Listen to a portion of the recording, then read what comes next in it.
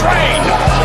Ladies and gentlemen, fighting out of Las Vegas, Nevada, here is the skilled, the highly regarded Devin the Dream Haney. Bud Crawford is a fight fan, and he's a fight fan's fighter. The Ennis Express is a runaway train. Ain't no pressure when you built for this. Man down, round one. The truth hurts. Ladies and gentlemen, presenting the undefeated super flyweight from San Antonio, Texas, Jesse Bam Rodriguez!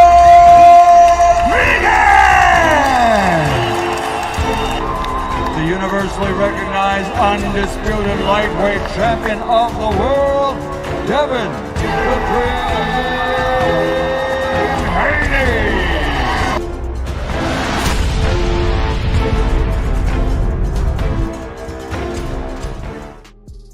Yo, what up, man? We back at it, man. We back at it again. Shout out to CrushDaOG Green. CrushDaOG Green, she just had a fantastic victory over Savannah Marshall. You know what I'm saying? And now we looking forward to the next fight on this upcoming card. We're going to call these next two fights. Shout out to everybody in the chat. You know what I'm saying? My brother Kazi is in the building. Salute to my brother. My brother BVO is in the building. Salute BVO. My brother Marky Dan, me and Marky, we just had a hell of a show. Y'all make sure y'all go sub to BVO. Y'all make sure y'all go sub to Kazi. Y'all make sure y'all go sub to Marky Dan as well. You know what I'm saying? Shout out to Angie, baby. Angie, I just rinsed you up, sis. Got a lot of love and respect for you. Appreciate you showing the love to us that you did today on the show. You know what I'm saying? And man, we getting into this thing. I ain't gonna lie. I done missed some of the fights. I done missed some of them. I've been trying to keep my eye on it. You know what I'm saying? And we got my uncle in the building, man. Shout out to Uncle Shelton. Uncle Shelton is already in the building, man. I thought I brought him up. What happened? I'm going to remove him and bring him back. I don't know. Let me do it this way. There we go. Unc, what's going on? You there?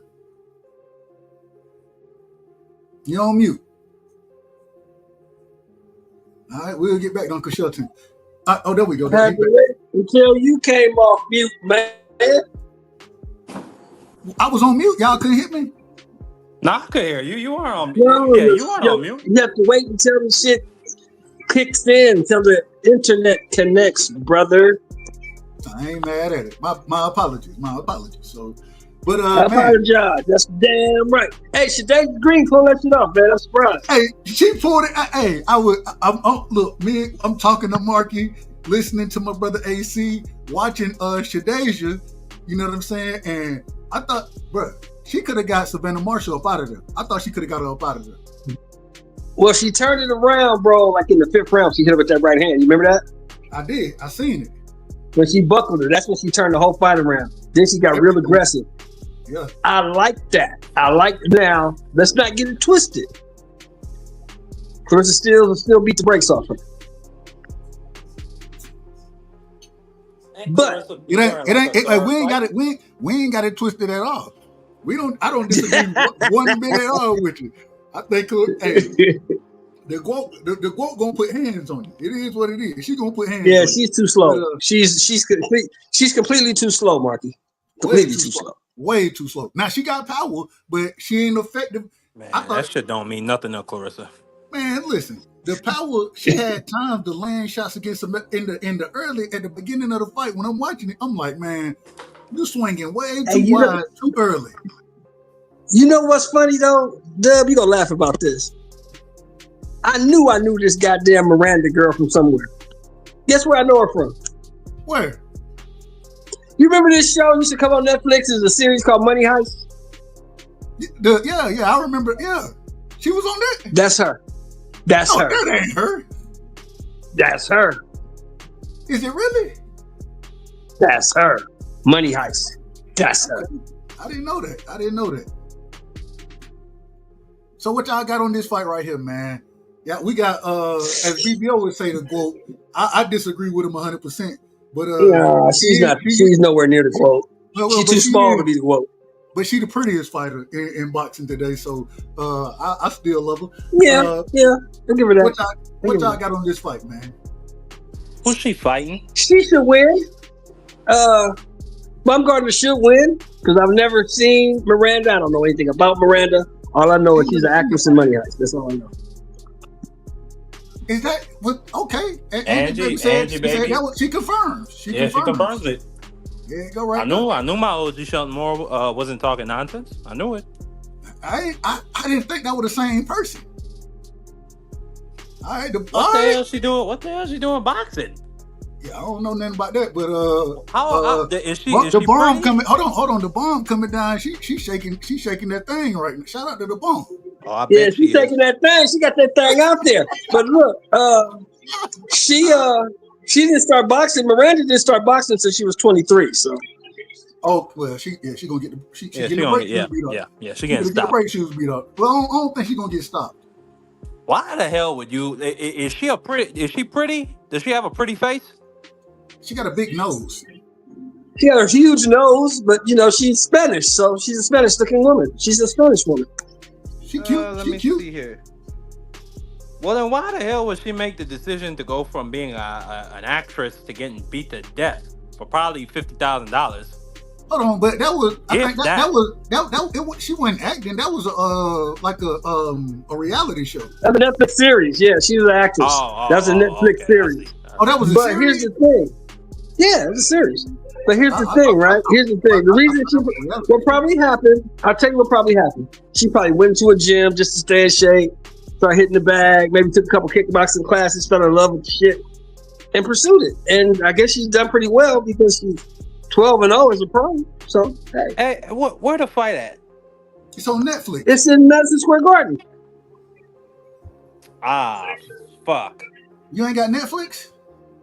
I literally just canceled my Netflix. Oh, I don't watch nothing Why would over you there. cancel your Netflix, bro? Dude, you gotta keep that shit. Everything I watch is on Amazon Prime. I don't watch nothing. No, you gotta keep Netflix, Fred. You gotta keep Netflix. You out of order, Mark. You have to. Are you kidding me, bro? Everything is on Amazon Prime. You get HBO. No, Star. it's not. The Christmas Day football game. The Christmas Day football game is on Netflix, bro. It's on Netflix. Thursday night football is on Netflix. NBA basketball is on Netflix. NASCAR racing. F1. What do I have Netflix? Excuse me. That shit is on Prime. Excuse me. What do I need Netflix for? Yeah. For this the Christmas Day football game is on Netflix. Hold on, man. Marky, you know I love you, right? Canelo versus Crawford, unless you're going to Vegas, is on Netflix. Hey, hold on, Marky. You know you my brother. That's why you keep Netflix. But I gotta give you the drop, my brother. Damn. It's a bunch of bull. That's some bullshit right there. All right, so we got Jennifer Miranda.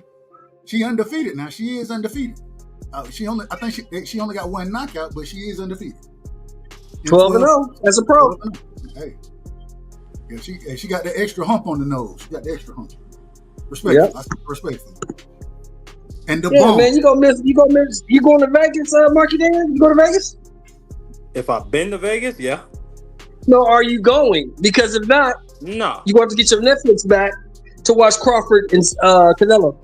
Hey, we got Alicia the Baumgartner. 15-1, 7 knockouts, 31 years age, 5'6", and beautiful. Right out of Dallas, Texas. Gorgeous. Don't go over there to Derrick James to get your ass whooped, girl. Please don't do that. Hey, I mean, it happens sometimes, Sheldon. Man, Derrick James, look, Derrick James pad work, bro. It just looked awkward to me. I don't know why it looked awkward to me, but it looked very awkward with that pad work that he be doing. Who is calm? The Bomb. Okay, Baumgartner, you look good. You cute. Okay. Yeah. Better hope this Spanish girl don't put tips on your ass. You better put tips on them. Here we go. Hey. Dun, dun, dun. And shout out to the ring card girls too, man. Shout out to them. They did. Oh, hey, Dub, you see that back there? You see that wagon back there, boy? Hey, you know I'm looking like you looking up. Man, that's a wagon back there, boy. A whole in the country we used to call that a caboose. That's a caboose. That's a caboose. Yeah. Yes, sir. In the islands, we call that fuck a roly-poly. A roly-poly. You know nothing about that one. Hey, mean, man, that fuck nice look, and and you big know and what? fat. You know one thing. You know one thing I like about Baumgartner already. Perhaps. Her hair not gonna go in her eyes. I bet you her hair not go in her eyes. All right, they fame with each other. Miranda, she looking to land a jab. Baumgartner, This poor girl is about to get okay. Baumgartner coming with the 1-2. She trying to run it down the middle. She trying. Miranda look a little nervous out there. She look nervous. Yeah, she's her first big fight. Yeah, she look nervous. All right, here we go. Come on, Miranda. Alicia, she measuring the distance. Miranda got the jab out there. She ain't doing nothing with it. Oh, good body shot. Alicia looks really calm. She looks calm, bro. She looks real relaxed. No, she look real relaxed. Very comfortable. He's gonna beat this girl down. All right, here we go. The jab's still out there for both of them. Now they pawing with each other. They touching gloves. Y'all did that at the beginning of the fight. All right. Miranda, come on, Joe. Stop it, man. No, she's looking to come forward. She trying. Baumgartner got the stick out there. They fang with each other. Good body shot from Baumgartner. She's going low with the jab. Miranda tried to return the jab. She's short with it, though. Now she posting. And stick. Oh, that was a big right hand that was missed. And they tie each other up. Ref step in and break them up. Hey, what you doing? What you doing, Baumgartner? You can't be coming in like that. All right. Hey, Miranda got the jab out there. She jabbing that down. You're coming in reckless, Baumgartner. You're coming in reckless. Now Alicia jabbing that down. Alicia, excuse me. She trying to go to the body. Though. She look calm and cool and collected. She look relaxed like a motherfucker. They fang with each other. They looking. How old I didn't see how old Miranda was. She looked older. She looked old. She's 38. She's 38, bro. She's 38. She's 23. No, she ain't 20. No, she's 20. She started boxing at 23. That's what he said. Wow. Yeah, she's 38, bro. I don't know. I remember they put Esperanza. You all know the girl Esperanza, who used to be a golden boy. She went to Top Rank. Yeah. What about her? Yeah. Marlene Esparza. You talking about Marlene Esparza? What about her? Yeah, remember she had that 7-second knockout where she just walked across the ring and hit the girl in her face. And the girl that was somebody's mama, man. Exactly. That was Senicia Estrada, bro. Bro, the girl they put her. That was Senicia Estrada did that. The girl that was put her in the Senicia Estrada who did that, bro. only had 2 fights and only 10 amateur fights. And was 40 years old. That was Senicia Estrada, Marky Dan. Senicia Estrada. That was Senicia Estrada. Yep, Senicia Estrada. That was somebody's mama. I don't know who she was. This what the fuck they trying to do to this poor lady with Alicia. No. But you know what I like? At least she got a guard. This lady's a pro. This lady's 12-0. What are you talking about? She's 12-0. The 12th is Spain, but she's 12-0. Here we go. We back at it. Man, now she's trying to come forward with the jab. Y'all got to let me call the fight. Now y'all got to let me call it. That's what we here for. They exchange jabs. A double jab from Miranda. Shit, jab. They jabbing with each other. Alicia, she's stalking though. She's trying to get in. She's going to let that right hand go. There you go. Oh, she landed right there. Another right hand. Ooh, good right hand. Ooh, okay, Miranda. She got a little fight in her. Oh, man, you got to let me call the fight. Huh? Come on. They're exchanging. Oh, the ref said it's a slip. She said, the ref said it was a slip. They exchanged with each other right there. I love that. Wasn't no slip. That wasn't no slip. It might be a stoppage. I got to go into the decision. I got to go into the decision. Oh, now she looking to land her right hand. Okay. Alicia, she trying to stab jab. I am loving Dub the fact that she is so calm in there. Alicia is so calm. I love it. I love to see that in a fighter. Junior, Brian Norman Jr., man. That brother become a good hook. Now and then she ran it back down the middle. Alicia did. Hooked off the jab. We gonna talk about that.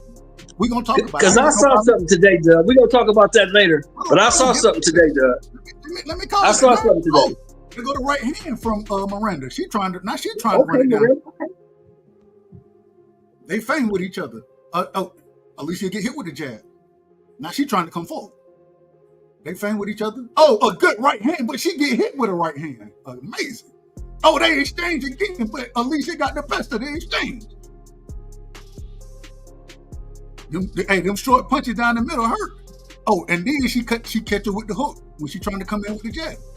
And then Alicia looking for the big overhand right. That's the end of the round. Go ahead. My apologies. Okay, they squabbling now. They getting in. They squabbling.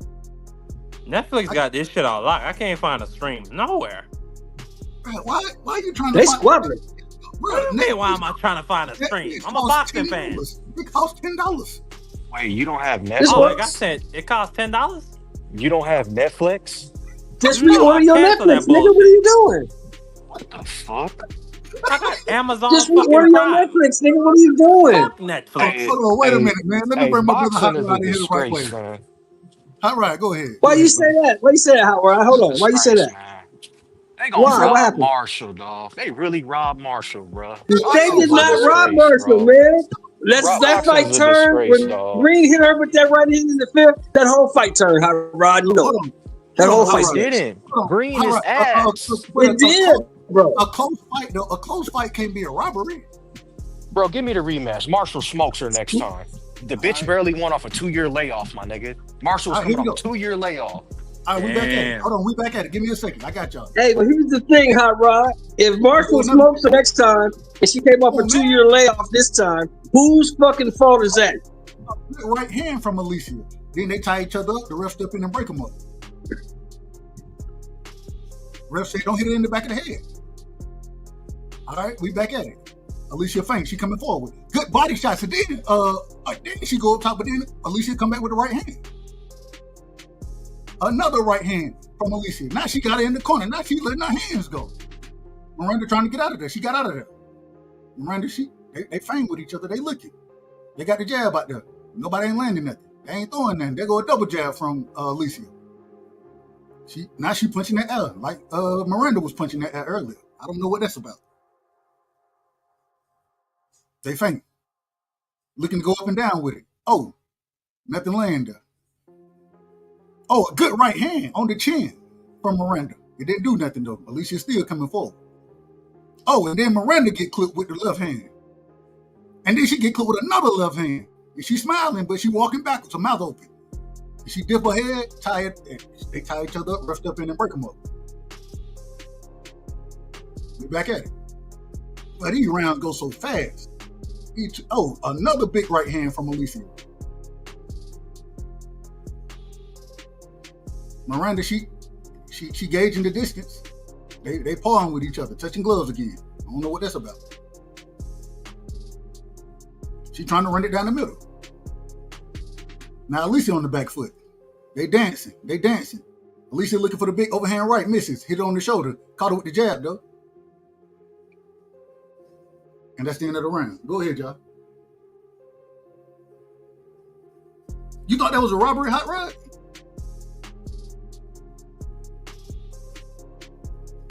You on mute. All right. Yo, you hear me? No, you good. You good now. Yeah, I thought that was a robbery, man. I don't know about a robbery. I thought it was a close fight. I thought it was close. I thought Shadeja could have stopped it. I thought there was many times in that fight that Shadeja, she would have got a little more aggressive. She would have stopped Marshall. Marshall was hurt. Yeah, she had her hurt a couple times, but that just because you got to fight her hurt don't mean you won the fight. You just had that moment. I ain't mad at you. I ain't mad. It was a split decision. I mean, a split decision. It was a close fight. That whole fight was close. But that tells you how Green ain't on that level. Marshall came off a 2-year layoff. On his TV. Yeah. He said, "My dad got Netflix." Yo, what's up with you and OG Pride, man? What happened to the football show, man? No, it's free. And I mean, yeah, OG free. I'm tripping. We just missed it this week. We'll be back next week. Y'all hating on my Saints, man. Y'all ain't trying to do the NFC South. We not. Yeah, this girl is running it up the middle against Alicia. She's doing a good job too, but she's losing the fight right now. I'm not a fan of Alicia either, man. I like Alicia, me personally. All right. Like, men just like her because of her body. Like, Yeah, I ain't gonna lie to you. I ain't gonna lie to now you Alicia either. going up and down. Rodney. She going up and down with the jab now. Alicia is. She's working the stab jab. what round? 4th round. Okay. 4 out of 10.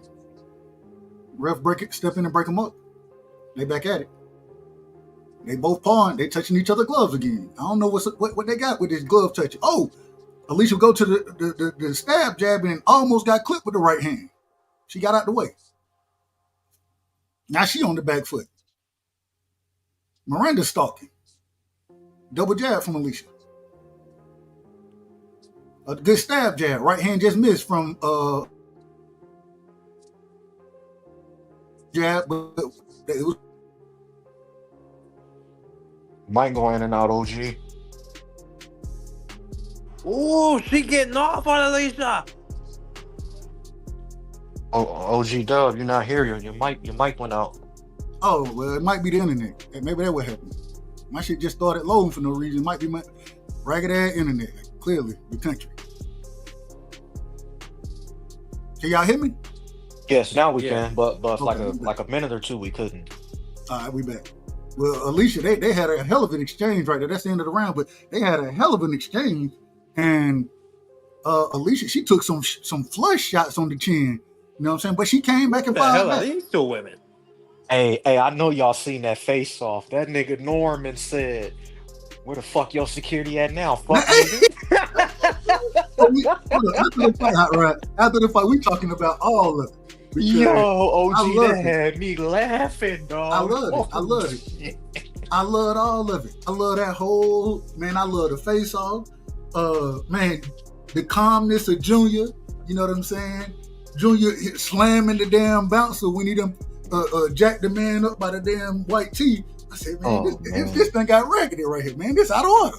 I ain't mad at it though. I ain't mad at it. I hope it's a great fight, man. I really do. Yeah, hey, I'm looking forward to it. I'm looking forward to it. And you know I love both of these guys. Junior, he from the country like me. Then you know I always like Devin, so it is what it is. We got my brother Free in the building. What up, Free? They go to stab jab. Alicia going back to the stab jab now. They feign with each other. Miranda looking for an opening. She got the post out there. She get hit with another stab jab though. Alicia looking like she's trying to get in rhythm. Another stab jab from Alicia. She fainted now. She fainted. Another stab jab. Miranda looking for the right hand. She ain't fast enough. She got the post out there. Oh, she's trying to throw that big right hand. She misses it though. She get hit with another stab jab. She returns with the right hand. Another stab jab. Alicia investing in the body now. Miranda coming forward. Alicia fainting. Oh, they hit each other with a jab. Then Alicia doubles it up though. Miranda, she walking forward. Alicia, she come with I don't know what that was. Then she almost got hit with the right hand, but it missed. Man, tell me when somebody Now, gets beat to death, dog. Some type of way, Alicia, she is in the southpaw position now. I ain't know she was a switch. I ain't know she switched like that. Is this supposed to be a tune-up for her? Is this supposed to be a tune-up for Alicia? Well, it ain't looking like it. That's what BVO said. I don't see it. Is this her first fight back off the drugs? No, no. I'm just asking. This is her first fight back from that ballroom fight that she had. Oh, okay. She hasn't fought in almost 2 years. Oh, this is a tune-up. I'm sorry. It ain't been that long. She had a 4-round fight in the last 2 years because that fight only went 4 rounds. Okay, there go a good body shot from Alicia. She investing in the body, but she's starting to get hit now. I was about to say, if this was her first fight back since the drugs, I was about to cast all type of aspersions on her. I try to tell y'all, if Alicia don't come in here on her A game, she can get outboxed. I've seen Miranda fight before. She can box. Oh, look, hey, y'all, are y'all prepared for this one right here? This is gonna be hilarious right here. We got my brother in the building, man. Tank Davis on the damn panel. You got no class. Hey, I just saw a tweet from Lamont. Lamont said Tank is out of jail and the fight is still on. Hey, shout out to I'm glad that brother out. I don't want to see no brother locked up, but keep your hands really off the women, man. Keep your hands off the women. Hey, I really don't care. Salute, man. Salute to the mighty Sports Talk Network, man. And I want to say this real quick. Devin Haney, keep your hands off them women, man. What the hell is you doing, man? You're straight in order. Keep your hands off these women, man. Tank, keep your hands off them women, man. These young boys gotta learn how to control themselves, man. You don't be hitting no hoes, man. No, I ain't hold on, doing hold on. that shit with Devin Haney. Talk about it. We're gonna talk about all of it. We back at it. We back at it. They fight with each other. Double jab from Alicia. Another double jab from Miranda trying to return with a jab short. Now Alicia going to the stab jab. Oh, she get hit with the left hand though. Oh, that was the right hand. I apologize. I'm out of order. I don't know my left from my right sometimes. They tussle with each other a little bit. The ref step in and break them up. Y'all get off each other. Come on, let's fight. Oh, they exchanging. They exchanging big time now. Oh, Alicia get hit then with the left hand. And she get hit with the right. Alicia about to go to sleep. Alicia about to go to sleep. No, she ain't sleep. She's smiling. Okay, I'm just asking. They go to jab from Miranda now. Alicia on the back foot. Now she's looking for the big overhand right. And then she misses it and ties it up. All right. Ref warning Miranda. Alicia come out with the right hand. Miranda throws some windmills and miss. And now Alicia trying to run it down the middle on them. They hug each other again. Ref step in and break them up. And now they exchange it. But Alicia get rocked with a hand. Oh, she get rocked with another shot. Alicia about to go to bed. Oh, now she running it down the middle. They keep ducking their head. They fight. They tie each other up again. Ref stepping in. Man, y'all get off each other. Somebody BVO, bleeding. this is the guac? He said, hey, somebody, I see blood. I don't know who bleeding. I think You that's see him Miranda calling knows. the fight, man? Shut your ass up. You hear him calling the fight? You shut They your tie each ass other up, man. boy. We can't do You hear all him this, calling man. the fight? Don't talk to me all then. this. Yo, what's going on? Man. Y'all out of order. Come on, man. A good shot from Miranda on Alicia. And then she grabbed her by the head. And then Alicia come out with a combination. Another combination from Alicia. They swinging with each other. The right hand ran down the middle. Then they tie each other. They hug each other again. Ref step in and break them up. And that's the end of the round. Y'all go ahead. And shout out to my OG. Shout out to Crush the Legend on the panel as well. The OG, man. Salute to my brother, man. Bro, I don't care about what none of these niggas do. They can hit whoever they want. I don't care. It don't got anything to do with boxing. Hey, Hot Rod. I just got another one today. My puppy, 4 months. This nigga damn near the size of my 1-year-old. You gotta send me a video on the gram, OG. I got you. That's my avatar right there. Both of them in the avatar. This He 4 months. My 1-year-old is like 60 pounds. This dude is 4 months. He every bit a good 55 pounds. The nigga paws is huge. He's gonna be a beast. Yeah, he gonna be a beast. His father is a grand champion. What is Alicia, real quick, Alicia, she cut under the eye right now. She cut under the left eye. Alicia about to get stopped. This girl ain't scared of Alicia at all. Not at all. This is a fight. It's a hell of a fight. All right, here we go. We back at it. Alicia come out. She jabbing. Alicia walking forward now. She trying to fight behind the jab. She landed the jab there. Now Miranda's on the back foot. Oh, a big overhand right. But then Miranda, they tie each other up. Miranda landed right hands in the back of the head, it seemed like. Alicia worried about her titties popping out. Respect. She ain't got none. I'm just telling you what she worried about. I'm just saying, I'm calling the fight. We back at it. Double jab from Alicia. Didn't land. Then she does land the jab. Then they exchange right hands and boy, this done became WWE. They had each other in the head like, Miranda landed some big shots. Then Alicia tried to shoe shine. Ref said, bring him up to Alicia. Now Alicia coming forward with the double jab, misses him. She trying to close the distance. Miranda, she trying, now she coming forward, fighting behind the jab. Alicia with the double jab, nothing lands. Now they bouncing around the ring like they Ali in this mug. Alicia, a good stab jab from Alicia. A big right hand, but then she get clipped, and then they almost tackle each other again. This is wild. You don't got the drugs, Marky. Oh, Alicia clip her. Alicia clip, but then Alicia get clipped. But now they fight in the pocket. Come on now. This And is Miranda the said, quality. come on. Miranda said, come on, damn it. Now she's sticking the post out there. Let's take gloves and let's keep going. Stab jab. Missed from Alicia. Now, Miranda, she doing, I don't know.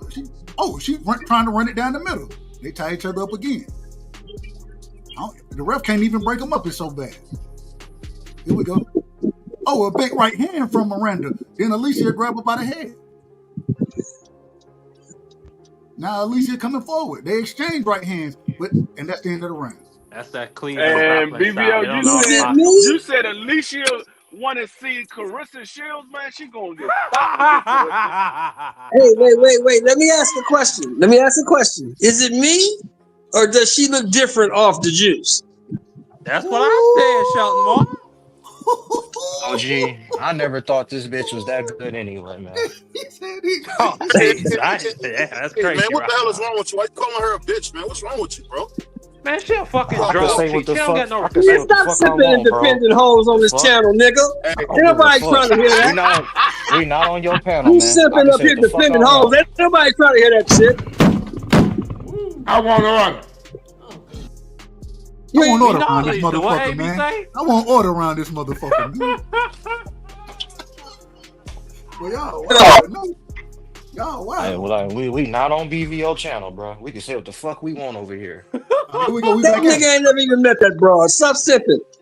Here we go. Alicia keep pushing forward now. I didn't Miranda on the back foot. Like you being a goofball. Double jab, nothing lands. Oh, a big right hand from Miranda. Lands on the cheek. Miranda on the back foot. They tapping gloves again. What round, OG? You might have to go We in in the eighth round. round. Eight to 10. 8 to 10. Bet. I'm waiting for the main event. Oh, a good left hand now. And I then saw another that. right hand. Oh, Alicia is hurt. She is holding on. Bitch The was ref, talking he all trying to that step in and shit. break in. He was talking all that shit before the fight. A good double jab. And then, a good body shot from Alicia. They tied, but they trying to fight in the pocket, but there ain't nobody hands free. Ref step in and break them up again. Alicia coming forward, but she get hit with the right hand. But then she hit Miranda with the left. Then she catch a jab on the chin. Now she going to the body, and they tie each other up again. She worried about her titties falling out. I don't know what's going on. All right, we back at it. Alicia coming forward. Gas tank ain't the same without the juice. Oh, a good body shot from her. It wasn't shit with the juice to begin with. Here we go. They fainting. They looking at each other. They fainting. Oh, they trying to exchange right hand. Nobody land though. They just cross their arms up. Now Alicia on the back foot. She looking for the perfect shot. Oh, she sweep her with the left hand now. But then she come back and get hit with the right hand. And then they tie each other up again. You gonna see this broad on OnlyFans within the year. We back at a big right hand from Alicia.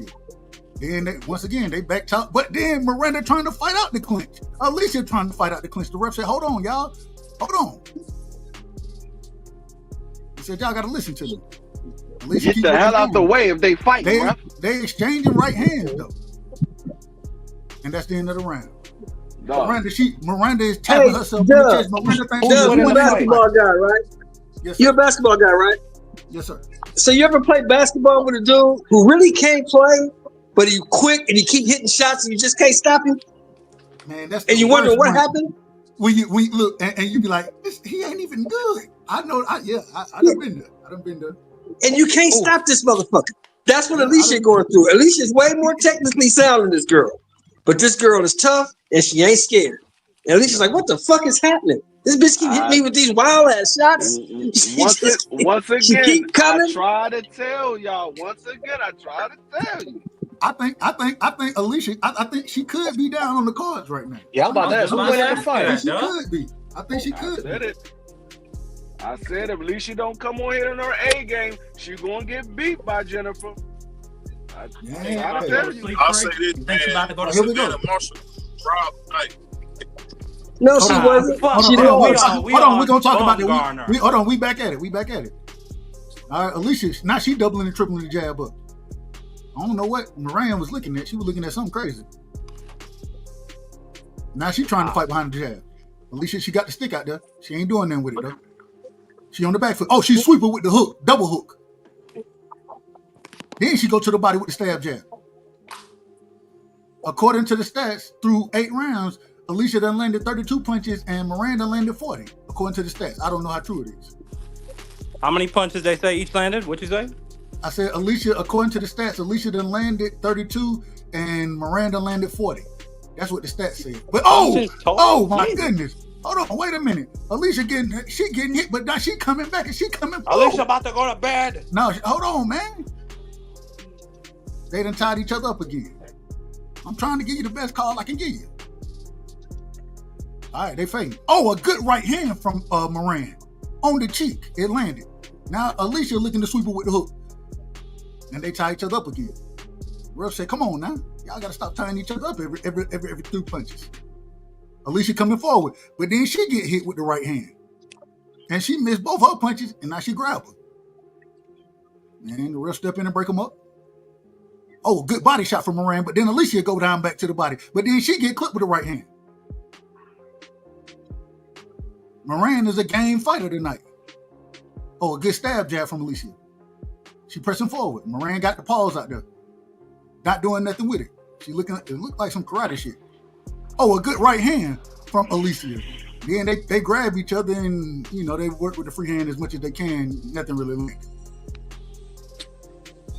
All right. Hey. Oh, they go to double jab and they tie each other up again. They both working with the free hand and that's the end of the round.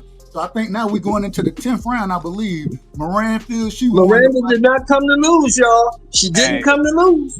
Hey, OG Sheldon, you know what Alicia is? She you know what we call in the football, right? She one of them pretty boys. Just a jersey type motherfucker. Pretty. Just want to have a jersey. Oh, look good, look real good. Got the spats on, towel, and can't play. They got the armbands on. Got the armbands on and everything. Looking good just to take pictures, man. Oh man, Alicia can fight. She can fight, man. She can fight. She just can't. Hey, I will say this though. I'm with D Free.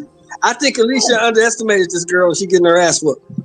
Yeah, I think she's losing the fight right now. I ain't gonna lie to you. I think she's losing. Me personally, that's just my opinion. I don't know if anybody else got anything on who winning. I got Alicia losing. I got her down by like 2 rounds. Damn. So she need a knockout. All right, here we go. This the 10th round. This is the last round right here. They jabbing with a jab. Both of them jabbing together. They looking. A good stab jab from Alicia, then they tie themselves up. Ref said, watch your heads. Alicia coming forward. She throwing them things. Moran trying to fight off the back foot. Moran getting clipped a little bit now. Alicia fighting like she got something to fight for. Moran holding on. Moran, I look like it's hurt. They exchange right hands. Alicia got on the ropes though. They tie each other up again. Alicia landing the cleanest shots right now. It seems like. Ref said, hey man, step back. Y'all step back. Hold. Man, y'all gotta stop this. We got a minute and 14 to go. In the 10th round, they tie each other up again. There's been more times in this fight than shit. You tell me. Oh, a good right hand from Alicia. Now they fighting. They just letting their hands go. Damn, I can't even call it. Oh, she hurt. They both hurt.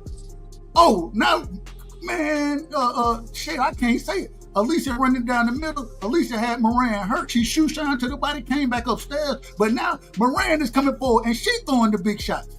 She going to the, man, this is a good fight. I like this. The ref keeps stopping. Stop, man. It's 30 seconds in the damn fight, man. Come on, let them fight. Ooh, clip. It's 30 seconds, bro. Let them fight. Ooh. Alicia lost this fight. Yeah, hey, here we go. Oh, a good right hand. A good left hand from Alicia. But Moran standing right there and she's swinging back. They tie each other up again. 15 seconds to go in the fight, y'all. We got the 10-second clapper. And they exchange right hands. And now Moran, she coming forward. Hey, and now Alicia is shoe shining to the body. Her head, and that's the end of the round. Moran thinks she has won the fight. I think she lost this fight, y'all. I truly think she lost this fight, y'all. I think Alicia lost this fight as well. I think the way she lost by like 2 Alicia points. lost this fight. Hey, the way I Alicia told just she fought ain't in that ready for last no- round, told I you think she she ain't ready knew for she no was damn losing. Carissa. She knew she was losing. The way she fought that last that, round, yeah, I knew she was losing. came out. She was doing everything to the win. Hey, BVO, what we used to say? Just because you ain't heard of them, don't mean they can't fight. I knew about Jennifer. I said she could box. I never heard of her. I knew she ain't had no power though. They told me that Jennifer was on what show was it on? She's an actress off this show off of Netflix. I don't know if y'all watched it, called Money Heist. Money Heist. She's an actress? When I saw the fight, I was like, she's the actress off Money Heist. Yes.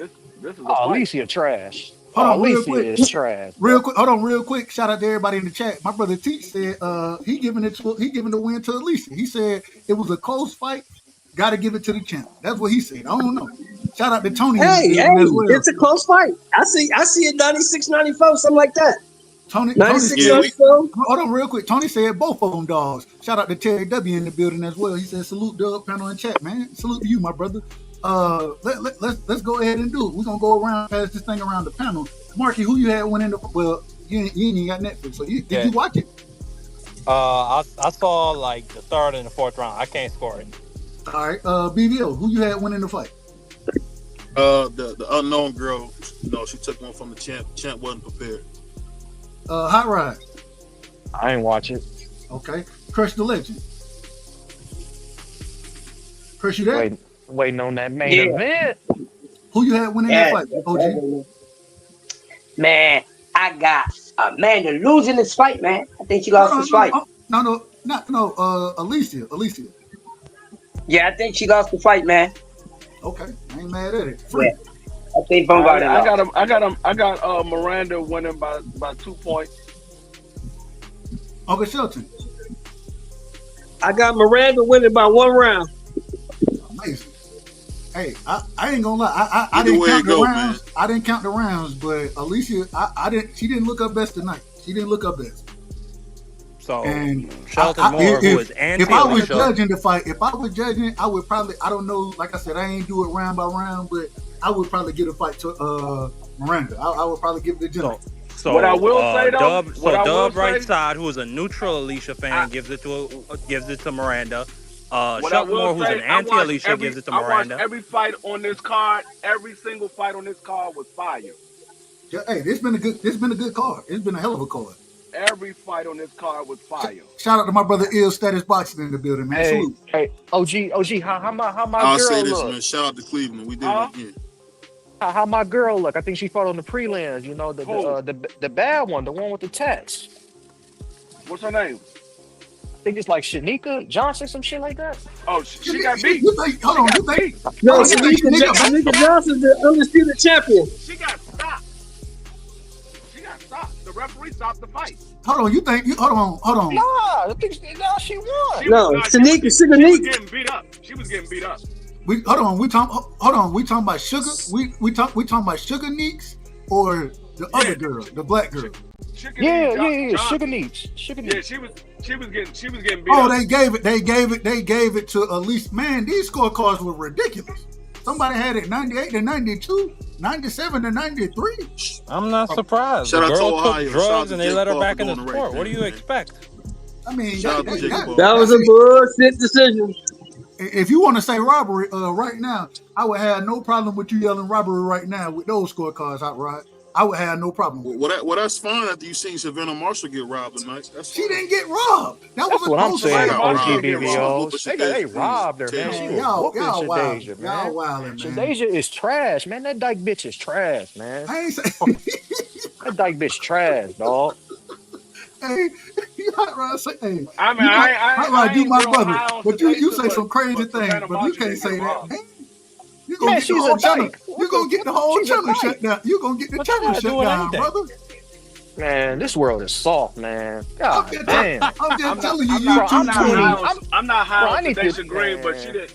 Savannah Marshall didn't get robbed. Savannah Marshall, she was getting outworked in the middle rounds. Once she got rocked, she was getting outworked. A split decision, in my personal opinion. It was a close fight. I don't mind saying it went either way. But a split decision, that's not a robbery to me. So if they rematch, who y'all got? They robbed that poor girl, man. How's she If poor? Marshall rematch Green, who you got? I think Shadeja Green. And that was on 2-year layoff. I got that was Marshall. a 2-year layoff. I bet. Well, no, I don't bet nobody no more. I don't even bet. A nigga from what's his name? Unanimous or something. That Negro still owe me $200. So I don't bet nobody. It is what it is. I say that respectfully. And I ain't saying that's you. I ain't saying none of that. But I ain't even denigrating your name. I'm just saying I learned my lesson. I learned my lesson on YouTube. So OG Dub, you got Green in the rematch. Who y'all got? Green or Marshall in the rematch? I got Marshall in the rematch. You got to remember, Marshall's coming off a layoff because she was out for the injury, and she hasn't had a fight since she fought Franchise Cruz. So I got Marshall. Was that 2 years ago? Was that 2 years ago? That was the last time she fought. That's what. Man, I didn't think it was that long. That was the last. Did you hear? That took a lot out of her. Did you just hear what the champ just said? What she say? I watch it. She said Alicia said that was a B plus, but when she get home and look at that tape, she gonna know that was a C. No, that wasn't no damn B plus. That was a C minus, F maybe. I'll say this though, man. The champ going to Derek James, she looked horrible, man. She should have stayed with Tony Harrison. I said, look, I asked this question earlier. Hold on, real quick, BVO. I'm tired of y'all keep trying to blame the coach. The coach is not fighting, man. That shit annoys me. Hold on, real quick. I asked this question earlier. The coach is not in the ring fighting. How is it the coach's fault? He's not even in the ring. But if you're not doing your job training, then that is. Hey, Hot Rod. It's not the fact. It's not about the coach. What it is she off the juice now. Like that shit annoys me, bro. So you gonna blame the coach when the player's not executing on the football field? Get the fuck out of here, man. It's not the coach, it's the fucking fighter. It kills me, dog. You motherfuckers. I don't think that was Derek James' fault. The fighter's the responsibility, dog. The fighter has to go in there and make the adjustments. Nigga, the coach don't tell you so much. Actually, to be honest with you, if anything, she looked like she got her stamina being under Derek James. She didn't look like she do got better stamina. She didn't get tired. She didn't get tired. I give her that. I asked this question before everybody was on the panel, but I want to ask y'all once again. Derek James, when I watch his pad work, that shit just look weird to me. I don't know what it is. It just look weird as shit. How good of a trainer do y'all think Derek James is? I think he's average. I think he's average. Damn, average. Okay. Go ahead, I'm gonna have to agree with OG Free. I think he's average. I think he's had talented fighters that, when you got talent, the coach called Jimmy and Joe's. What the player gonna do or what the fighter gonna do. So I think he's average. I don't think he's Robert Garcia. We seen Robert Garcia take a cab driver and make him into something. I haven't seen Derek James do that yet. Go ahead, Crush. Hold on, Dad. What you got on Derek James as a trainer? He's average, man. He's average. I think he had quite some good talent to work in, but I think overall he's average. But yeah. BVO. All right, BVO had to go get some to eat. Marky. Derek James. I mean, I don't know. I think Derek James, he's I'd say I wouldn't say average. I think he's a good trainer. You look at what he did for Ryan Garcia. He trained Spence up from the amateurs. Hold on, what did he do for Ryan Garcia? He didn't do nothing for Ryan Garcia. Ryan Garcia was cheating. I mean, but you know what? You're right, Dub. Right side. Well, don't know. You're right, Dub. Right side. He ain't do nothing for Ryan Garcia. That man fight didn't even count. What about Frank Martin? Frank Martin is trash, man. You can coach me and I'll beat his ass. He walked Frank Martin into an ass whooping. That's what he did. He walked him into an ass whooping. Man, OG Show, come train me. Get me in shape. I'll beat one of these fucking fighters' asses, man. Oh, jeez. Man, these niggas really be trash, man. Nigga, I ain't fat. Nigga, I can All come off the Derrick couch and really James do did, this. hold on. All Derrick James did for Frank Martin was walk him into an ass whooping. That's all he did. Oh man, well y'all OG Dub, OG Free, OG Sheldon. You can y'all train just me, want to homie. discredit a black man. That's Come all on, it man. is. It's You not can get about me in discrediting. shape. It ain't about discrediting a black man. It ain't got nothing to That's do what with it that. We sounds like talking. to me. Well, you that's because that's Bro, what here you you want to go hear. with this race I don't shit, know. man. I've worked for I these don't. fucking lot. Marky, how old are you, Mark? Are you around my Listen, age? listen to this, bro. Check this I'm out, bro. 25. Every We probably the fighter same age. that Derrick James had, including Errol Spence, came from somewhere else. He ain't lying. He ain't lying. Yep, Charlo came from Ronnie Shields. Where did Martin Errol come from? Spence OG came from that Sheldon? Mexican dude. Where No. did Errol Spence Frank came Martin from that come Mexican from? dude. And then he came.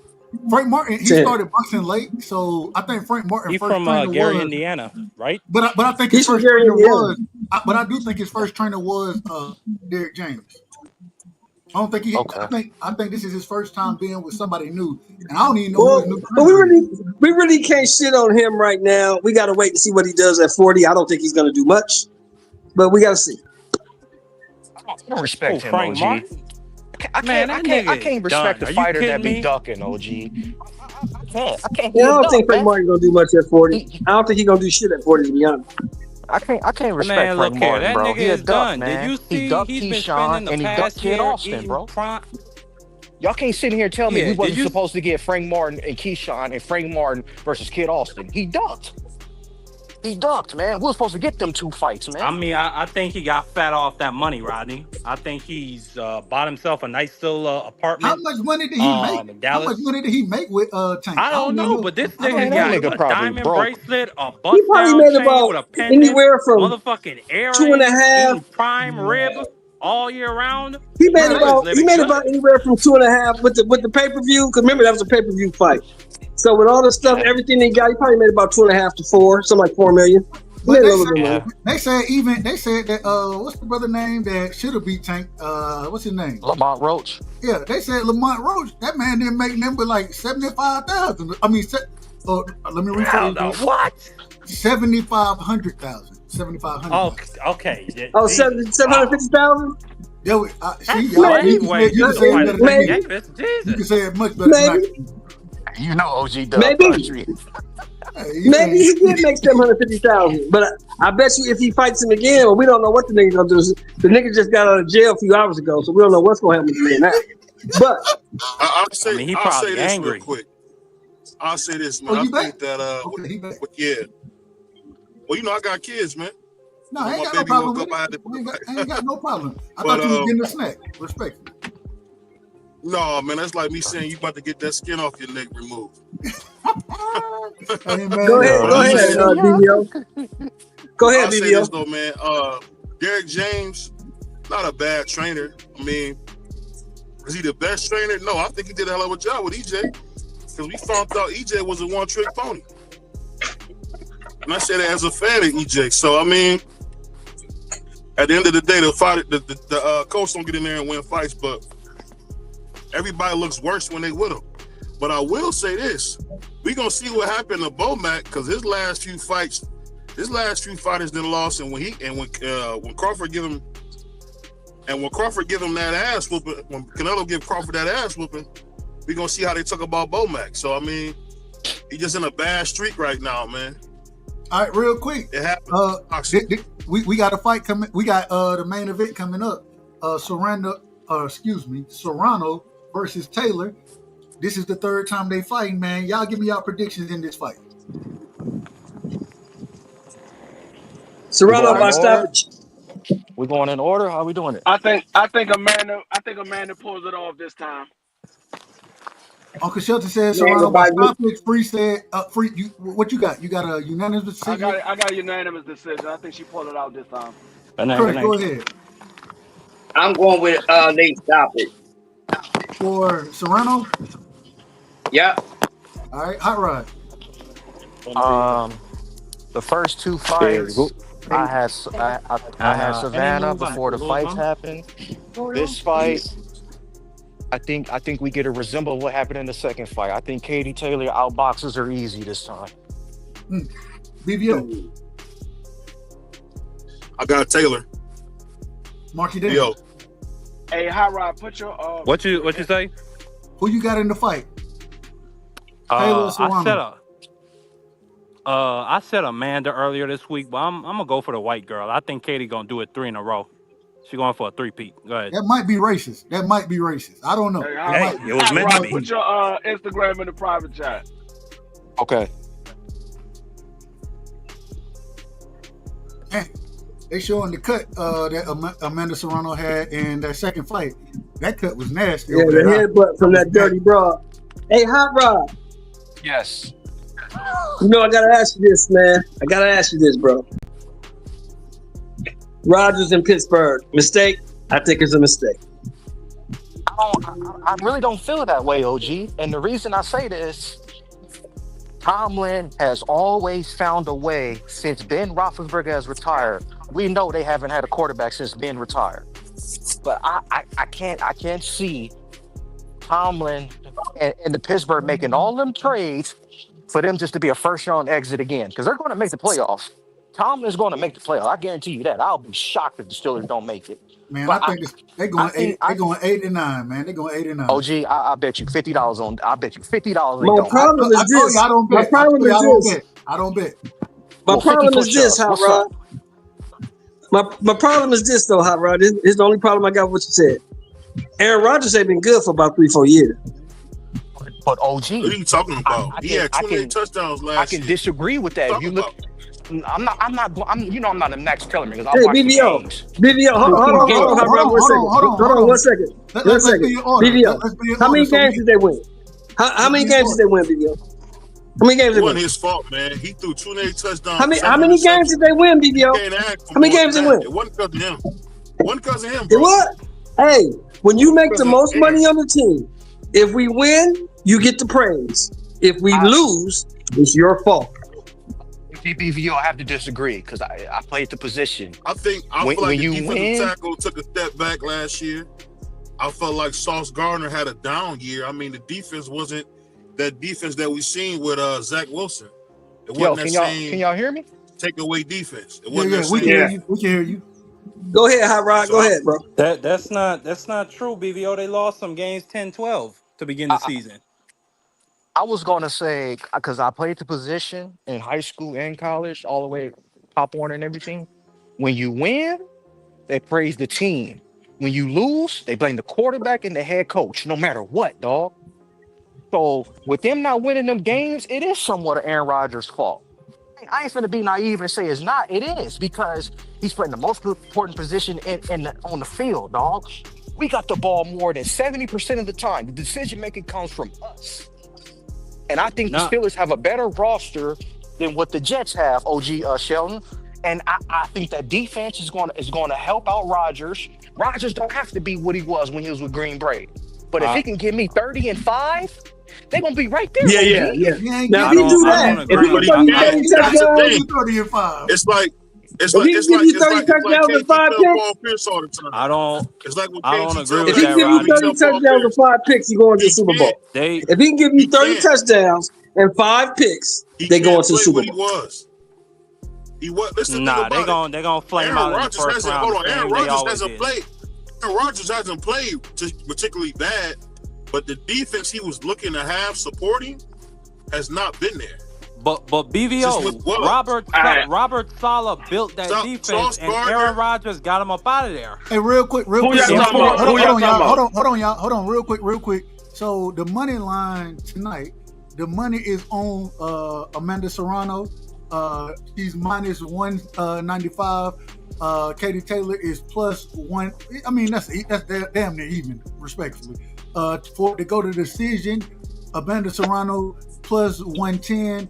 Katie Taylor, Amanda Serrano minus 110. Katie Taylor plus 175. If it goes the distance, the odds switch and is minus 800 for Katie Taylor, plus 450 for Amanda Serrano, and to be knocked down is plus 700 for Amanda Serrano, plus 275 for Katie Taylor. It seemed like the majority of the money is on Amanda Serrano.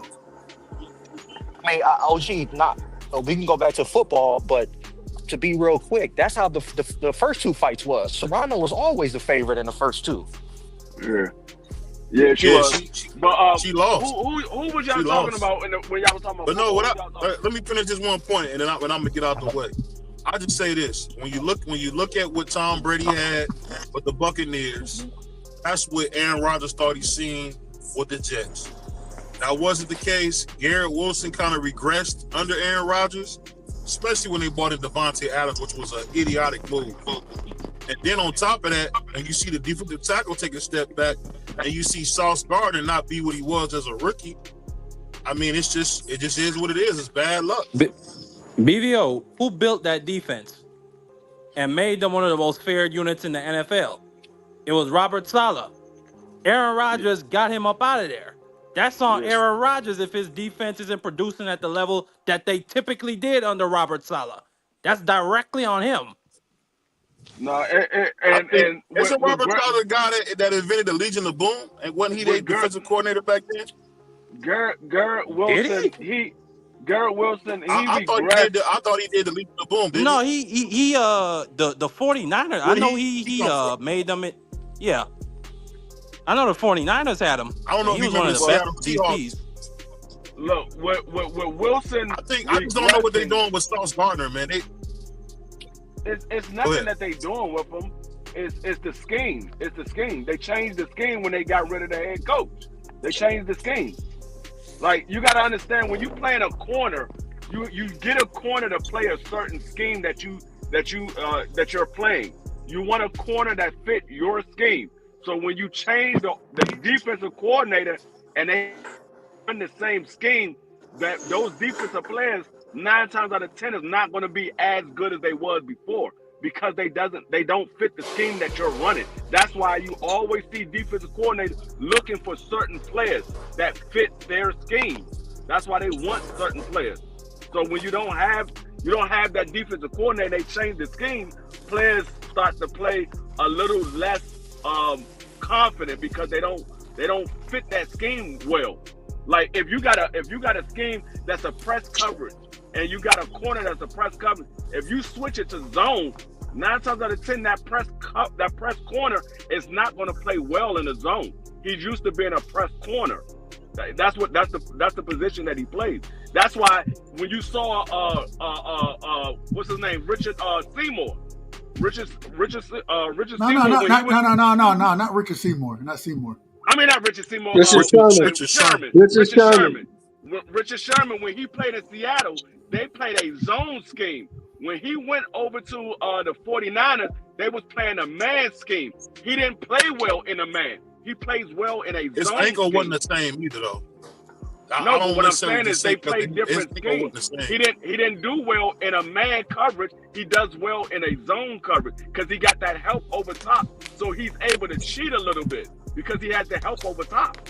If y'all don't know, man, me and Free, and shout out to my brother Hot Rod, me and Free, we will be back this coming weekend, or not this weekend, but this coming week, and we'll be covering the sport of football. So y'all make sure y'all tap in with us because y'all see the conversation, how passionate it get when it comes to football. Yeah, we will.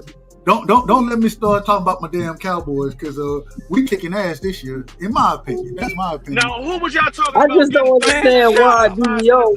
I just don't understand why BVO is talking about a corner when everybody knows on a defense you build it from the inside out. You start the D line and you build it from the inside out. That's the old way. They don't do that no more. There's a doggone runway.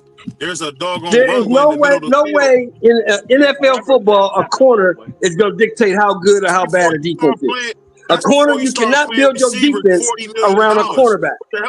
You cannot build your defense around a cornerback. You cannot. They haven't had a dominant defense in the middle in almost 15 to 20 years. BVO. And that's why they losing. Look at the and team. That's why they losing. That have been winning. I don't care. And that's why they losing.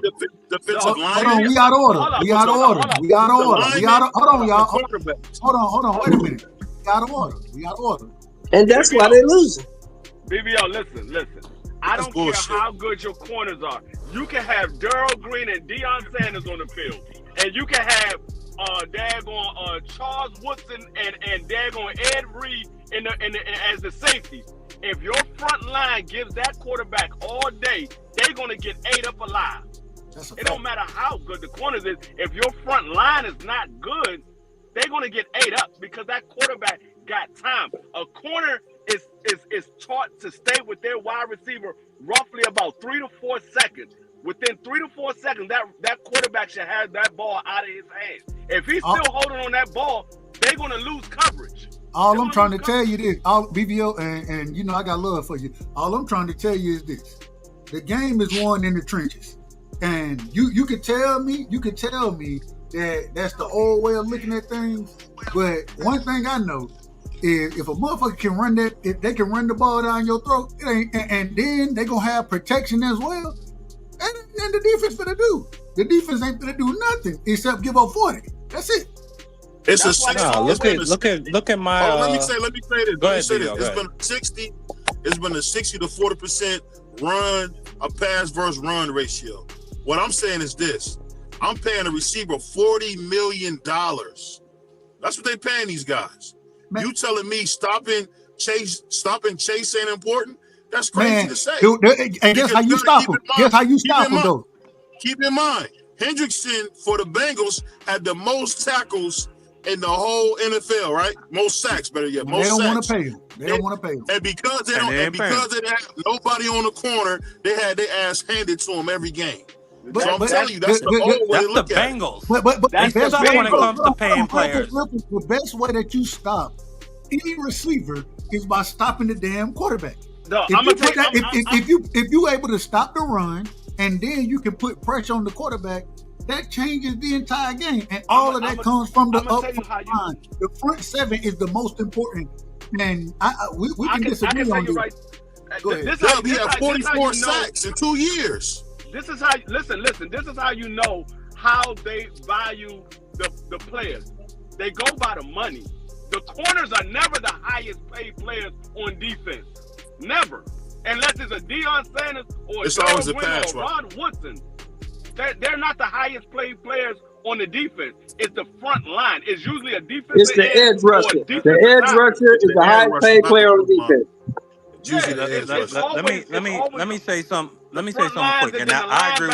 And then the corners. It's the front line, the linebackers, then the corners. That's how they go. No, I don't know about that, Free. Derek Stingley just got paid $30 million this year. Listen, Marky Dan. You talking about one player? I'm talking about when you look. Bro, I can bring up other dudes' salaries. Listen, Marky Dan. All right, go ahead. Hurry up. When you're talking about the front line, the most money goes to your front line. It goes to the defensive ends, the tackles, and then the linebackers. Then the safeties and the corners get the other bulk of the money for the defense side. They don't get paid more than the linebackers or defensive end. You might have one because he's an outstanding player, but majority of the time, the corners are the cheapest people on the defense. All right, real quick. Hold on, real quick, y'all. Hold on, y'all. Hold on, real quick. Tell her the tape. We got Katie Taylor. She coming in 39 years old, coming in at 5'5". She weighed in at 135.8 pounds with a 66-inch reach. Amanda Serrano, 36 years old. Damn, I got to go back. Shit, that shit happened too fast. Y'all old as hell. They both old as hell. Respectfully. And I love both of them. And Amanda Serrano came in. She's 36 years old. Came in at 5'5" and a half.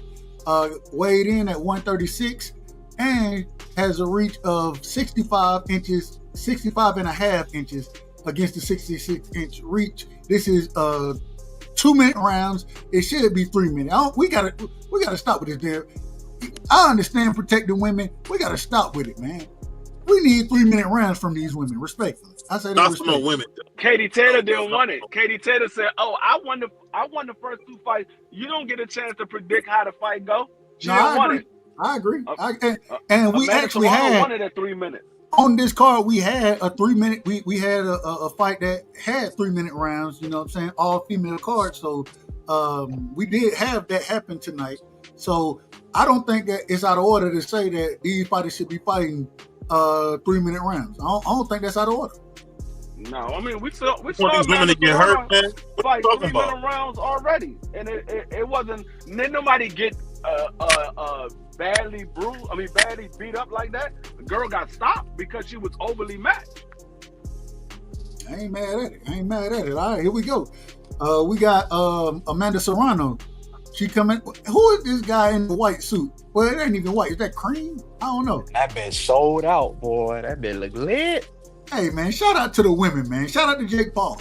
Shout out to Jake Paul. Shout out to Cleveland, Shout out to Cleveland. Hey, we gotta Man, we give respect where respect is due, man. Look at And that shout out to the arena, Wings. y'all. That bitch look hard. It's packed in that motherfucker. It's packed. Yeah, it's packed. And they deserve it. They deserve it because this It's gonna be for a hell of woman's fight too, dog. That's crazy. It's for a woman's fight. all female card. You got to remember, all female card. So Jake the Snake, man. Hey, Carissa Shields, you stupid motherfucker! You should have signed with us. That's what you get. Now, who is us? Here we go. That man, he done went. Hold on. Damn. It's a bunch of bull. Man, you gotta stop with the BS, man. Damn, hey, who this singer right here? Huh?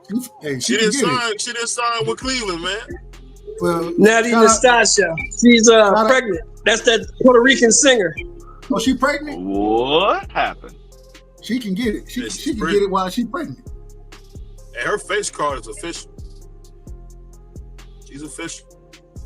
Like a referee with a whistle. You don't see him that pretty, dog. That's crazy. I ain't mad at him. I don't like the tennis shoes. But hey, man, she pregnant, bro. I know what I was gonna say. I was gonna say the same thing. Hey, be comfortable. You know them feet on swole. Hey, be comfortable. I ain't mad at it. But I ain't gonna lie, I will rub those feet, man. She pretty as they come, man. Jesus Christ. And she got the Spanish. She got that Spanish. Now, hey, did y'all see at the weigh-in? It was crazy what happened at the weigh-in when Amanda, when she got on the scales, how they raised the scale up, and she had I don't know what song it was. It was a Spanish song, so I don't know it. But shout out to her, and shout out to the chicks in the New York gym. Oh, she got the Nick girls. She got the Nick girls. Okay. Yeah, shout out to them, man. Shout out to them. Oh, she don't like men? I don't know nothing about it. Who cares? I don't know. Who cares? I'm talking about what I'm looking at. Shout out to the Knicks, girl. Let's go, Knicks.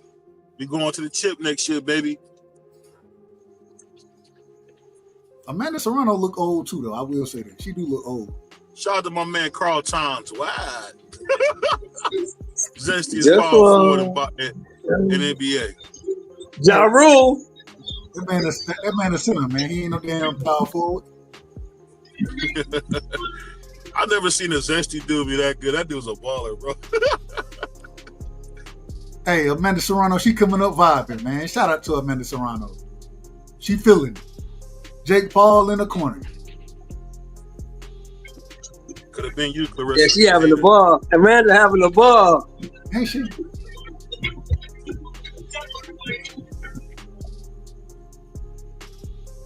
I'm excited. I can't believe we can't laugh at Clarissa Shields. This could have been her.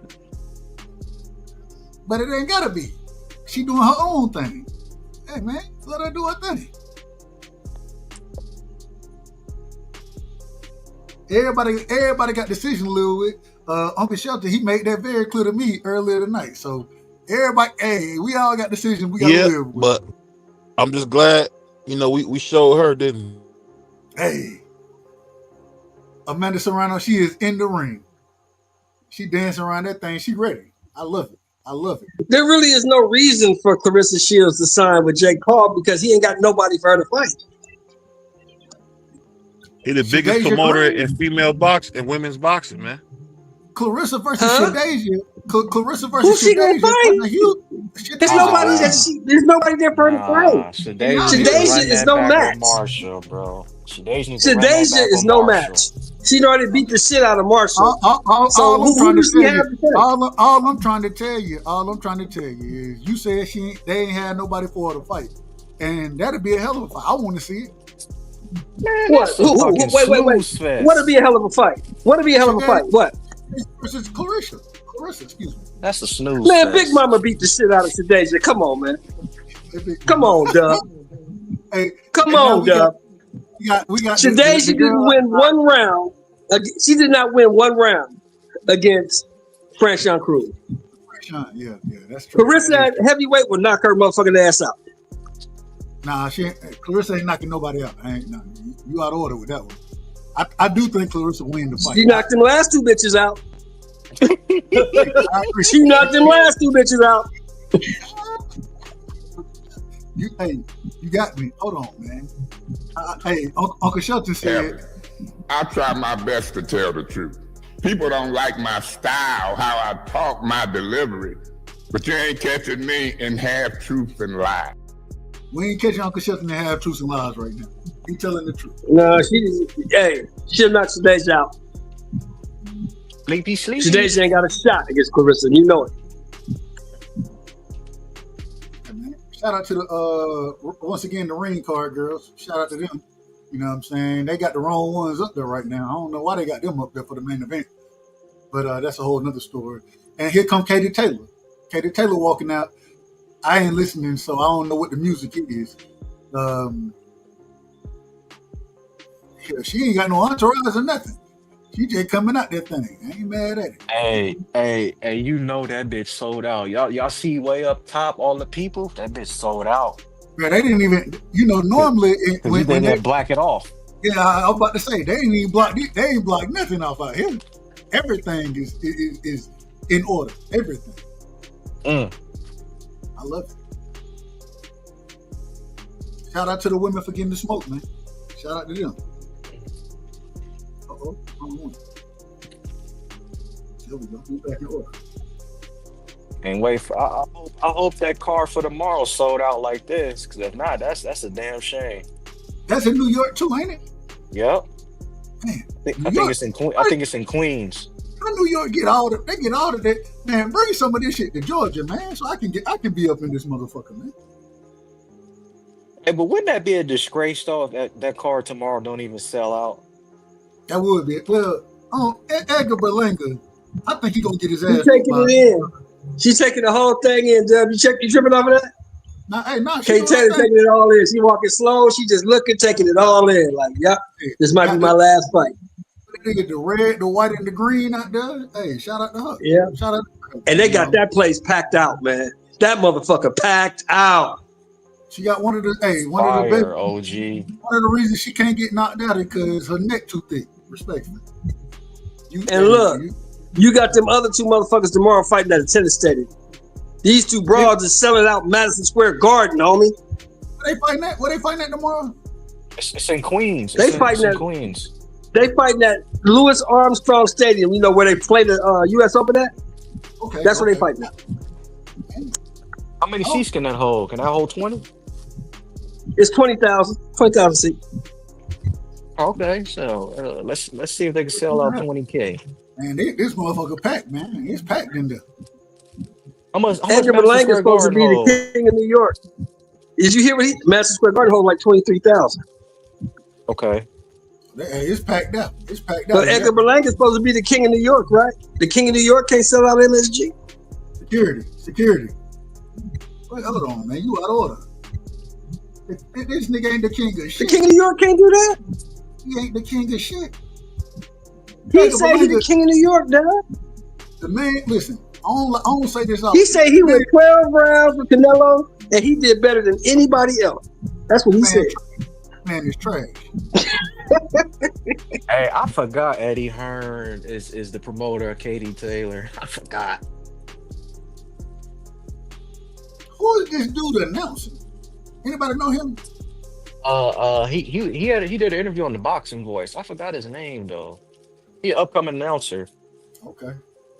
Man got a cream suit on with a black bow tie. I ain't mad at you. Hey, OG, my thing, I don't understand this. You know, promoters say they want to see the best fight the best, but don't allow their fighters to go across the street. My thing I don't understand about it is why don't you let them go across the street when you're still going to get paid for it? You're not putting up the money, but you're still going to get a check. So why are you not letting your fighter go across the street? You know? Because they want to listen. Protecting the oath is the easiest way you continue your bag. And so if I got to put my fight in a dangerous fight, I'm not saying me. I'm saying what the promoters think. If I got to put my fight in a dangerous fight, then I keep putting on these bum cards and let them keep making the money that they're making, and I'm gonna get paid regardless. So I agree with you that the one thing I disagree with, I don't think no promoter want to see the best really fight the best. I don't believe that. I don't believe it. I don't either. You know, the way these men action. The promoter's job is to make sure his fighter makes the most money possible for the least amount of risk. Yeah, I don't agree with that. It wasn't like that when you came up, OG Sheldon, OG Dub. It wasn't like that for y'all. So why is it like this for me? Oh no, because back when I came up, it was all about the competition. The money was a byproduct. You think Sugar Ray Leonard really gave a shit? He cared about the money, but he wasn't fighting for money. They fought for the competition. The money was just a good byproduct. Marvin Hagler didn't fight for money. He fought to be the best. Ali fought to be the best. Foreman, Frazier, all them dudes, they fought to be the best. They didn't care. The money was a good byproduct, but they didn't fight for the money. We got fighting out the blue corner. We got Katie Taylor. Straight out of, they say it's Bray. I don't know what that's at. Bray, Ireland. I don't know. It's probably like, hey, look, Bray, Ireland is like Warner Robins, Georgia. Most folks don't have a clue where it's at. Respectfully. Damn. Katie got some fans in there too. Now the Irish come out now, and you know the Irish big in New York. The Irish and the Puerto Ricans, they both big in New York. Damn.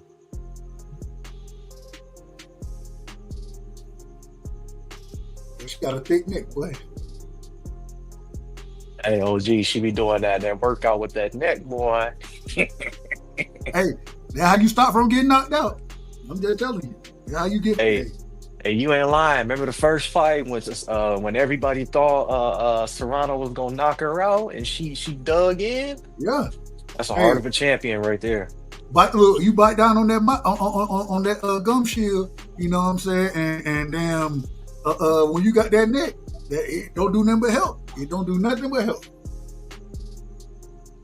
Hey, Jake Paul really making cheese right now doing this, man. Dang. All right.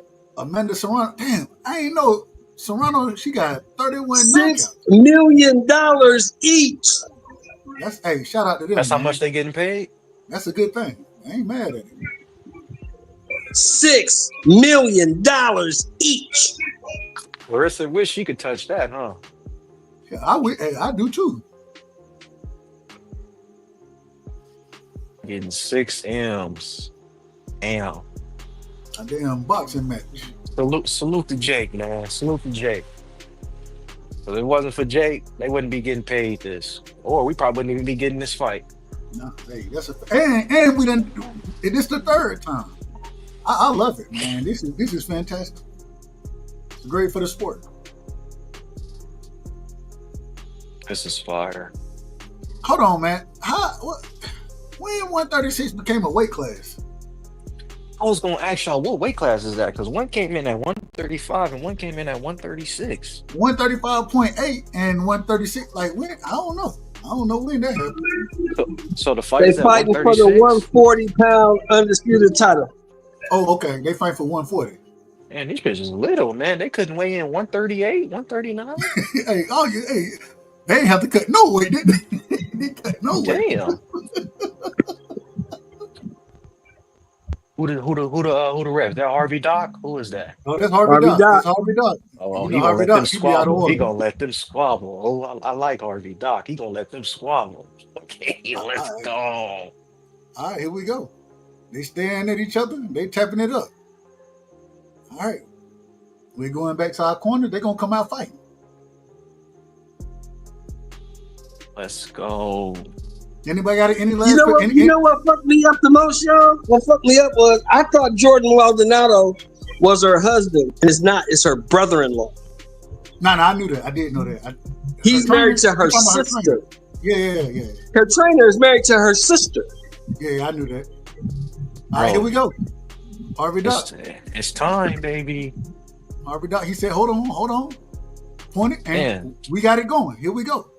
Amanda Serrano, she stepped in. Katie Taylor, she come out bouncing. We got the Southpaw versus the Orthodox fighter. They both fame with each other. They looking. Jabbing that F. I don't know. I hate that jabbing that F shit. I hate that. I don't know why I hate it so much, but I do. All right, here we go.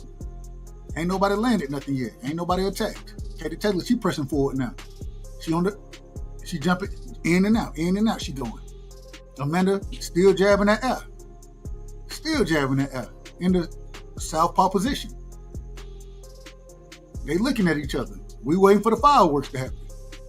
Come on, y'all. Let's go. Ain't nobody landed nothing yet. They looking. Now Katie Taylor jabbing that F. Okay, there goes Amanda Serrano trying to run it down the middle with the backhand. And speaking of Katie Taylor, holy shit. There go one.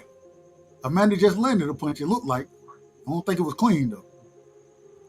Damn, get out the way. All right, here we go. Still jabbing that air again. Now they throwing the backhand at the air. Jabbing that air, both of them. Come on, man. All right, we waiting on it. We still waiting. Ain't nobody landing that significant.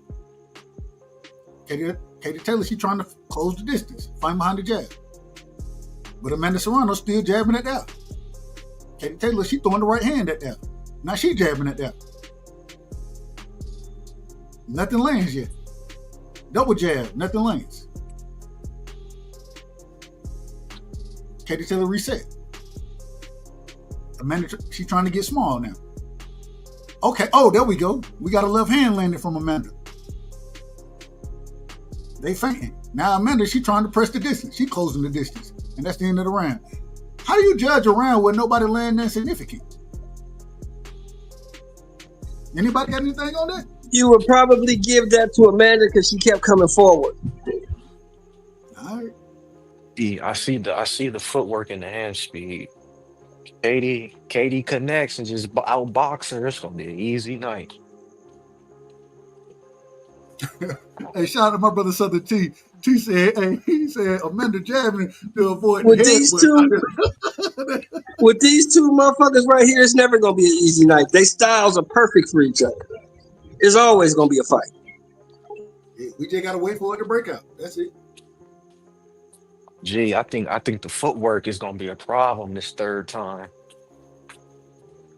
Katie Taylor looking spry out there. She looking spry. All right, here we go. And we back at it. Bell rings. They coming forward. They go to double jab. Nothing lands from Amanda. She looking to enforce her will. But ain't nothing significant landed yet. She's still jabbing that out. Did they just say let's get the 6 million? Did they say that? We ain't gotta fight each other. We could collect the check. Cause ain't nobody landed nothing yet.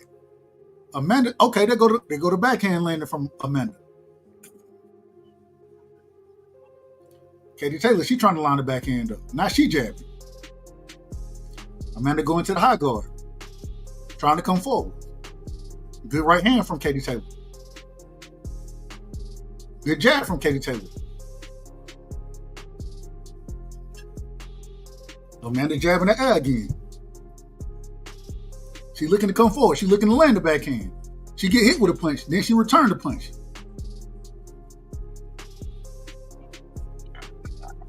Katie Taylor want to sweep it with the jab. Oh, there go a good backhand left hand from Amanda Serrano.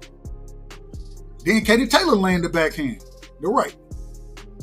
Amanda trying to double it up and run it down the middle on him. Oh, a good hook from Amanda. Katie Taylor circle out. Now Katie Taylor back on the jab. But then she hit Amanda. Now she trying to run it down the middle. Katie is. Another backhand from Amanda. It didn't land. Then she gets swept with the hook. Excuse me. Then she go to the body with the left hand. Katie resetting. Amanda jabbing that air again. Trying to come. Oh, and then she get hit with the right hand from Katie Taylor. Katie Taylor get out of there. Amanda trying to come forward. Now Amanda, she getting her feet mixed up. And that's the end of the round. Man, we need 3-minute rounds. This ain't enough. This shit happens so damn fast. I don't know. Y'all score. Y'all go ahead and score this. Katie Taylor do not want 3-minute rounds because she get knocked out in 2 minutes. They jabbing that air right now, man. That's what I'm saying.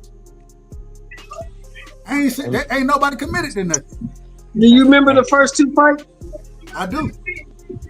What happened early in the first 2 fights? Who got hurt? Katie Taylor was. I ain't never really seen Amanda in any other fight. Yeah, she got hurt. So she is not trying to get in there unless she got to. I'm just saying. She know what that shit feel like. You're gonna have it, man. You got to go to the high guard and get in the chest. Because at this rate right here, we ain't gonna see. Hell, ain't nothing gonna happen. She better do something. Serrano got other than what she's doing. Serrano got to cut the ring off. All right, we back at it. Katie Taylor on the bounce.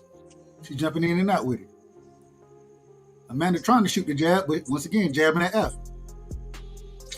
Katie Taylor, she trying to control the distance. She on the back foot. Oh, that's a good body shot from Amanda. Okay, Katie trying to line the backhand up. She want to get that foot outside to line it up. Amanda trying to line the backhand up too, though. And now Amanda starting to cut the ring off. She's stepping side to side, getting out the way, coming forward. Katie Taylor trying to put combination together, trying to run it down the middle. She's short with it. Amanda trying to go to the body. She's short with it. She walking forward. You see a little side step? She's trying to cut the ring off now. You can see it. She still got the stick out there. She's jumping in and out. I think Hot Rod might be right about the footwork. A jab land there from Katie. A body shot from Amanda. Now Amanda, she getting her feet out of order. Oh, she get Katie Taylor run it down the middle. And now they in the exchange. They in the damn exchange. Here we go. This is what we've been waiting for. I think Katie Taylor got the best of that exchange right there. All right, they back at it. They feint. They got the stick out there, both of them. They jabbing with a jabber. Amanda trying to sweep her with the left, but she's short. Oh, they both let the backhand go. And then she go to the body. They feint with each other. Amanda coming forward, though, and she continuously cutting the ring off. She's trying to make it a fight. Now Katie's trying to let her hands go soon. Katie in the corner. Oh, Amanda get hit, but then Amanda come back. Katie tackle her, but then Katie come back with the left hand. And that's the end of the round. Amazing. What y'all got? Y'all tell me what's going on. Shout out to Evelyn in the building. Shout out to Tony. Tony said Taylor, she backpedaling. Playing it safe right now. It's interesting. I ain't gonna lie. I ain't seen nothing outside of the exchange that they had. I ain't seen nothing of significance land. Anybody else?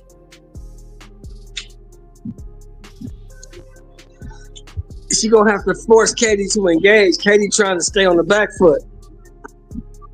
She's doing a hell of a job. You got to cut that ring off, and like I said, man, go into the high guard and walk her down. Look, cut the ring off, go into the high guard, and force her to fight you. That's the way you win this fight. We're going into the 4th round, and I can count the punches landed on a. Well, I ain't gonna say one hand. All right, here we go. We back at it. Amanda's still jabbing the F. Now she looking, okay, she putting combinations on the F. What is this? Man, I feel like they agreed to this. I feel like there was an agreement made.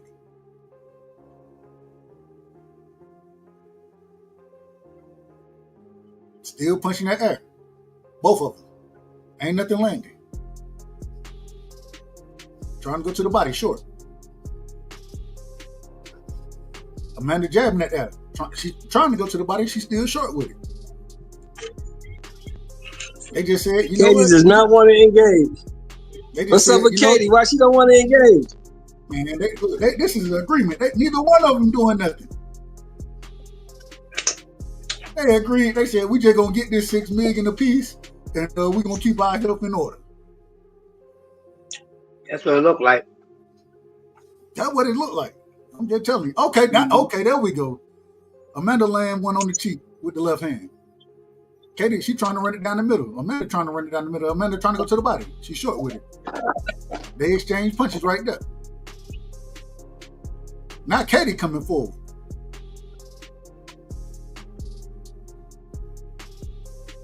Amanda short.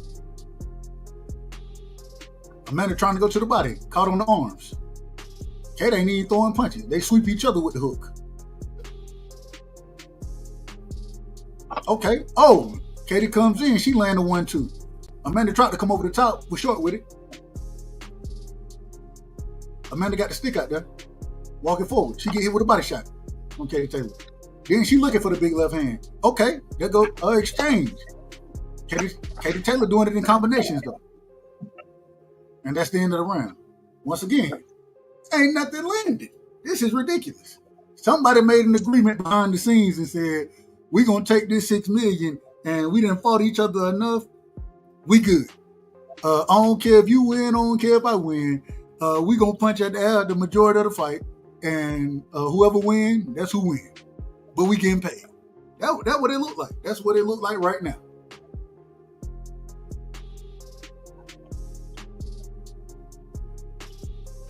Shout out to the ring card girl. Man, this is ridiculous. What are we going to the 5th round now? Is this the 5th?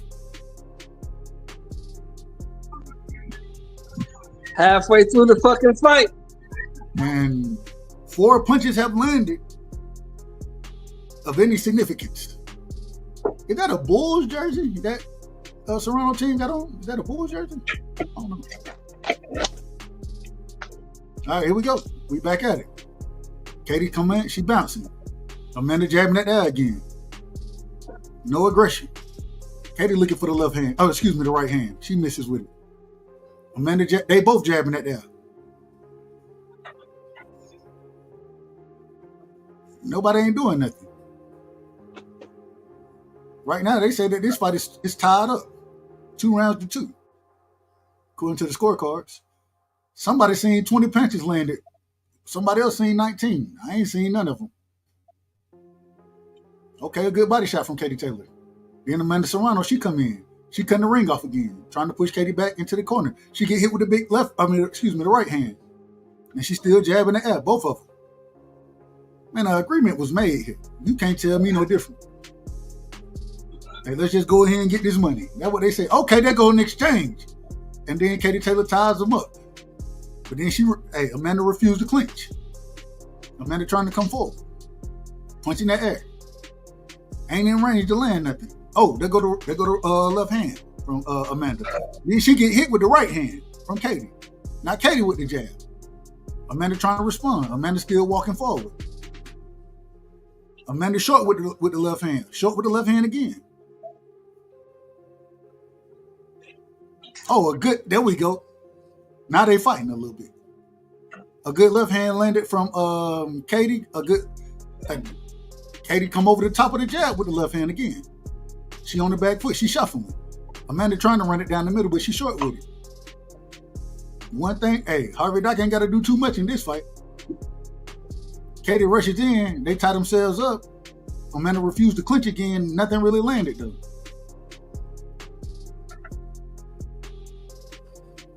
They both missing their shots. And that's the end of the round. Security. This is ridiculous. Is anybody else missing? What the hell is going on? Yeah, they too cautious this fight. I think it's like they made an agreement not to hurt each other.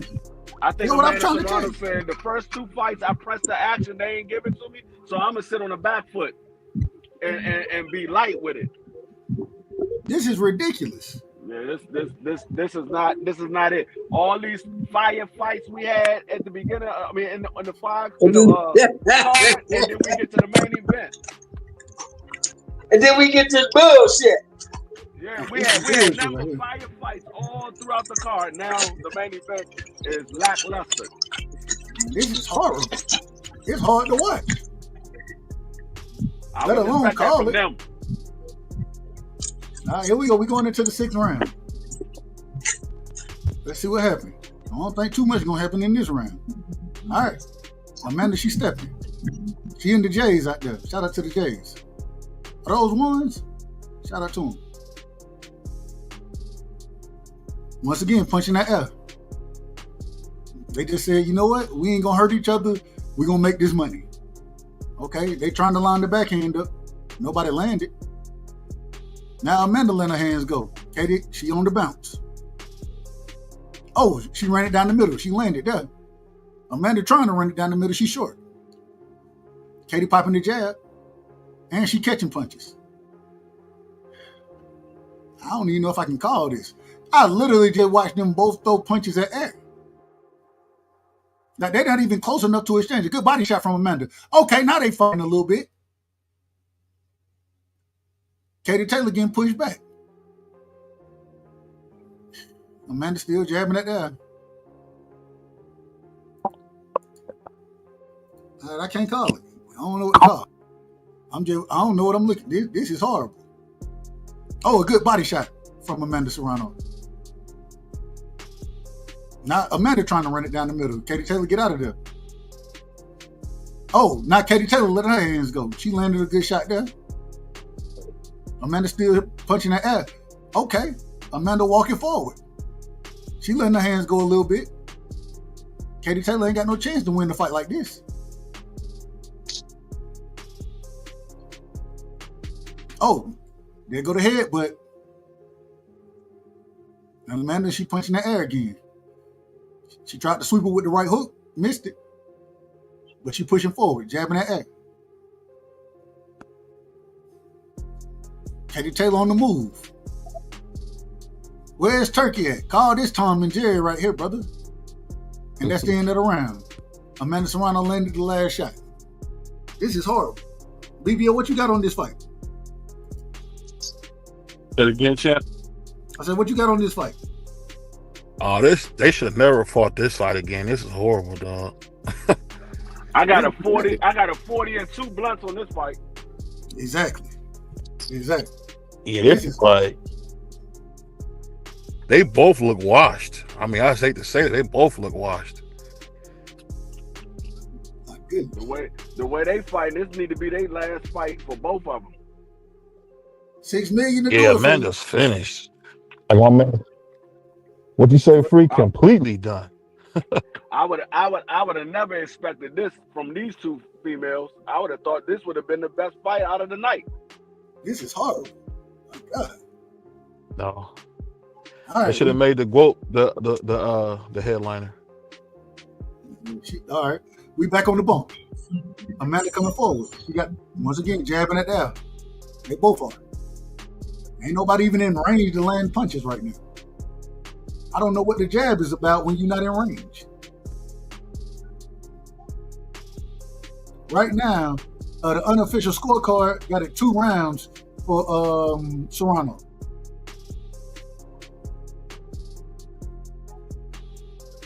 According to the punches landed, they say that Taylor has landed 31, Serrano has landed 28, according to them. I ain't seen none of them punches land. All right, there we go. We got a little exchange there. She got a little bump under her eye. Now Amanda on the back foot. Okay, there go a good shot from Katie with the left hand. There go a good shot from Amanda with the right hand. She steps in. And then Amanda refuses to clinch again. It just ain't nothing serious landed. All right. Okay, there go the double jab from Katie. Nothing lands. Amanda trying to run it down the middle. Nothing lands. They not in range. Y'all not even in range. Okay, there go a good exchange. Katie got the best of that exchange. Katie, she coming forward and she throwing in combinations. Amanda still punching that down. Katie punching that down too, though. They looking. They fainting. They keep going like this. The air gonna get knocked out. That's the only thing that's getting hurt. Okay, now Amanda, she trying to find him. What are you doing? What the hell? At this rate, somebody finna tear their rotator cuff. You're punching at the damn ass so much. Man, they beat. Hey, just got some video of Lubin dropping Egbert Berlinga and sparring. Man, we don't give a damn about that. Berlinga looking bad, man. Nobody cares about sparring, dude. Why do y'all do that? Nobody gives a fuck about sparring. We care about what happens under the lights. Real quick, man. Shout out to my brother Ohio Runs Boxing. What's good, man? What's good? You made it. Hey, you made it. I'll message you the link. You made it. Finally. Give me something on this fight. Young sound niggas for you. What are you seeing in this fight? What fight? Amanda Serrano. Oh, I didn't even. Is it still on? Because I didn't even get to see it after Elisa's performance. I had to go pick up this food, man. She looked horrible. She looked horrible in the performance. Well, Alicia Baumgartner looked different off the juice, bro. No, I wouldn't even say that. I don't know if y'all looking at it. I wouldn't say it looked different off the juice because she wasn't knocking everything out when they say she was on it. So I wouldn't say that. But I say this: the girl was a lot bigger. I don't know what y'all was watching, but the girl that Alicia was fighting was way bigger than I expected. She was big as hell. I told everybody that. Ohio. Real quick, I got y'all. Give me a second. The girl made the weight, Ohio. She made the weight. We in the 8th round. No. It ain't got nothing to do with her making the weight. We talking about size on the rehydration when they get in the ring and how big that is. When Jared Hurd was at 154, he made the weight, but it didn't change the fact that he was the bigger guy. Let's hold on. He Give me a made the second, weight. brother. Hold on, brother. Give me a second now. Okay, now we got an exchange going. Katie Taylor got the best of the exchange. You said what? She coming forward now. Serrano is. Oh, Steph, the fight's still going on. My bad, man. I didn't even know y'all. The fight was still going on. No, you good, brother. You good. We called the fight. We calling it. That's it. Okay, All right? okay. They jabbing that air again. I don't know what this jabbing that air. I don't know what this is about. Ohio, I believe they made an agreement that we just not gonna fight each other. We're just gonna get paid the $6 million. I think they made an agreement. That's what the fight looked like so far. That's what it looked like. I'm just telling you the truth. All right. Amanda, she's trying to cut the ring off. Now she's trying to let her hands go, but Katie Taylor on the back foot. Dang. They ain't in range. They still ain't in range. Ain't nothing landed. They throwing punches, but ain't nothing landed. The air is getting beat to death right now. Oh, a good hook from Amanda Serrano. Shout out to her. Now Katie Taylor, she on the back foot. Oh, but then Katie, she running it down the middle. They go to jab. Nothing lands though. Amanda Serrano coming forward. Oh, she trying to land the backhand. She misses it though. That's the left hand for those who don't know. Katie Taylor got a little bump under her eye. Okay. Katie Taylor on the back foot. But she pivoted out. Nothing land from either fight. I don't know what these people talking about saying these punches are landing. I don't know. And that's the end of the round. I ain't seen nothing significant. This is hard. Ohio, you see my thumbnail? Hey, Mark, you see my thumbnail? I didn't see your thumbnail. Look at my thumbnail. Not the thumbnail, his picture. I don't think I can. Did you hear this idiot talking about these two having disappointed us? I don't think I can go out. The man got Tank Davis jail picture as his current picture right now. That's what he's talking about. This man said thumbnail. It's not even a thumbnail. Jailbird Tank? Well, you say stuff wrong all the time, man. Ain't a big deal, bro. I ain't say nothing wrong. Wait, you talking about your ass wait, say stuff wrong all the time, man. Give it a break. You taking up for Jailbird Tank, Dub? I ain't taking up for nobody. You know, that ain't my job. I don't take up. I don't live my life like that. I heard he's free though. He is free. He out of order. Yeah, he bailed out this morning. We back hey, Devin out of order too, man. Up here smacking this girl, getting the restraining order put on him. Hold on. What up? All right. And she trying to Amanda. She coming forward. Katie Taylor trying to land the backhand. They both jabbing at the air once again. I don't know how they scoring this fight, but they got Amanda up 2 rounds. We in the 9th. You know what I'm saying? Katie Taylor running it down the middle. Amanda, she trying to come forward. She ain't landing nothing though. Now Katie Taylor got a timing. Amanda, she ain't close enough to land a punch. And then she get hit with the backhand from Katie Taylor. Oh, they exchange hooks. with each other. I love it. Okay, they jabbing with a jab. Now Katie Taylor, she looking to sweep her with the right hand. She's still short with the jab though. She's jabbing at that. Now Amanda trying to come forward. Set the ring up. Oh, a good body shot from Amanda. Another good body shot to the chest from Amanda. Hit her in the titties. Oh, they exchange backhands. I like it. Amanda said, you know what? If I can't hit you nowhere, I'm gonna hit you in the titty. But then she get hit. She get hit with the backhand. Amanda coming forward. Katie Taylor fainting. Nothing landing though. They tried to exchange. They both caught each other punches. There goes a good right hand from Katie Taylor. Another good right hand from Katie Taylor. Amanda lunging forward and then get clipped on the cheek with the right hand again. Double jab, left hand down the middle, missed from Amanda, and then she do I don't know what that was. This is the worst fight I've seen in a long time. This is horrible. The air is getting his ass whooped. The air is getting whooped. Worse, I ain't never seen the air beat up this much. They're not even in range to hit each other. Okay, they go a good 1-2 from Katie. And that's the end of the round. All right, we're going into the 10th round. I mean, my goodness, this is my God. This reminds me of Jake Paul and goddamn Julio Cesar Chavez Jr. He beat him up. This is the reason why I said I didn't see the third fight. I don't even know who's watching. I don't even know what this is. They really want to win the fight, so they trying to, strategize, man. They not trying to go to war and entertain the fans. And I think, but Ohio, how do you score a fight like this? How do you score this shit? I can't. I have no clue who's winning. I can go out what they talking about. I can see that. But I have. How can you score when ain't nobody punching nobody? And the air getting whooped. The air's getting whooped right now. That's how we're gonna score. That's one of those situations. Whoever landed the most significant punch on the air wins the round. That's it. Yeah. Okay. Serrano come up with the triple jab. She jabbing the air again though. Okay, she trying to line the backhand up, but it get pegged. Or you give them a hometown swing round. The home promotion swing round goes to that fighter. You know what I mean? They do that sometimes too. According to the scorecards, they got it 86 to 85 in favor of Taylor right now. In favor of Serrano. Excuse me. All right. I think Serrano might finally get the hump, get the win. They might have a fourth fight. Man, I ain't trying to see no fourth. I mean, she's literally punching that, brother. Literally. Okay, they go get exchanged. They both land the backhand. Okay, now they trading a little bit. Katie Taylor on the back foot. Amanda Serrano pressing forward. She's still jabbing. Okay, she get clipped right there. Katie Taylor running it down the middle. They go to backhand landing from Katie Taylor. Once again, Amanda Serrano punching that air. Not Katie Taylor punching that air. Not in range. Oh, but she land right there clean on Amanda Serrano with the 2-1. And now she trying to run that 2-1. Amanda still punching that down. Then he tried to do with the hook, but she got a range.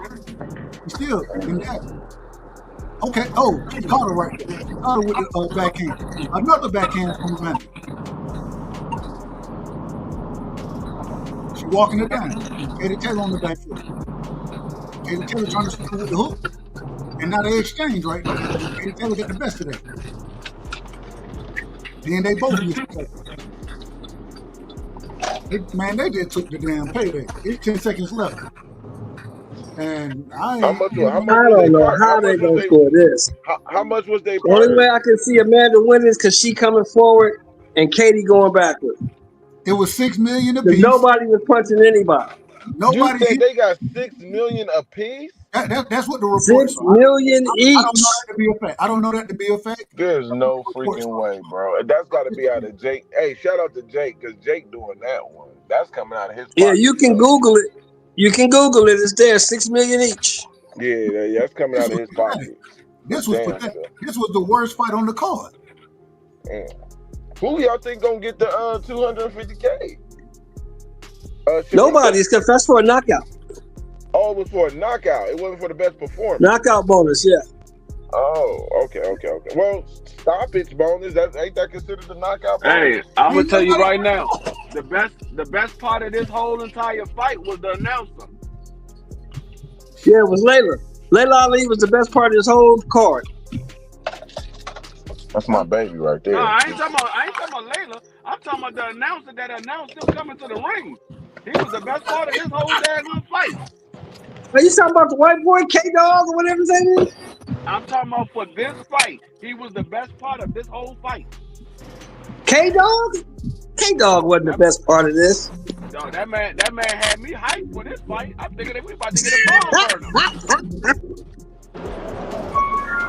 Man, this was I love, hey, Ohio. Motherfucking Baumgartner gave herself a B, right? They asked Layla. Layla said, well, if she gave herself a B, when she go home and look at the tape, she'll see that it's a C. Man, it was a D minus. It was a D minus at best. She lost that fight, in my opinion. I thought she lost. I thought old Miranda jumped on her ass. I told y'all Jennifer could fight. I thought old Jennifer jumped on her ass. I saw Jennifer fight a couple of times. I knew she could fight. I want to see how they score this. So the unofficial scorecard got it as a draw. Yeah, Jennifer wasn't no motherfucking punk. I want to see what the damn judges say about this one, because okay. Shit, I don't know. I don't know how to judge it. I couldn't judge this fight to save my life. I'm trying to say they're gonna give it to Amanda Serrano. This is the fight they're gonna get Amanda Serrano. Well, I had Amanda. The fight they should have gave the fight they should have gave to her. They gave it to Katie. I think Amanda won the second fight. And this was horrible. I know Amanda won the second fight. I'm shocked that they happy about this. Damn, I'm shocked. Did nothing happen? Nothing happened in this fight. Nothing. They was happy because neither one of them came out with a cut. I think Katie. I think she cut under the eye. I think she cut under the eye a little bit. The left eye. Oh, excuse me. The right eye. It's the right eye. It's the right eye. Excuse me. It ain't nothing crazy though. I want to see how they. Let's see. Big Mo. Who is Big Mo? Oh, that's the announcer. He the announcer. Man, I wouldn't give him no damn round of applause to save my life. That arena is stacked. Celebrities stacked. Man, that's crazy. It's the atmosphere is crazy this whole weekend, man. With the women boxing. Yeah, it was. First judge see it 95-95. Huh? Hold on.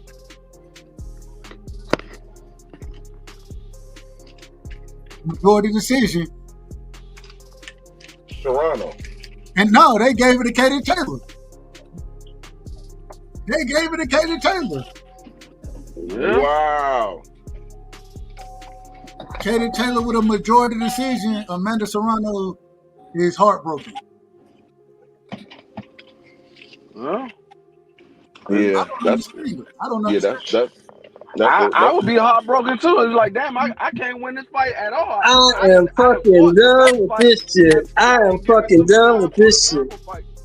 This shit here. I don't know what this is. I don't know what. Oh my god! But here's the problem. Two of the judges, real quick. Two of the judges scored it 97-93. The other judge had 95-95. Of course, 95-95, but the other two in favor of Katie Taylor. But that goes to show you the commentary of this fight went exactly how you were saying it. Those judges seen it the same way you probably seen it, where they just those rounds was close, probably. You know what I mean? It was like, well, I'm gonna get this one to Katie. It's like, I'm gonna get this one to Serrano. It can be like that. I don't even think it should be a controversy, to be honest. I don't think it's a controversy. I just. Hell, a draw. If anything, a draw would have been in order.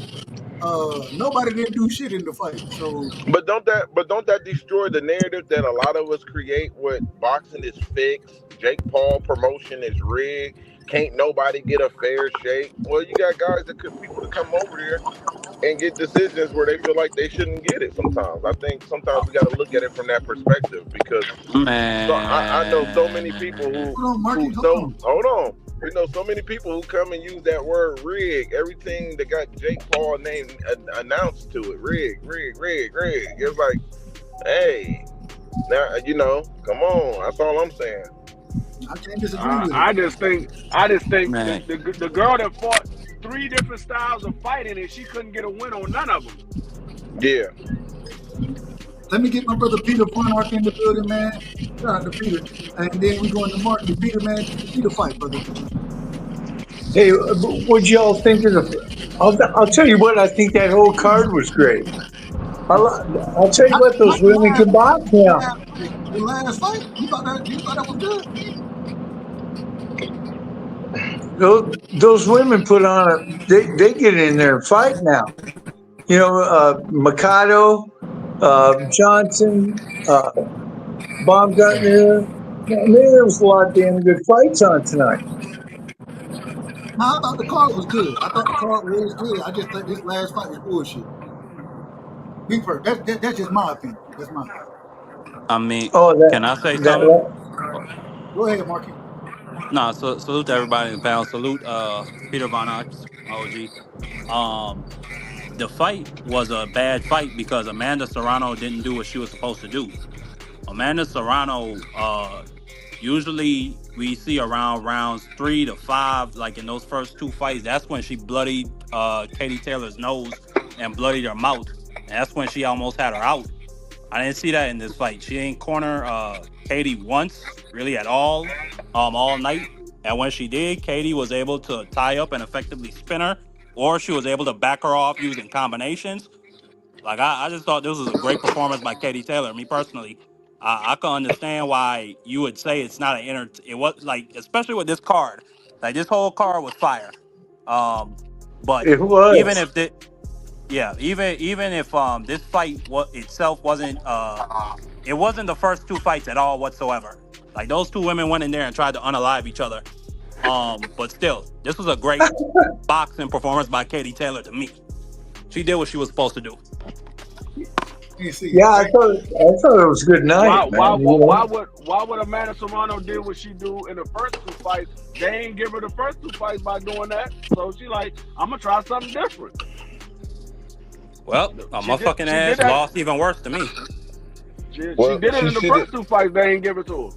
Well, she should have took the. She should have tried to knock her out again. Same as she did in the first 2 fights. The Juan Marquez thing. Take some of them PEDs and put her to sleep.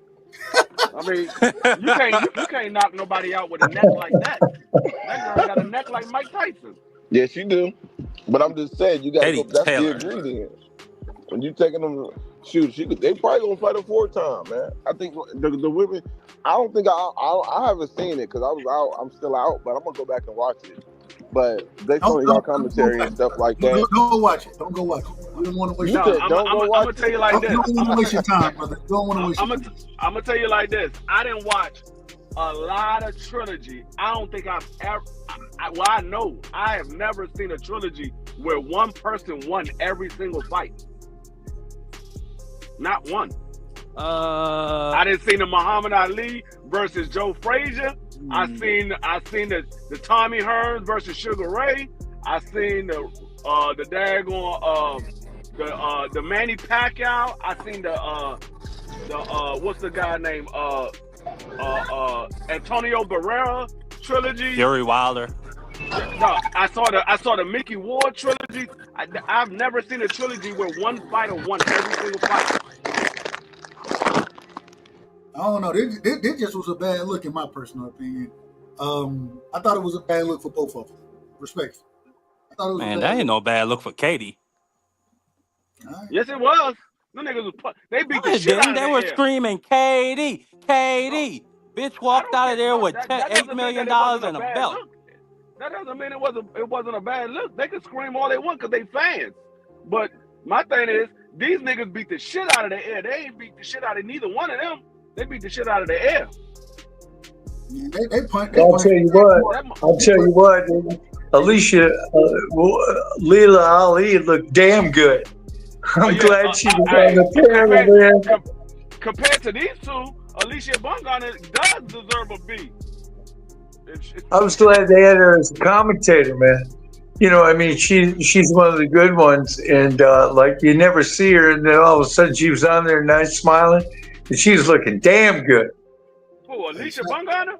No, Leila Ali as a commentator. Layla always She's look good. pretty. That girl's pretty. Layla always look good. Yeah. All I'm saying is I have never seen Layla look bad. This was one of the worst main events. This was one of the worst main events that I've seen in a long time. That's all I'm trying to tell you. One of the worst main events I've seen. I messed up with Ali. Me and her stayed back in high school. I messed that. I dropped the ball on that one.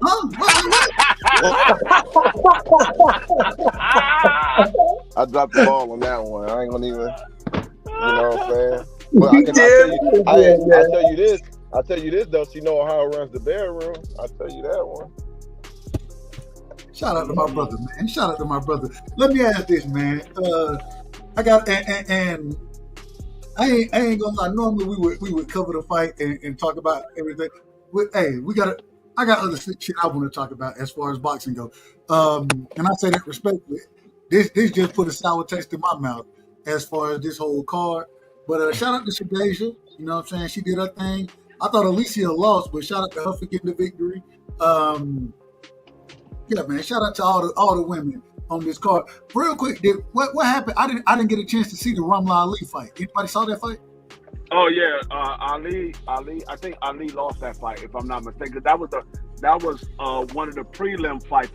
I had turned it on right when that fight was ending. I think she lost that fight, if I'm not mistaken. Yeah, Ramla got hands put on her. Yeah, she was getting hands put on her. Oh man, she was doing a lot of holding. She always do. She a jab and grab person, man. Respect. She was doing a lot of holding. Oh, hey, what about that little girl from up there in New Jersey, Green? That was a good win for her. That was a damn good win. Oh man, I mean, I damn near started crying. You know when she, you know, yeah. CDK got some shit to answer for. He said the girl was overrated. Okay, real quick, the chat said Ramla got to give a decision. Oh, she got a split decision. Okay. No, not a split. A gift. Who? She worked real hard for that, man. She worked really hard for that. And she had a tough I turned it opponent. on right when that fight was ending. Yeah, that's fair. I think it's fair. You know, some people that said they felt like she lost. That's still fair. I can see why they felt that way.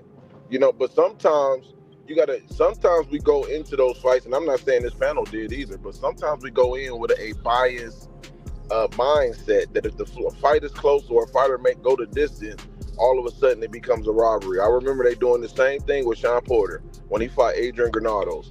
It was like, oh yeah, Sean supposed to stop him. The moment he didn't stop him, they go the distance. Oh, Adrian won. Like, get the fuck out of here. Adrian did not win that fight, but he survived and he made it to the end. Now all of a sudden, people talking about robbery because their expectations change. So sometimes that happens.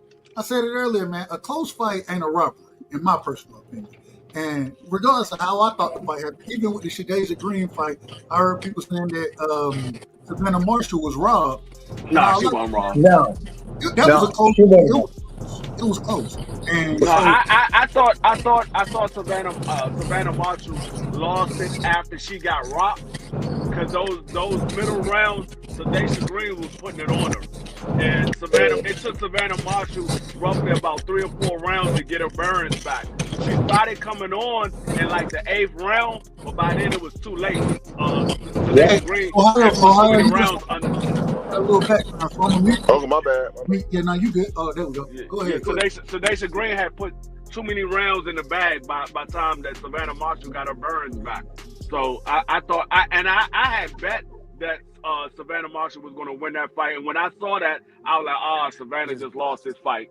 She just lost this fight, and that's what happened. I saw that Shadeja won that fight, but I mean, it was a close fight. It was a good fight. A lot of people think that Savannah Marshall got robbed because there was a point deducted for Sedation Green for holding, but right after that, like the next round, Sedation rocked her, and she just started putting rounds in the bag.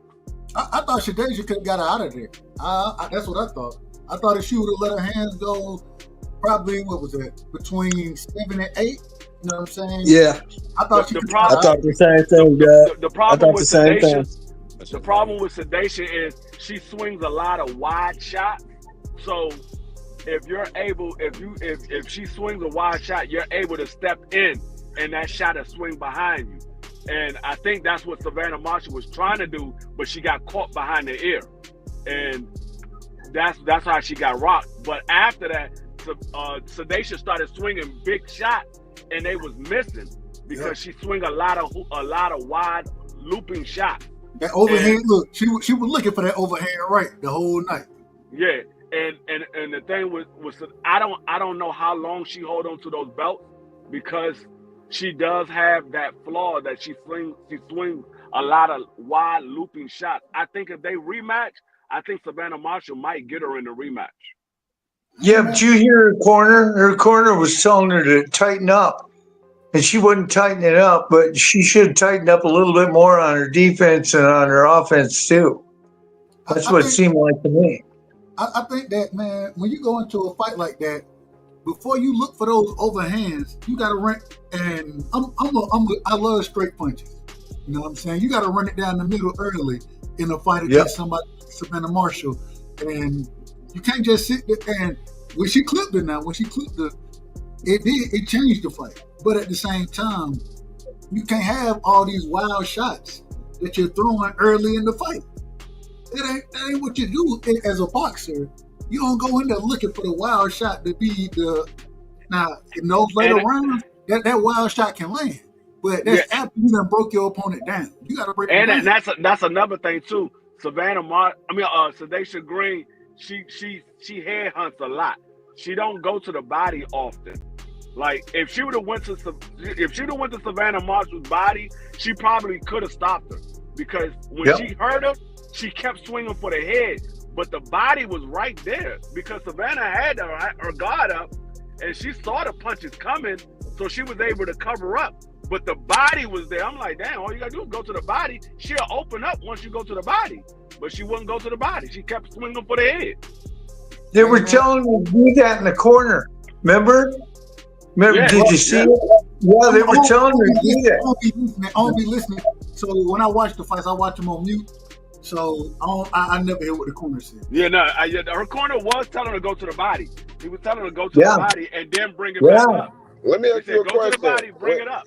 Do you watch it on mute because you do get easily influenced by the commentary? No, really the reason. Do that just to do it. This is an honest question, because I hear people say that, and that to me tells me that you just know you have a weakness of being persuaded by watching fights. And that's why you turn it off. I just need to hear that response. No. Usually the reason I do is because I'm calling it. You know what I'm saying? So okay, got you. When you calling it, I don't want to really. I really don't like the background noise, that type of thing. But at the same time, I remember even before I started calling fights, when I would listen to it, and one of the people that I think is known for, well, I ain't gonna say known, but Tim Bradley, some of the things he would say, I'd be like, bro, I'm watching something completely different than what you watch. You know what I'm saying? So it's never been a thing of influence. It's always been, man, I don't want you to bullshit, because I think a lot of times commentators, they kind of have things scripted in their mind of how it's gonna go, and that's how they call it. Whereas the way I look at it is I ain't trying to hear what you got to say. I'm just watching. I love watching the fight. Yeah. And then, I just wanted to bring that to the light, because I know there's a lot of guys tend to say that. Your explanation is, actually understandable. Now, what I normally do, like when we would have a discussion about a fight, and I go back and watch it, I will go back and watch it without the sound, because then I can have a clear look at what I'm seeing. I mean, I can get a clear vision of what I'm seeing. Because a lot of times when I watch the fight, if I'm not up here with Dub calling it, I watch the fight with the sound on. But when I go back and rewatch it, sometimes I will go back and rewatch it with no sound, so I can get a clear vision of what I'm seeing. Because, like Doug say, a lot of times they will be only calling shots for one particular fighter, and they won't call a shot to the other fighter. Yeah. So You know what I like I is get that. I that definitely understand a that. lot of times they go ahead and we get to listen to what's going on in the corner. That's what I like.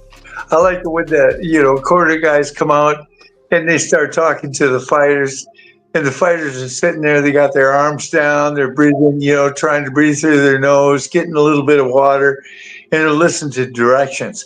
That's what I like because there's like some strategy going on in there. You know what I mean?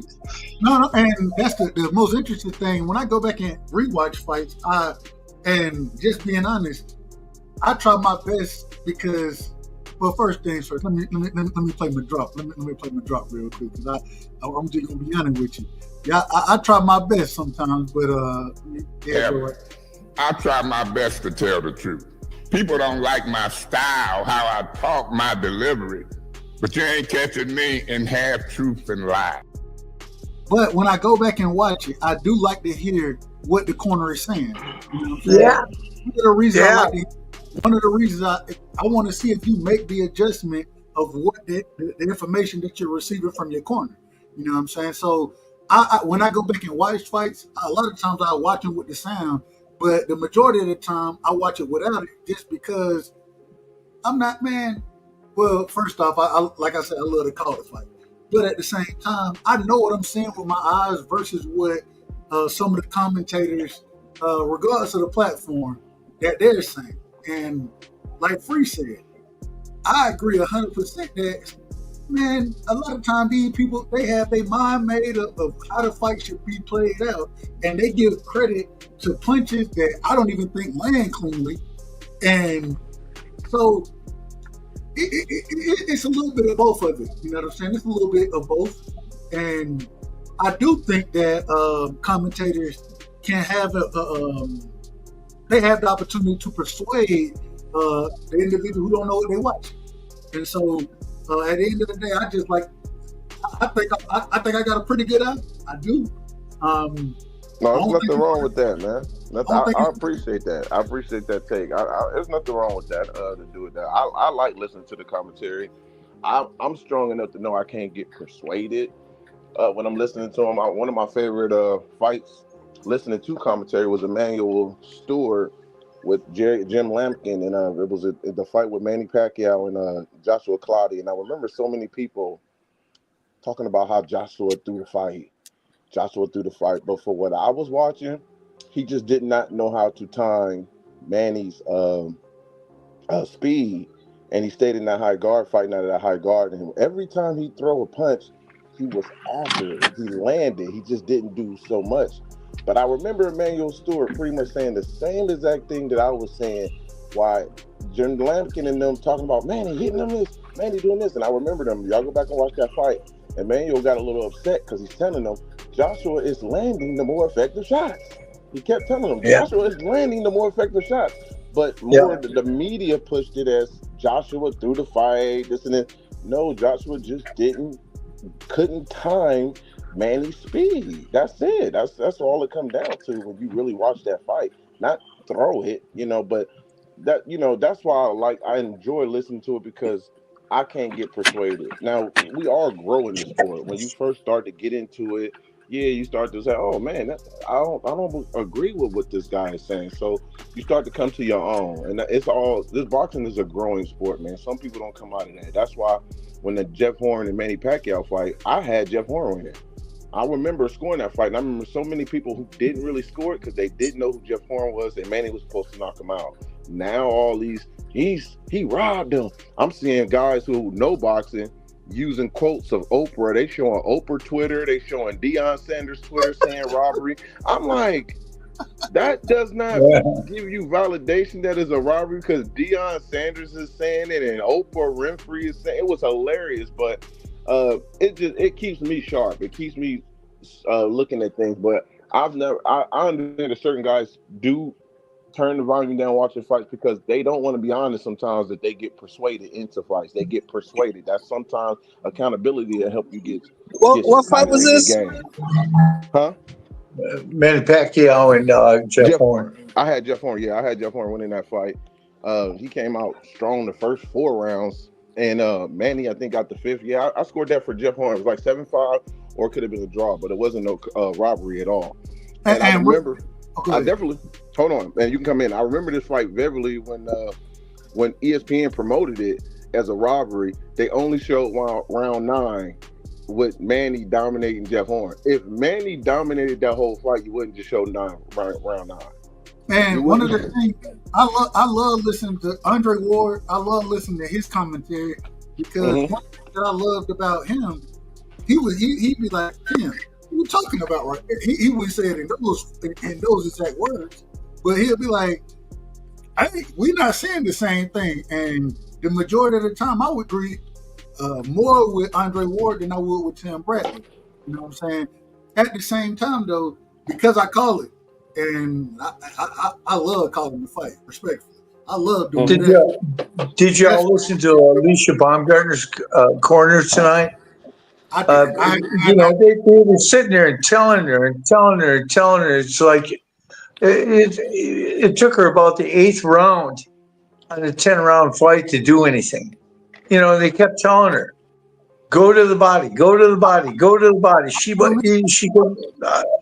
let me ask you. Who did you have winning that fight? I thought Alicia lost that fight. I thought it was a draw. Okay. Tell you the truth. I thought that Jennifer Moran, I believe her name was. I thought she landed the cleaner, effective punches. She was defensively sound. She got clipped a couple times now. She definitely got clipped. Oh yeah. But at the same time, I thought that she won the fight.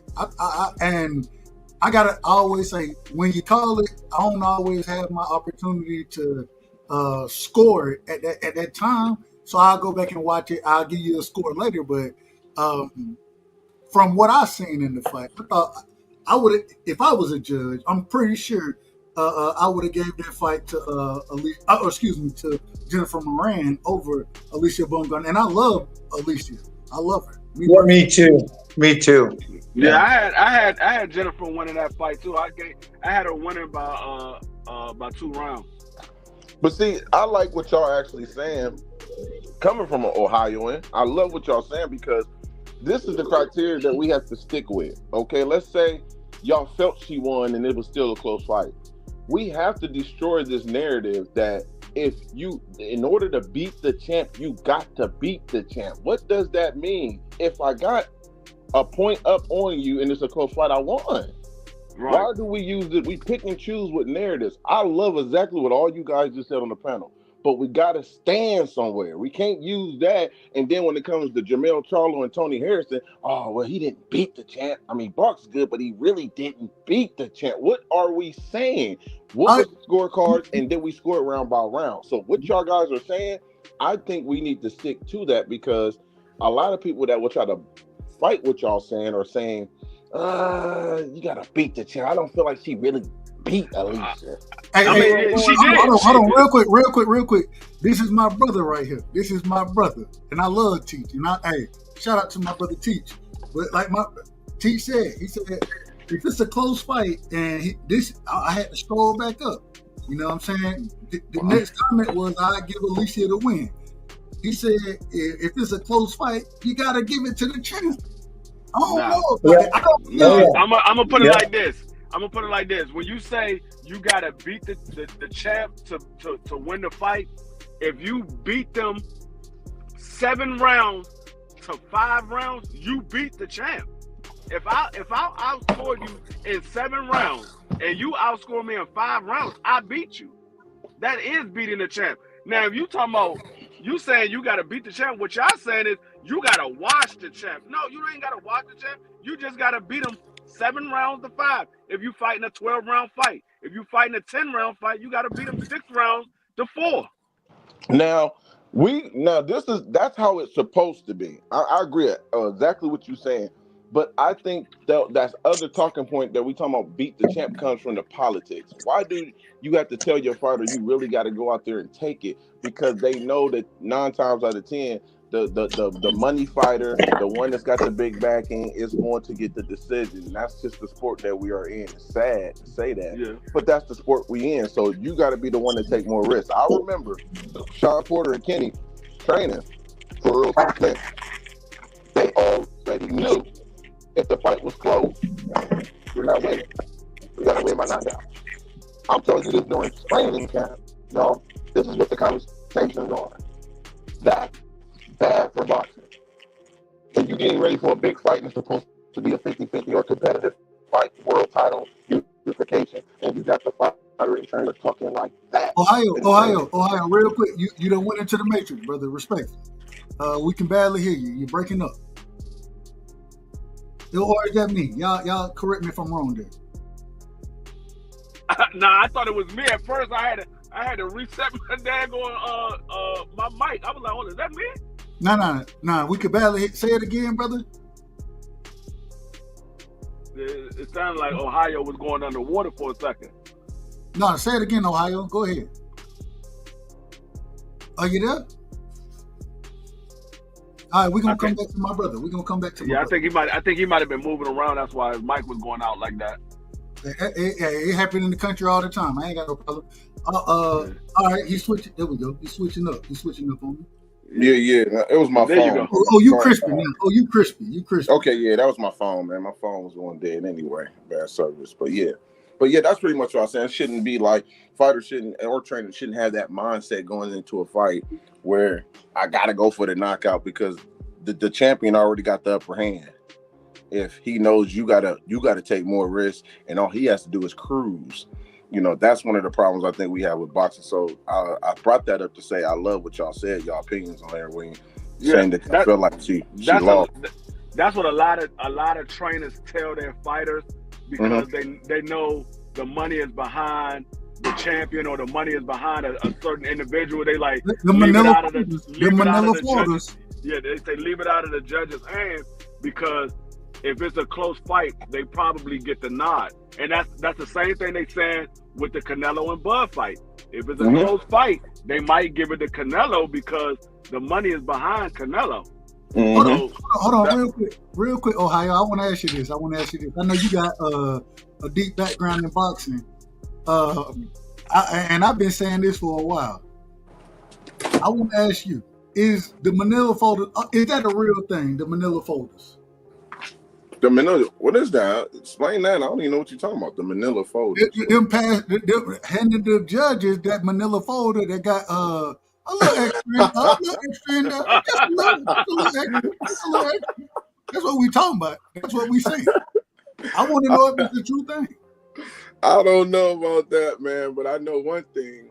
You can persuade judges. I know this. Don King took a whole jury on a trip and paid for it. I know Don did that on a jury, and I don't even know if you were supposed to allow to do that, but Don did it. So he knew how to have great relationships and put guys in uncomfortable situations purposely. Like he would do certain things. Like between us, I done seen him look out for a judge where helped him pay. He was behind on bills, and we talking about a judge official, bro.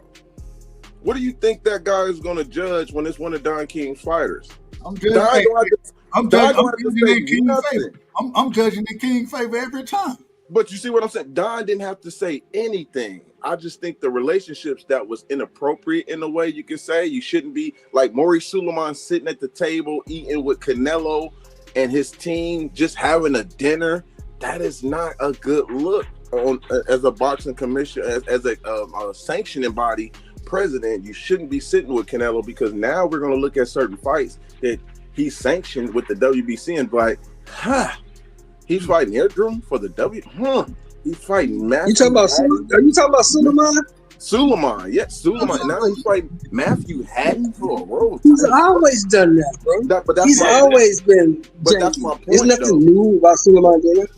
But my point is, developed relationships like that gets established. It's all it's a favor for a favor sometimes. Hey, same thing we seen with El Bronco. Shout out to Carlos Adames. I thought he put hands on Shiraz. I had that a clear victory. I didn't have no split decision. I didn't have it being close. And for it to be a draw the way it was, after Turkey got up and seen what it looked like to the casual fan, and I'm a casual. I don't know boxing like a lot of y'all do, so I might be one of the most casual fans out here. I thought that was absolutely ridiculous. Ain't no way you can go talk to the judges in the middle of a damn fight. And he's still learning in this sport too, and I think that's if I'm paying for if I'm paying for everything, why can't I? Man, what you paying for? Better question. Who the fuck is gonna tell me no? Damn. Doug Rightside. Doug Rightside gonna tell you out of order, man. You out of order. You can say that, but if you was over there and your livelihood was tied to, that dude, your tone would be different. No, hey, get what I tell him. This is outrageous. This is outrageous. What I tell his ass. That's exactly what I'm gonna say. No, that's not what you would say. That's not what you would say. Because you know what? I'm gonna tell you why. I'm gonna tell you exactly why. Because if his signature is the one at the right-hand bottom of your check, you're gonna do what you're told, when you're told, and how you're told. Dub, I'm gonna tell you what. Hey, Dub, I'm gonna tell you what you're gonna say. You're gonna say what Cat Williams say. The fuck is wrong with you people? Who raised you?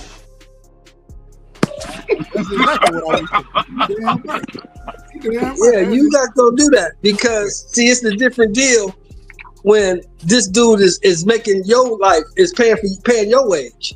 Uncle Shelton. If I'm paying you, if you want this money, you're gonna do what I tell you to do. Uncle Shelton. Bottom line. Any business. Hold on. Uncle Shelton, get what though? Get what? I try my best to tell the truth. People don't like my style, how I talk, my delivery, but you ain't catching me in half truth and lie. And you ain't gonna have me up here lying to the people. Man, that's my guy. Totally different. Something totally Man, different. look. Is what I'm talking Let me tell you something. If you was there, hold on. Let me finish. If you was there, you bullshit now. Now you bullshit. I can't let you bullshit.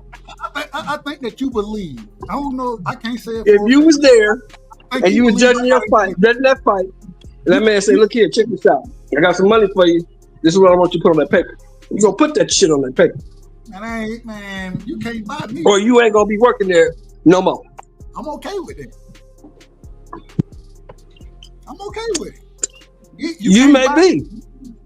You may be. But the people that was there, they wasn't okay with it, and they did what they was told. And then that's why we criticize the judges the way I criticize them on a regular basis. The same way I criticize the damn refs. I'm gonna criticize if you do some nonsense in the sport that somebody like like I said, the same way I love Alicia. I'll room for Alicia every time she in the damn ring. I am. But at the same time, I can be honest and tell you, I thought she lost tonight. That's what I believe. I think she lost. Yeah, she got her ass whooped tonight. I thought the scorecards were ridiculous. And I can be very honest about that. It is what it is. I don't think she got her ass whooped, but I can see people. She got her ass whooped. She lost. She clearly lost. No, hold on. Yeah, she lost that. Don't tell me you one of those guys when I come to high school and be like, she lost that fight, bro. Hold on. Bro, she lost the fight. Hold on, let him finish. Let him finish. I said, hey, man, Dante got in the fight. Oh, yeah, bro. They was going at it. He got his ass whooped. And then I hear from other people, they say, nah, man, he hit him and they was wrestling. It wasn't like that. Who said that? That's what it sounded like from you. It sounded like she lost, she got her ass whooped. So is it like Arturo Gotti versus Floyd Mayweather? No. We don't. I'm from LA. I'm from LA, homie. We don't go with levels of ass whooping. If you lose, your ass got whooped. Oh, so Period. it's exaggeration. You lost. It's automatically exaggerated no matter what. So You lost. We got to go look. That's pretty much what Ain't no you're saying. looking. You lost. We can't Ain't take no the word looking. for it. If you say somebody was getting stumped out, and they only Ain't got no looking. stumped, You lost. that's pretty much what And see, it would be different, right? It would be different, right? If I was the only person saying that. But everybody who watched that fight said, "Nah, I don't think she won that fight." You lost. Got your ass whooped. BVO from A Ohio. loss is You a know loss. I get BVO. it, but it's a difference between getting their ass whooped and somebody losing the fight. It's a difference between a 115, 113 than a 118, 110. There's a total. Not to me. Losses. Not to me. I'm sorry. Not to me. Both losses. I'm gonna Whether tell you this. win by Hold on, one, I'm gonna tell you, hold on. and I'm whether gonna you tell you lose by 1 or 100, you lost. Okay, but I'm gonna tell you this, and I'm gonna end it. I'm gonna drop the mic. There's one fight that can get a rematch, and there's another fight while people was bagging. Why the hell are you going into that one again? There is Ain't no nobody reason giving Jennifer There is no Miranda, reason. the actor There from is Spain, no a rematch. reason. Nobody. I'm just telling you, there is some ass whoopings like that because we didn't want Earl to go back in there with no Terrence Crawford. I did. Why not? Why not? I did. I did want him to go back in the ring. I did. I did want to go back in there. What you talking about? You want me to give you some more fights? Did you want Kovalev and Jean Pascal too? Yeah. I didn't want that. Stop. I didn't want Because If you want to get your ass back in there, who am I to tell you no? Get your ass back in there. We're talking about fight. Okay, Kambosos and Devin Haney. Never want to get your ass back in there, No, Kambosos. you ain't watching it. No, see, that's what now you just trying to stand on your fence. Nah, I didn't. But here's the sad part. I didn't even watch. But here's the sad part. I didn't watch the first two. But my point is, there are some fights that is deserved for rematches, and there are some lopsided. You making it the term, it's gonna be the same result just because you're saying it. No, bro. It's action. You can. It's more. It's a such thing as moral victories. It's a guy that can Now lose here we and go. still win Now, people. I win hear what people you. over. I hear what you're saying. I get what you're saying. Come on. Now now. we can look at tonight. We can look at tonight. Yeah. Savannah Marshall and Shadasia Green. That deserves a rematch. That deserves a rematch. In my opinion, now this is just my opinion, Jennifer Miranda and Alicia Baumgartner deserves a rematch, but we're not going to get it because nobody's going to give her a rematch. We should though. Because nobody knows who she is. Boxing. Nobody knows who she is. She's an actor. She was an actor on this show. I don't know if you watched it on Netflix called Money Heist. Yeah, she's an actress on that show. But yeah, she's not getting the rematch. But here's my thing, because if she don't get it, Michaela should be in the lineup because there's not that many women in their I really don't think like that Alicia can make 147, bro. And Michaela's real comfortable at 147, and she ain't coming down. I can tell you that right there. Michaela ain't coming down unless they give her a whole lot of money. But I do want to see the rematch. I think that's worth it. Hell yeah, I want to see the rematch. But my thing is, there's going to be a lot of trilogies in female boxing. We never shine the light on female boxing like we have now. Because I can tell you now, these girls become world champions in their 4 professional fights. Yeah. 3 professional fights. Early. Very, very so early. So since y'all are there, so I got to all y'all here, let me ask you this. Do anybody on this panel think that Baumgartner can go up to 47 and even compete with Michaela? Absolutely not. And I'm from Ohio. Hell no. I don't think so because looking at her body and I know some of her flaws too. She gets tired and her defense. Our boxing IQ goes she actually had stamina tonight. She had good stamina. Yeah, she didn't get tired tonight. She didn't get tired. No. She just got whooped, but she didn't get tired. But most of the time she gets like that and she started getting tagged way more than she should have. You know what I mean? So she didn't do this much tonight. But that's one of the things she needs to work on. And I think I ain't gonna just go by one fight. That's something I see. If I see it continuously do that, then I would say she improved. That's just one fight. But she has some things she has to work on. And I think sometimes fighters like her, she relies on power. Now here's the thing. Yeah. Again. She got that stigma. She tested positive. We can't run from that. Yeah. We can't run from that. You know what I mean? Why you think I was saying what I was saying tonight? And Dub was a little upset with me. I didn't mind though.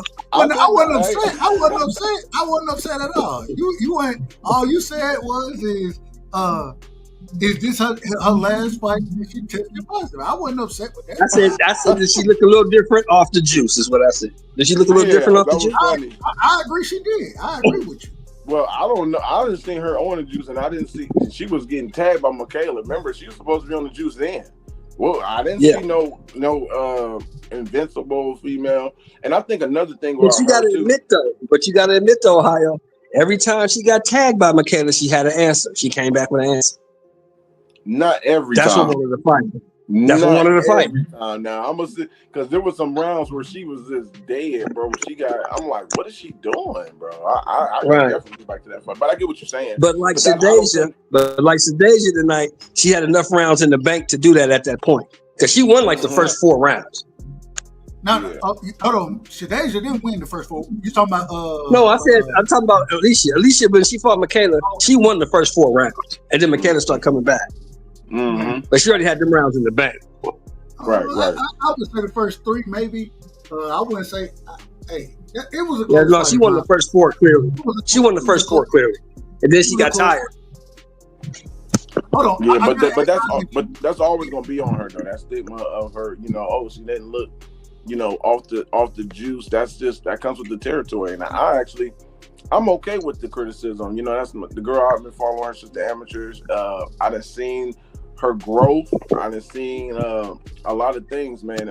And sometimes it comes with the territory. Being a journalist covering this state, you got to be able to deal with everything, and also not be so emotional to the point. Yeah, you rock with them, but don't get so biased that you don't see other people's point of view. I'm very strong on that. Like, like the Derrick James and her, I don't even think they gel well, to be honest to me. I think she went there. I think it's a horrible picture. I think it's horrible. Yeah, I wouldn't shit on Derrick publicly. I wouldn't do him as much, but I just don't think their chemistry gel well. She went there because he had a name, and it was buzz. And one thing I'm learning about Alicia, this is just me covering her. She's going to cities that got a buzz because she's trying to become a superstar. That's the only reason why she didn't claim Fremont, Ohio, when I was going through controversy with that. They was like, oh, she's from Detroit. No, bro, she's from Ohio. But she says she's from Detroit. She's trying to market herself in a bigger city. She don't want when I had this talk with her, I tell her, it's okay to be from a small city. It's okay. They're gonna put a statue up at Little Fremont, Ohio with you. They're gonna put a street name and look at Omaha. How many fighters come out of Omaha? None. One then came out in the last 60 years, and do he got a name? He will get a statue. He will get the key. He probably already got the key to the city. That's what happens. He been had that. Right. But that's what happens when you come out of small. He is a dog. But that's what happens when you come out of small cities. Sean Porter. Hey, don't forget. Hold on. Wait a minute. You can't forget about So-Called Nelson. He came out of there too. Shout out to Steve. Man, shout out to Steve Nelson. That's my guy. But my point is that they try to market in a bigger city. Sean Porter went through the same thing. A lot of people, him and Alicia was the only 2 fighters from my state where I was getting so much pushback when I say Sean from Cleveland, and a lot of people were like, no, bro, he's from Akron. He was raised in Akron. His dad from Cleveland. What's wrong with being from Akron though? The GOAT is from Akron, right? They say he's the GOAT. But here's my point: Sean Porter is two division champion from Akron. Akron don't have that many fighters that come out consistently like Cleveland. So he put himself in a bigger market. I got what you're saying. I get you. Right. He put himself in a bigger market, but yet, guess what? There is no statue of you. There is no gonna be no champion. No. You ain't gonna get no street name at you in Cleveland. That they get fighters come out of there all the time. But if he would have claimed Akron, yes, Sean would have a tough statue. Yes, Sean would have a street name. Hold on now. What's my brother's name, man? With the dog, with the little pit bull. Oh, you talking about the boy that got beat up? He body slammed somebody on the book, man. What's his name? Who? You got a boy from Ohio. You talking about Montana? Montana. Yeah. That man claimed Akron. Oh, excuse me. He claimed Cleveland. Yeah. And still we getting his ass whooped. And I say that respectfully. No. But at the same time, y'all done showed that brother love.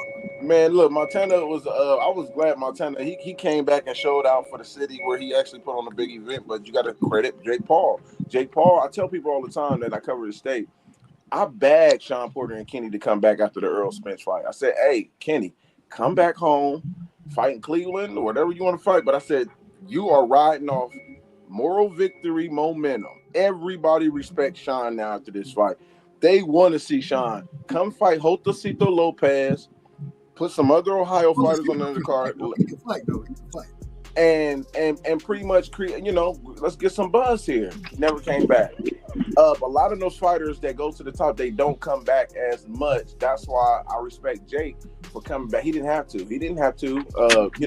Coming back to Cleveland and putting Montana on and Charles Conway on, because he put on real fighters on the undercard, which opened up the door. It's a domino effect. You open up the door, and I try to tell people that. Adrian Broner did it. When Broner was the headliner coming to Cincinnati, everybody from Ohio was eating as a boxer. Terrell Goucher was on the undercard. G. Warren, Bunny. You know what I'm saying? So you got all these Ohio guys fighting. And I'm a realist. I know that they're not headliners. I knew once Broner went down, guess what, guys? We ain't eating in Ohio right now for a long time. Terrell Goucher is fighting in California. Terrell Goucher is in Oklahoma. Terrell Goucher is in Minnesota. I look at the bigger picture. So when I tell people that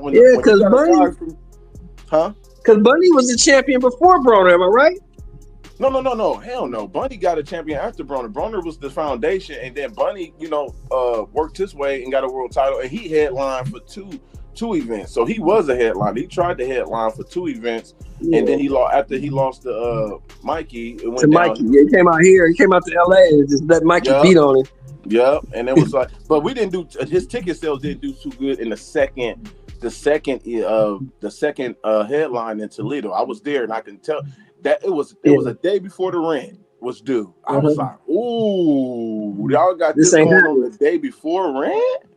This ain't working right here." Yeah, I said it, bro. I was like, "Ooh, that was not cool." I'll never forget that one, but it went downhill. But I always tell the fighters, man, they got to support each other from that set, because you never know who's gonna open up doors for you, because the guy that's at the top eating is going to open up doors for you. But a lot of these guys, they need PRs, and Ohio, for exactly, I tell them all the time, like, man, stop talking about Jake when you know you're going to need them. Delete that tweet. This is the conversations I had with these guys. If you don't delete that tweet, what, Marcus, I don't like him. He's not a real fighter. Yeah, but he just signed somebody that you cool with. You got a good relationship with, but you up here messing up, like you creating unnecessary attention. So a lot of these fighters do need PRs, but they do need people to talk to them and let them know you can be a Clarissa Shields if you keep talking shit and be on the outside looking in. The only difference between Clarissa, she's still getting it from the mud. She's still creating her own lane, but it could have been bigger. Can you imagine her and Jake Paul together? That would have been wild. Wow. BVO said but here's the only issue though. I have. Me and Double talking about this earlier. If she do go to MVP, if she does go to MVP, who is she going to fight? After you say that, who's she going to fight? I already told you the answer to that. Who? If it would have happened before tonight, she would have been fighting Shadeja Green. Yeah, it's Shadeja. It would have been Shadeja. But why? That's a good fight. That's not a good fight, bro. I'm gonna tell you this: it's way better than her creating females that we ain't never seen. I mean, she actually got to bring out chicks we don't even know, because she's carrying the weight. It's only so much that Clarissa can do, bro. She did everything. You see what Franchon Cruz did to Shadeja Green? Man, yeah, that's the only problem. I don't have a problem with anything else you said. I just have a big problem when Dub Rightside tried to tell me that's a good fight. It's not a good fight. Oh, but okay, let me ask you this then. You still think Caleb Plant and Charlo a good fight after what happened to Plant? Yeah, because I don't think Charlo's that good. Oh, man. But do you still think it's a good fight? I think it'll be a better fight than the dude that just beat Plant up. Because Plant will know that this dude, I slapped the shit out of this dude. This dude is really pissed at me. I get it, but I get your point too. I get where you're going with it too. But I just think it's the style make fights. I think we're familiar. One thing about boxing fans, we love familiarity. We love seeing people that we are familiar with. We've been watching CRUSHDALEGEND. You get what I'm saying? So we're going to be a little bit excited to see somebody that Clarissa is fighting that we are recognizing. You get what I'm saying? From that standpoint, like, damn, she's fighting CRUSHDALEGEnd. So that will make it a little bit more than she fighting some girl named Tamika Williams that used to work at Subway. They used to work at Subway and got that call because I didn't even know they had a division in her weight, a heavyweight. I'm like, she fighting Ledesma Jones. Who the fuck is Ledesma? I don't know, but I love Clarissa. I'm not shitting on her. It's just like, girl, you create. Now I'm gonna tell you this. She's actually doing what they do with Ronda Rousey. They curated a whole division for Ronda Rousey. So I'm not picking. So let me ask you this though. Let me ask y'all this, both of y'all. Let me ask y'all this though. Well, go ahead. Ask your question. Let me ask y'all this though. Do y'all think 160 is even in the cards for Clarissa anymore? Because I don't. No, I think she can still make 160. It depends on the money, but I don't know, man. I think she got a man now. I think she got a man now. She's staying thick, you know what I'm saying? And he like she comfortable. She comfortable. Yeah. Yeah. He like what he like. What's gonna happen at 60? You said what? What fight gonna happen at 64? I don't know. I don't see no fight that can happen. I don't see no fight at 68. I don't see no fight at 75. I don't see nobody right now from 68 up that can compete. She gonna beat the hell out of whoever she fights. Yeah, it could be a catch weight though. I think you could still try to make it a catch weight. You can make it just like she gonna beat the hell out of whoever it is. Though. You can make it like I was telling Doug. I think her next big thing is to give her homegirl, the girl from DC. She gonna give her a payday. Franchise Cruz. Yeah, she'll give Franchise Cruz a payday. Franchise Cruz is free.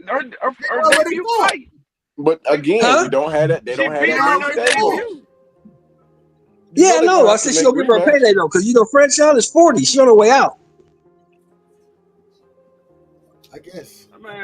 I think she'll give her homegirl a payday and send her out with some money. You know, that's about it. I don't even think that would be a payday. I don't think it would be a payday. For Franchise, it'll be. I mean, she'll make 500,000. She'll make 500,000. No, if it's on Jake card, they gonna pull some millions. No, if she's on Jake Paul's card, she might get a payday. I don't know if they're gonna be on. I don't know if they're gonna be on. I don't think Clarissa. I think Clarissa, and I say it respectfully, I think she is a woman of, man, when I say this is what I'm doing. You ain't gonna back me into no damn corner. So I don't think she'll ever fight. I don't think she'll ever fight on a Jake Paul card. And you think it because of her ego? Yeah, absolutely because of the ego. Absolutely. Okay, I got you. That could be the case. And if I'm wrong, I'm wrong. I ain't got no problem being wrong. But I'm gonna tell you this: she got a man now, and we logical. So if Papoose sitting there talking to her, he could be like, "Man, you better put that stuff to the side." Go get the men. I think that, and I don't think that Papoose will be able to talk her down. And I don't think Papoose is that type of person that would talk her out of it. I think he'll back her up whatever she want to do. Yeah, you got a point, then. I think so too. I want to ask this question. I want to move the conversation a tad bit because, and I'm just gonna be honest, this last fight, it turned my stomach just a tad bit. So I want to ask this question. We seen recently, and these are possibly my two favorite fighters right now. You know what I'm saying? I've always been a Devin Haney fan. Junior from the country, like I'm from the country, and I rock with country niggas. So, man, what did y'all think of the brawl that broke out, the press conference? What did y'all think about all of what was going on this week as far as Junior and Dev goes? I'm gonna start off by saying I think I like both of them. Shout out to the fathers who put them in position because they're prize fighters. Absolutely. They're prize fighters to get the prize, regardless of who wins. It's kind of crazy. I got some people that's professional security that I rock with, and I remember watching the brawl and seeing how it started. Man, you don't put your hands on the damn money, man. What are you doing? There you go. So that's exactly where I'm going with it. To have friends in security, they pointed at the red flags already because they already knew the moment you get into a job like that where you are protecting a fighter, they are already supposed to know that when he's got an opponent, they're going to push, shove. Your job is to sit there and pull your guy back and protect him. It's not your job to go put your hands on the other guy and lift him up, leaving the guy you're supposed to protect out in the open. So you grabbing them and pushing them back and all that. Who to say that he didn't have somebody else from the other side that could have came in there and hit Devin? So I just think the personnel that he had got a little too emotional, or sometimes you hire people and they want to show you that they about that. And what happens is you find yourself in court getting sued because the people you hire wants to show that I'm about that life instead of just being professional, doing what you're supposed to do when it's hostile situations or when you have push breakouts like that in fighting and boxing. Or you learned up like old boy yesterday. Hold on, real quick. Who was big for nothing. He was just big for nothing and got dumped on his head. He's big for nothing. Hold on, real quick, Ohio. It's interesting that you say that because one of the things, and I have friends that work security. You know what I'm saying? Maybe one day I'll do it. I probably should look into it. I don't know. But at the same time, the first thing that I saw, I'm thinking to myself, I'm like, brother, imagine you go and injure this man rotator cuff. I don't know. Yeah. I don't know what may happen. But imagine that happened, and then you done messed the money up that we done already negotiated about. You done messed the money up. Hey, I'm gonna tell you. Hold on, I got you free. And I'm coming to you next because I know you do security professionally, respectfully. Oh, that's dope. That's dope. Ain't no way I'm putting my hands. And the last thing I say, when Senior, when he did his interview with Mill City, shout out to Senior, shout out to Mill City, y'all make sure y'all go sub to Mill City. When they did the interview, that man said, brother, imagine my son get hurt. And one thing, the reason I believe that Bill really want this fight, because Bill, oh man, you better mess the money up. Ain't no way you messing up a multi-million-dollar deal because you overactive. That's the last thing you're gonna do. If anything, I'm gonna step in front. I'm gonna be like, ho. Now you can put hands on me. You ain't gonna touch. You ain't touching that. If you want to put hands on me, I ain't gonna touch you. As long as you don't touch me, we gonna keep this thing professional. But at the same time, when you go and start doing what you're doing, man, you got created the nonsense. Mm-hmm.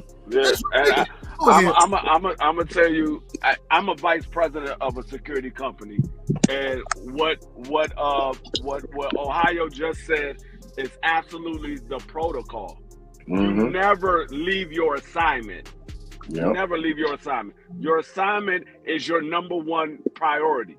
So what he was supposed to do was to basically de-escalate the situation. He wasn't supposed to create a situation. He was supposed to de-escalate the situation. What he was supposed to do was, once Brian Norman put his hands on him, if your job is to stop all of that, he was supposed to step in between them two and keep Devin behind him and keep Brian Norman in front of him, so he knows where Devin is at all times and he knows where Brian is at all times. So he steps in between and say, hey, I understand y'all getting a little heaty, but hey, just keep your hands to yourself.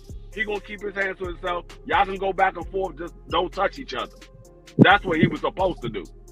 And that's the protocol. But that's what you get when you hire your homeboys and you don't hire professionals. I say that. Hey, I said that. I wrote that yesterday on my Facebook quote. I said, this is what happened because when you get guys like that from the hood, and it's no disrespect. Y'all know we all come from that background. It's certain guys we gotta tell to calm down when we're promoting a fight, or if we're a fighter in there. Like, hey, look what happened to Clarissa Shields, for example, when she had a fight I know, right? And that guy got punched by one of her brothers. He was talking, yes, it's reckless, but you got to know this is entertainment. You gonna mess up the bag for your sister? Right. Like, what? Man, wait a minute. If the bigger bag you get, the bigger I can command as your security. Respect. Absolutely. So that's why I'm getting a lot of pushback because I got some people who be like, oh, Marcus, no, the security did what he's supposed to do. I said, no, he didn't. And I'm glad D actually broke that down because I had a couple guys that say the same thing who are actually in security that knows the protocol. And actually, when you get a job like that, you know that it's going to be tussling and stuff when you got a fighter that's about to fight another fighter. You know what you're supposed to do. You don't go and put your hands up and grab his shirt over his head talking about, we ain't going to do that. You about to really get hurt. They could have. But then you get manhandled. But then you get manhandled by a smaller individual. Absolutely, because that's exactly. Then you got mad by a 147-pound dude, flipped you, took you down. See, because you big for nothing. You are big for nothing. If he would have let his hands go, and put hands on you, then you would have felt like you was done wrong. What he did because what he did was he took himself out of eyesight of his number one priority. Fact. Now he don't know where Devin is at. He don't know where Devin is at. So you don't know if somebody is going after Devin while you're over there wrestling with somebody else. You don't know what's going on with Devin. So now, if something was to happen to Devin, you over there on the ground with that individual, somebody that did something to Devin, who's there to protect Devin? Because Devin was standing back by himself.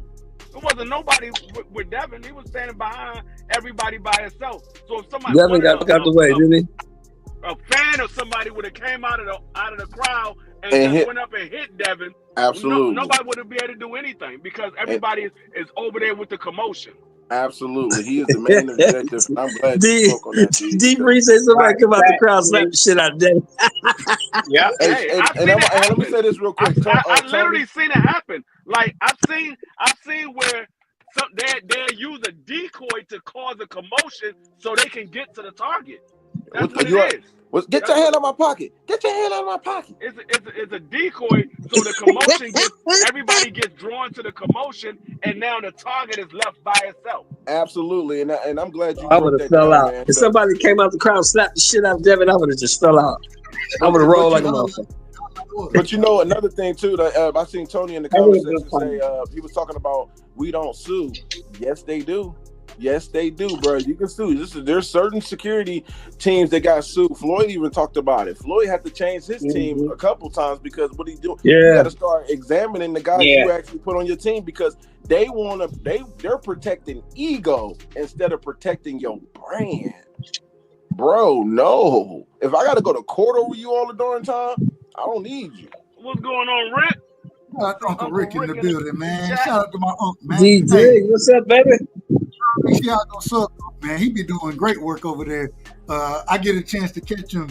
He be talking all type of shit over there, bro. Like, I love it. I love the relationship talk, the man talk. I love all of it, man. Y'all make sure y'all do Sub, man. He doing a hell of a job. What's going on, man? What's going on? Y'all talking about Devin Haney's so-called weak security?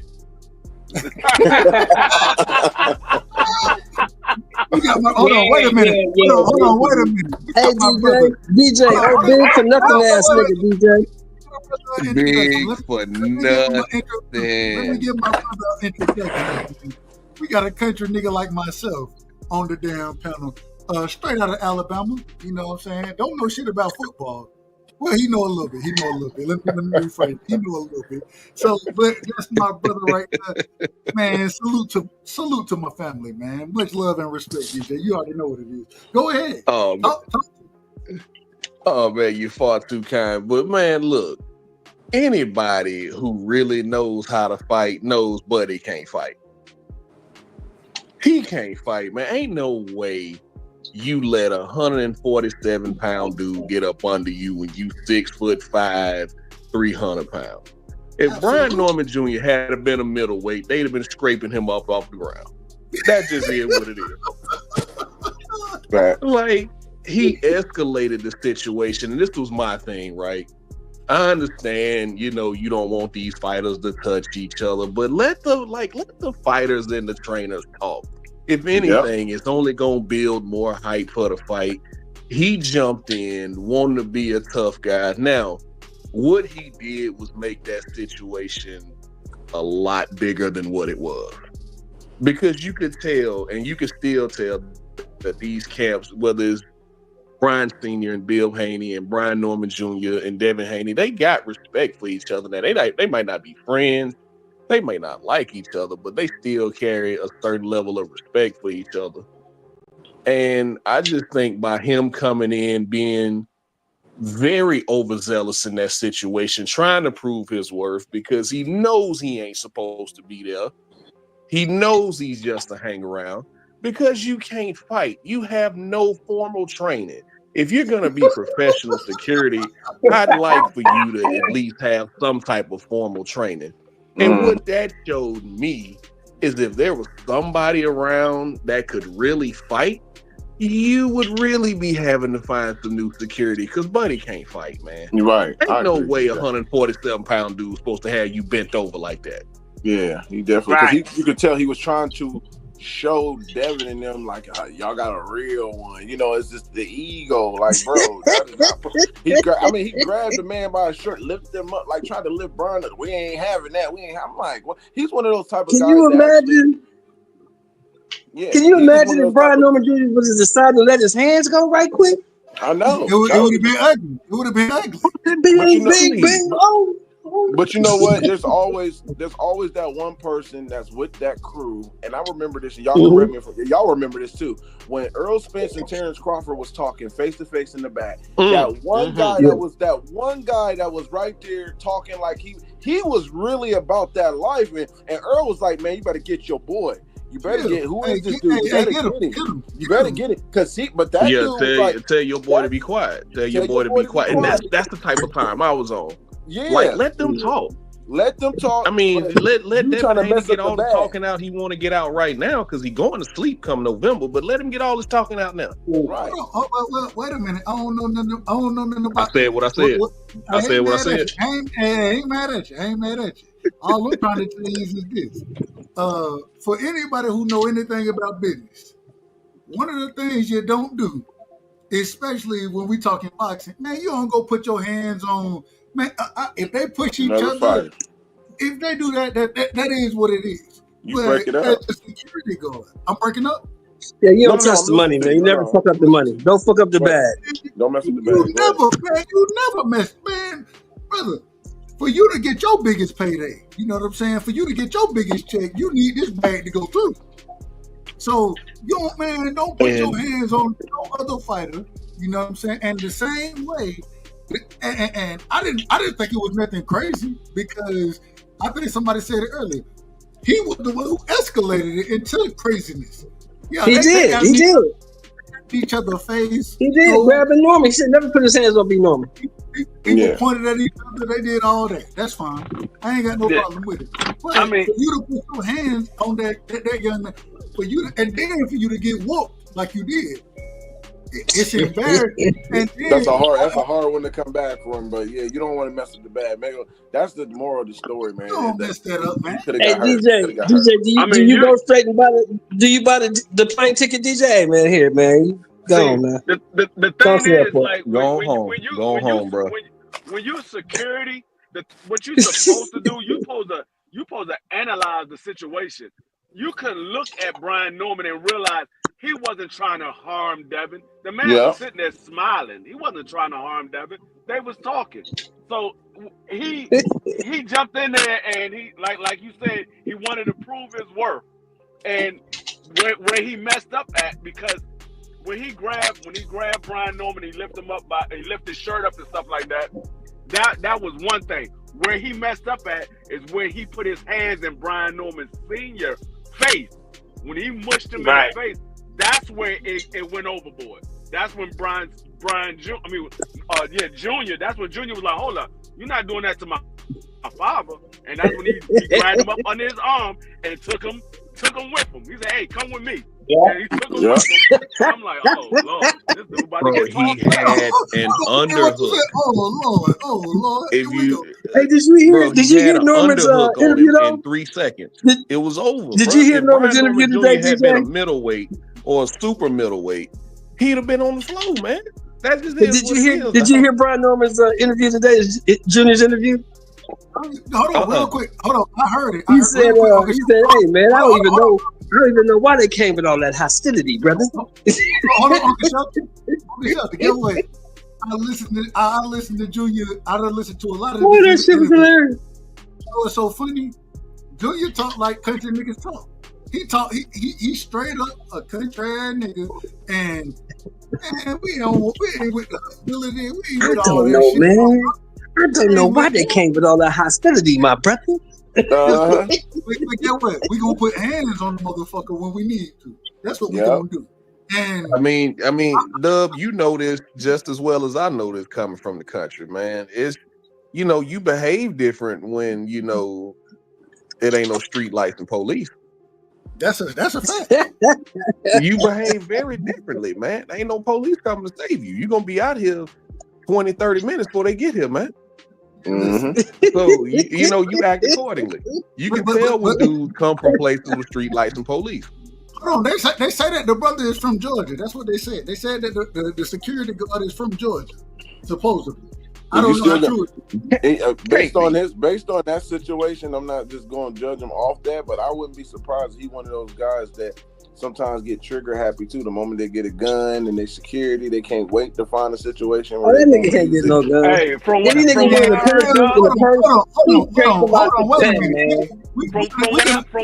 We're gonna protect the country. Hold on. We're gonna protect the country around here, and I'm just gonna be honest.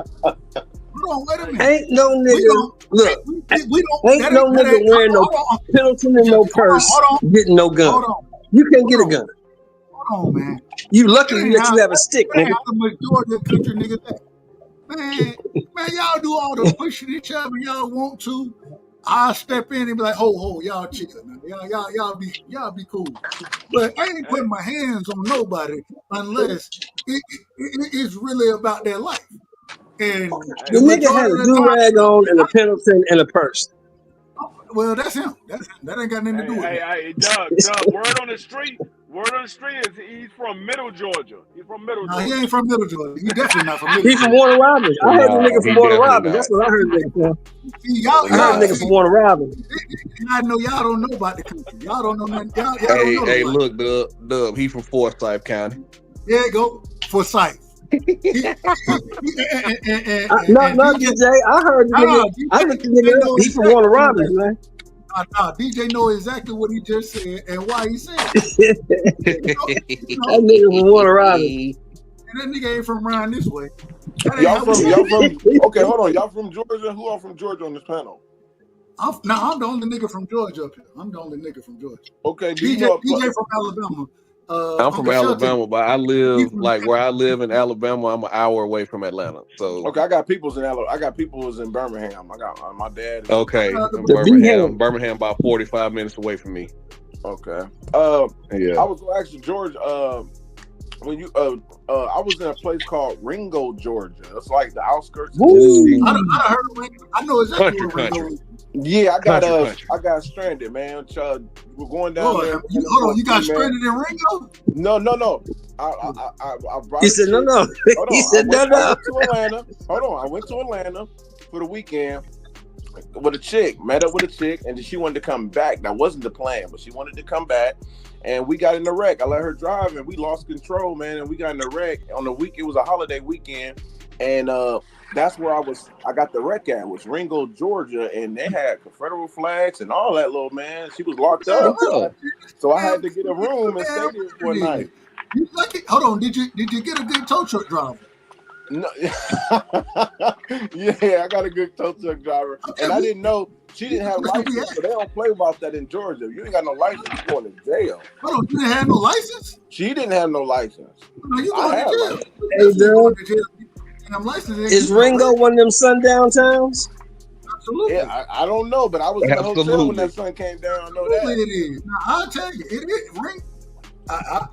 listen. I'm from Middle Georgia. You know what I'm saying? You can't call. I ain't from South Georgia. I ain't from Atlanta. I'm from Middle Georgia. You know what I'm saying? Me personally, I don't go to Ringo. I don't deal in that. I don't deal in that. I know what not to go. And that's one of the places you don't go to Ringo. Hell. Man, I had to go walk to the jail to where she was, and I couldn't get a new rental. I couldn't get a new rental because the place was closed on the holiday, so I had to wait the next day. But I had to go bond her out, spend money to get her out, and we had to walk back. But we seen Confederate flags everywhere. Lucky. You are the luckiest guy. You're luckier guy. Look, you was touched by the Creator that day. Wait a minute. I love you, baby. Hold on. You was walking in Ringo, Georgia at night? No, it was daytime. The accident happened. Okay. Ain't no difference. No, it's a little daytime. The nighttime is a tad bit different.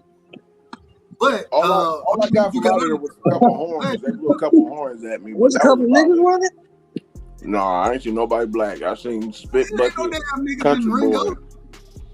There's a couple niggas walking right there. Ringo. Hey, Jim Bob, there's a couple niggas walking right there. Yeah, I had her. I was like, you can have her, sir. You want her, sir? It's funny, man. Because she ain't worth it. Ringo, places like Ringo, Covington, what you could throw Macon in there. I wouldn't get caught dead in Macon. Hey, where that boy with the afro? Hey, where that boy with the afro that's playing quarterback for Colorado come from? Ain't he come from Covington, Georgia? Nah, he from Carrollton. Down to Bibb County, man. They'll throw you in jail down there. Carrollton, yeah. Totally different. Yeah, Carrollton, Villa Rica, all that. Yeah, that's different. Hey, shout out to Villa Rica, man. One of the most beautiful people I've ever met is from Villa Rica, man. Shout out to Villa Rica. Before I get off, man, let me ask y'all a question, man. Who y'all got for this Shakur and Cepeda, man? What is it gonna look like to y'all? Shakur gonna beat the brakes, rollers, and shoes off that dude. Yeah, I do too. I think Shakur by stoppage. I ain't got Shakur by stoppage. I got him by decision. I don't think he's stopping that. He ain't gonna stop him. I don't think he's stopping shit. I don't think he's stopping. I say that, and I love man, Shakur. the last time I saw Shakur like this, man, and the last time I felt like this going into a Shakur fight was before he fought Jamel Herring. I was like, this is gonna be Shakur's coming out party, bro. This is gonna be the fight to me. Shakur's gonna come out and make a statement because I feel like he's gonna get the stoppage because I feel like he has to. I feel like Cepeda's gonna throw a lot of nothing ass punches that are not really gonna connect.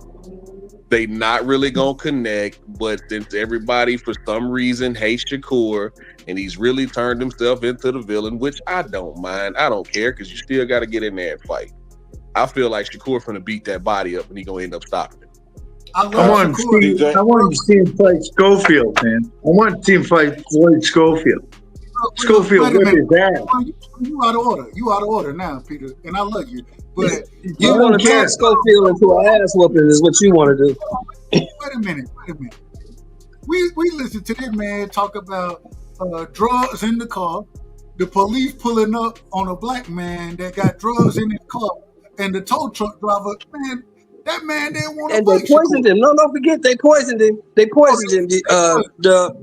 I'm just telling you, this man, that respectful. Schofield didn't want to fight that man.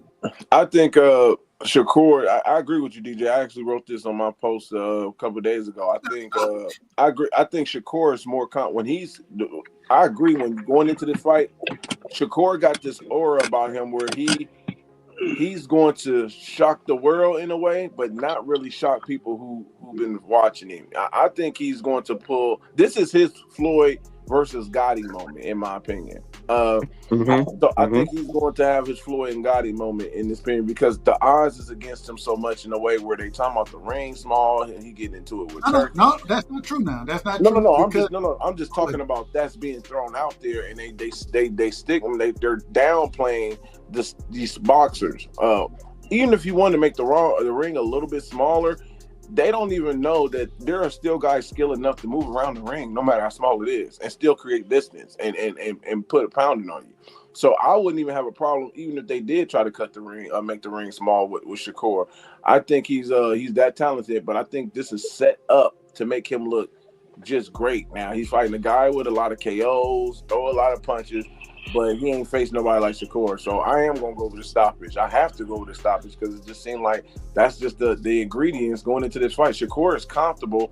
He's more arrogant and comfortable when he fight guys he really know he can beat. He really can stop the game. He knows he dogs them, bro. Ain't no way he'll stop his pig. I ain't got to stop it. I got Shakur winning unanimously. You know what I'm saying? But the referee stopping that. The one thing I do think is going to be a problem. Shakur, his counter shots, and he's a sharp puncher.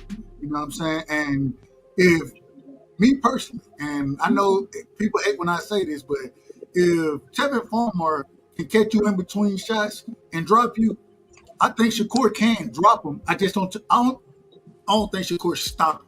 I don't see that. No, he ain't gonna stop me. I would like to know what you guys see in Williams and Payda, and who the fuck is he fought?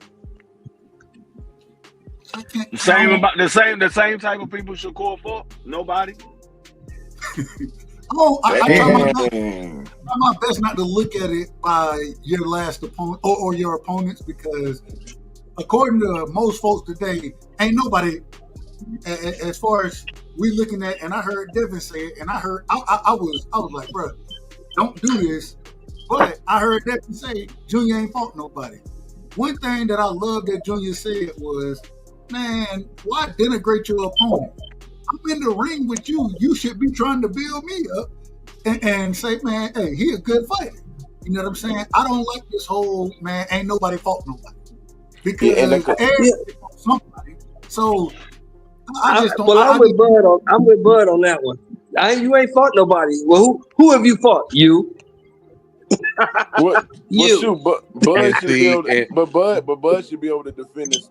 That the point he getting at, though, Dub's getting at, is that you should be able to always boost your resume. This is what been boxing has always been with that, and y'all know how the racist politics in the boxing is too. They over exaggerate fighters, and they bring out statistics where you didn't even know existed just to make that fighter look good. I remember when Manny Pacquiao fought Broner, and everybody was talking about how Broner was gonna get knocked the fuck out. This is an easy fight for Manny, and this, they downplayed it. This is gonna be an easy fight.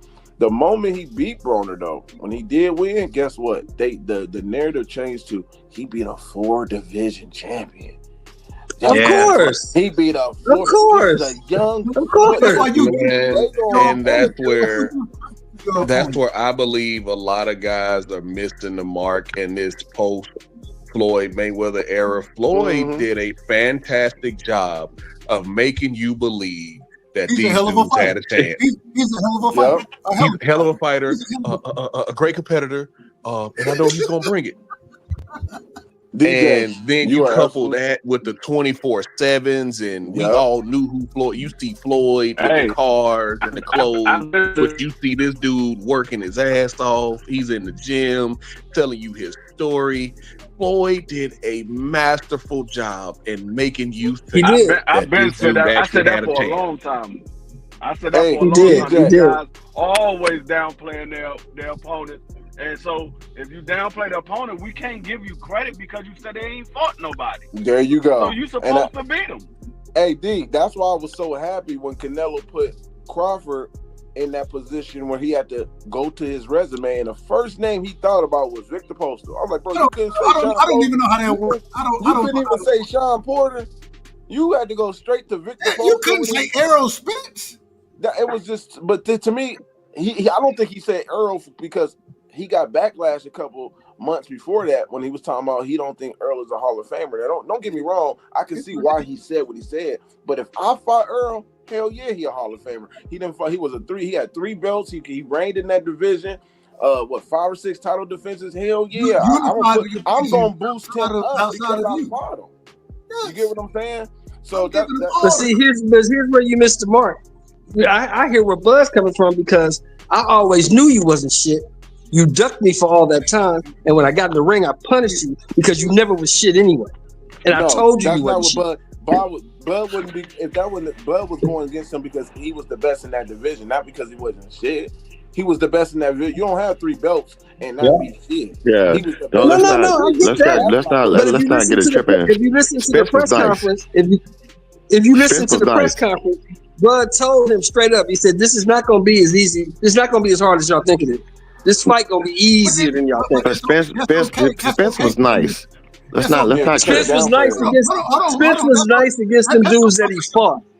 He was nice against the dudes. Spence was nice in general. Let me ask you a question. It's okay for you to get in front of a fighter that you're about to fight and say, "Well, I'm gonna make this shit look easy." That's fine.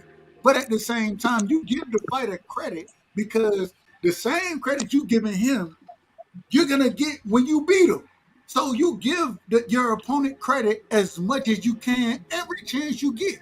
Facts. And when you get out there and say, "Well, we don't know nobody that the man done knocked out. We don't know."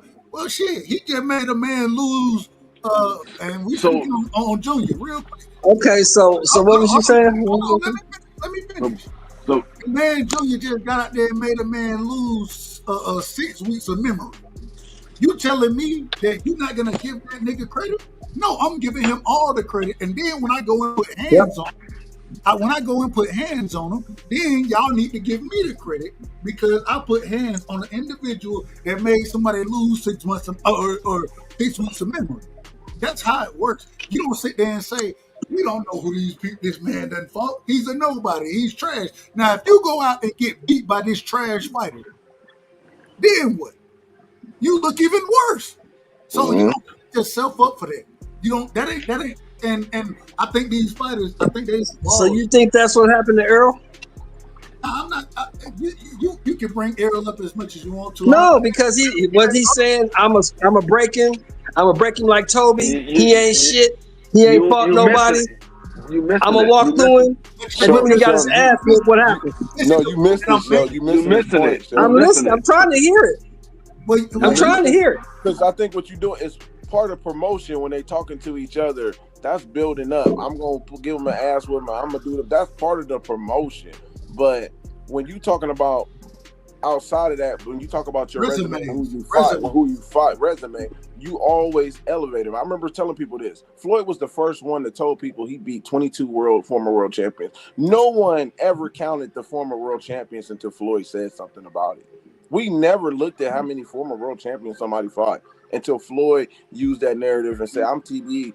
How many people beat 22 world champions?" And we went to go count and we couldn't find it. He created a statistic to boost his resume. And I think some people fail to realize that is how you play the game in the politic when you're politicking. Oh, I get that. But I'm asking you, but I'm still asking you the same question. Yeah. And that build up to that fight, once they signed that fight between Bud and Spence. Yeah. What did Spence say about Bud's resume? He said it was everybody said Bud's resume is trash. And But what we're saying, just because Spence said that, I don't agree with right. Yeah, that's not I don't agree with it. I'm saying that at the end of the day, you build up that your tactic. opponent, We don't agree with that tactic. You build that up because the same way when Bud got up there and said Victor Post style, and we all thinking to ourselves, John Porter, Earl Spence, Kell Brooks. Yeah. We all thinking these names, and he goes there and say Victor. Okay, but here's the difference. This is the part you're not looking at. Hold on. Let me finish. Let me finish. When he fought Victor Postal, was Victor Postal undefeated or no? Go ahead. Yeah, he was undefeated. He was undefeated, right? So when he fought Sean Porter, hold on. When he fought Sean Porter, was he undefeated? Is Victor Postal? No. Is Victor Postal better than Sean Porter? Yes or no? And when he fought him, yeah. Because Victor Postal hadn't lost yet. And Victor Postal was a unified champion. Sean Porter was never unified in shit. No, Sean was unified. Sean Porter was a two-time champion. After he lost to Kell Brook, he became a champion again. Kell Brook was the one. When Terrence Crawford fought Sean Porter, was he undefeated? No, he was two-time champion. When he fought Kell Brook, was he undefeated? That's not what we're saying. When he fought Kell Brook, was he undefeated? Is your criteria When he fought Kell Brook, was he undefeated? Hold on, let me ask you this question. I'm gonna answer it with this one. Was Ocampo's undefeated when Earl beat him? So what is you saying by them being undefeated? I don't know. I don't think so. No, Ocampo was undefeated. Ocampo was Absolutely, he was undefeated and didn't fight undefeated. nobody. So what are you saying by them being undefeated? Does that mean you beat? Was Ocampo a unified champion when Earl fought him? Ocampo, no, you was starting. Was he a unified champion when Earl fought him? You maneuver. You just started. No, I'm asking a question. No, I'm asking a question. You Hold on, maneuver. we're gonna get you the draw. How's that maneuvering? But Victor Postal was an undefeated unified champion when Bud fought him. Look at me, boy. You didn't say Don't you unified smoke crack. champion at first. Unified in. You was just talking about undefeated. And Victor Postal wasn't unified. When did he was unified? They unified when they fought each other. What are you talking about? It was only one belt exchange. Salter had one and Victor Postal had one. Hold on, wait a minute. Why would you denigrate your opponent? Hold on. Just hear me out on this. Hear me out. I'm lost. Hear me out completely on what I'm about to say. And then I gotta get Big Dog Willie in here. I gotta get Rozilla in here too. Hear me out completely in this one. So if you would go ahead and say it and stop repeating yourself. If you shut the hell up, God damn, you said hear me out 4 times. There we go. We'll make it easy. We'll make it easy then. We can do it easy. All I'm trying to tell you, if you're fighting an opponent and their resume is, regardless of what it is, you give them credit, because then you can sit there and say that, hey, all right, yeah, he beat these guys right here, and when I make it look easy, I want all the credit to come to me, because I'm gonna make it look much easier than any of those guys that he already beat could even have a chance to make it look, and I'm gonna stop him. You're boosting yourself there. Mm-hmm. So why would you do that? Mm-hmm. Why would you? Just like the dig that Devin Haney had against Brian Norman Jr. in the press conference. Who have you fought? Who have you beaten? Brian Norman Jr. could have easily came back and said, well, you struggled with Lomachenko on his way out the door. But he didn't. What he said was I'm giving him credit. He never, man, go listen to Junior talk. Junior say, Norman, that's what I'm saying. Like, he could have easily done that. He could have easily done that. I'm not trying to denigrate my opponent's resume, because I want everybody to look at my opponent's resume and think that regardless of what it is, I want everybody to understand that I believe my opponent has been fighting the best. And now when I whoop his ass, I want the credit for beating him, even though the triangle thing don't work that way. I want the credit because he done whooped their ass, I whooped his ass. And you want him to do good, and you want him to do good after the fight. You want him to do good. Right. But we all been watching this shit long enough to know. You can't get up we all there been and watching say this shit. who have you beat. You can't get up there and say who have you beat, who have you fought. You ain't fought nobody. But then after you beat dude, be like, well, nobody gives me the respect. I need credit now. No, real quick. I agree. It don't work like that. Let me get Big Dog in here. Let me get Thomas Hill in here. And real quick, Big Dog, Rodzilla, then Thomas Hill. Then we're gonna split the block and we'll keep chopping it up. Big Dog Willie, welcome to the show, my brother. Hello. I need one thing. I need respect. Don't tell me Tank ain't nobody, because the brother just got out of jail. Respect. I'm not gonna talk about that man right now. I'm praying for his ass. You know, I can't do that to him. I wonder if he took a knee in jail though. But anyway, I just got something to say. In terms of resume, that whole thing with Bud and Spence. I remember for like the year before they fought, Spence fans were demonizing Bud, demonizing this man, saying he ain't this, his resume is all that, And I was one of the few cats on YouTube. Shelton, like, what man, are you doing? That's not me. Who's that? That's Shelton. Yeah. That's Shelton. What the fuck are you talking about? You got weighing on in the background. You got to mute it. Hold on. We got background noise. We got all type of shit going on. Yeah, that Pornhub on. Yeah, we got all type of shit going on. So go ahead, finish your point, big dog. I just like I said, you guys were talking about all the resumes and shit. That shit don't mean shit. That's why when people bring up resumes and we don't know what's going to happen. I mean, resumes only can do so much. When you get in a ring, it is what it is, and a lot of people found out the hard way. A lot of Spence fans found out the hard way. And Bud whipped his ass. So they were in belief, like, oh my God, I can't believe that he was on drugs, he was high, he had this going on with him. Like, no, Bud's just a better fighter. And Bud's a good fighter. He's a better fighter than Spence. Spence is a good fighter. He's a great fighter, but Bud was just better. So, I mean, I think that once we go down that road trying to compare resumes and all that shit, that's when a boxing fan become a man fan. And like we said, with this whole Tank, this whole Shakur, whole Devin Haney, whoever else you want to throw into that mix, we had to watch them fight before we start making these generalizations and have arguments online for 2 or 3 hours about who's better when their resumes don't really speak for them. So that's all I got to say. Yeah, Bud's strong as hell at 168. Probably strong as hell at 180. He's just hold on, strong. Hold on. You think Canelo's going to take him around? I don't think so.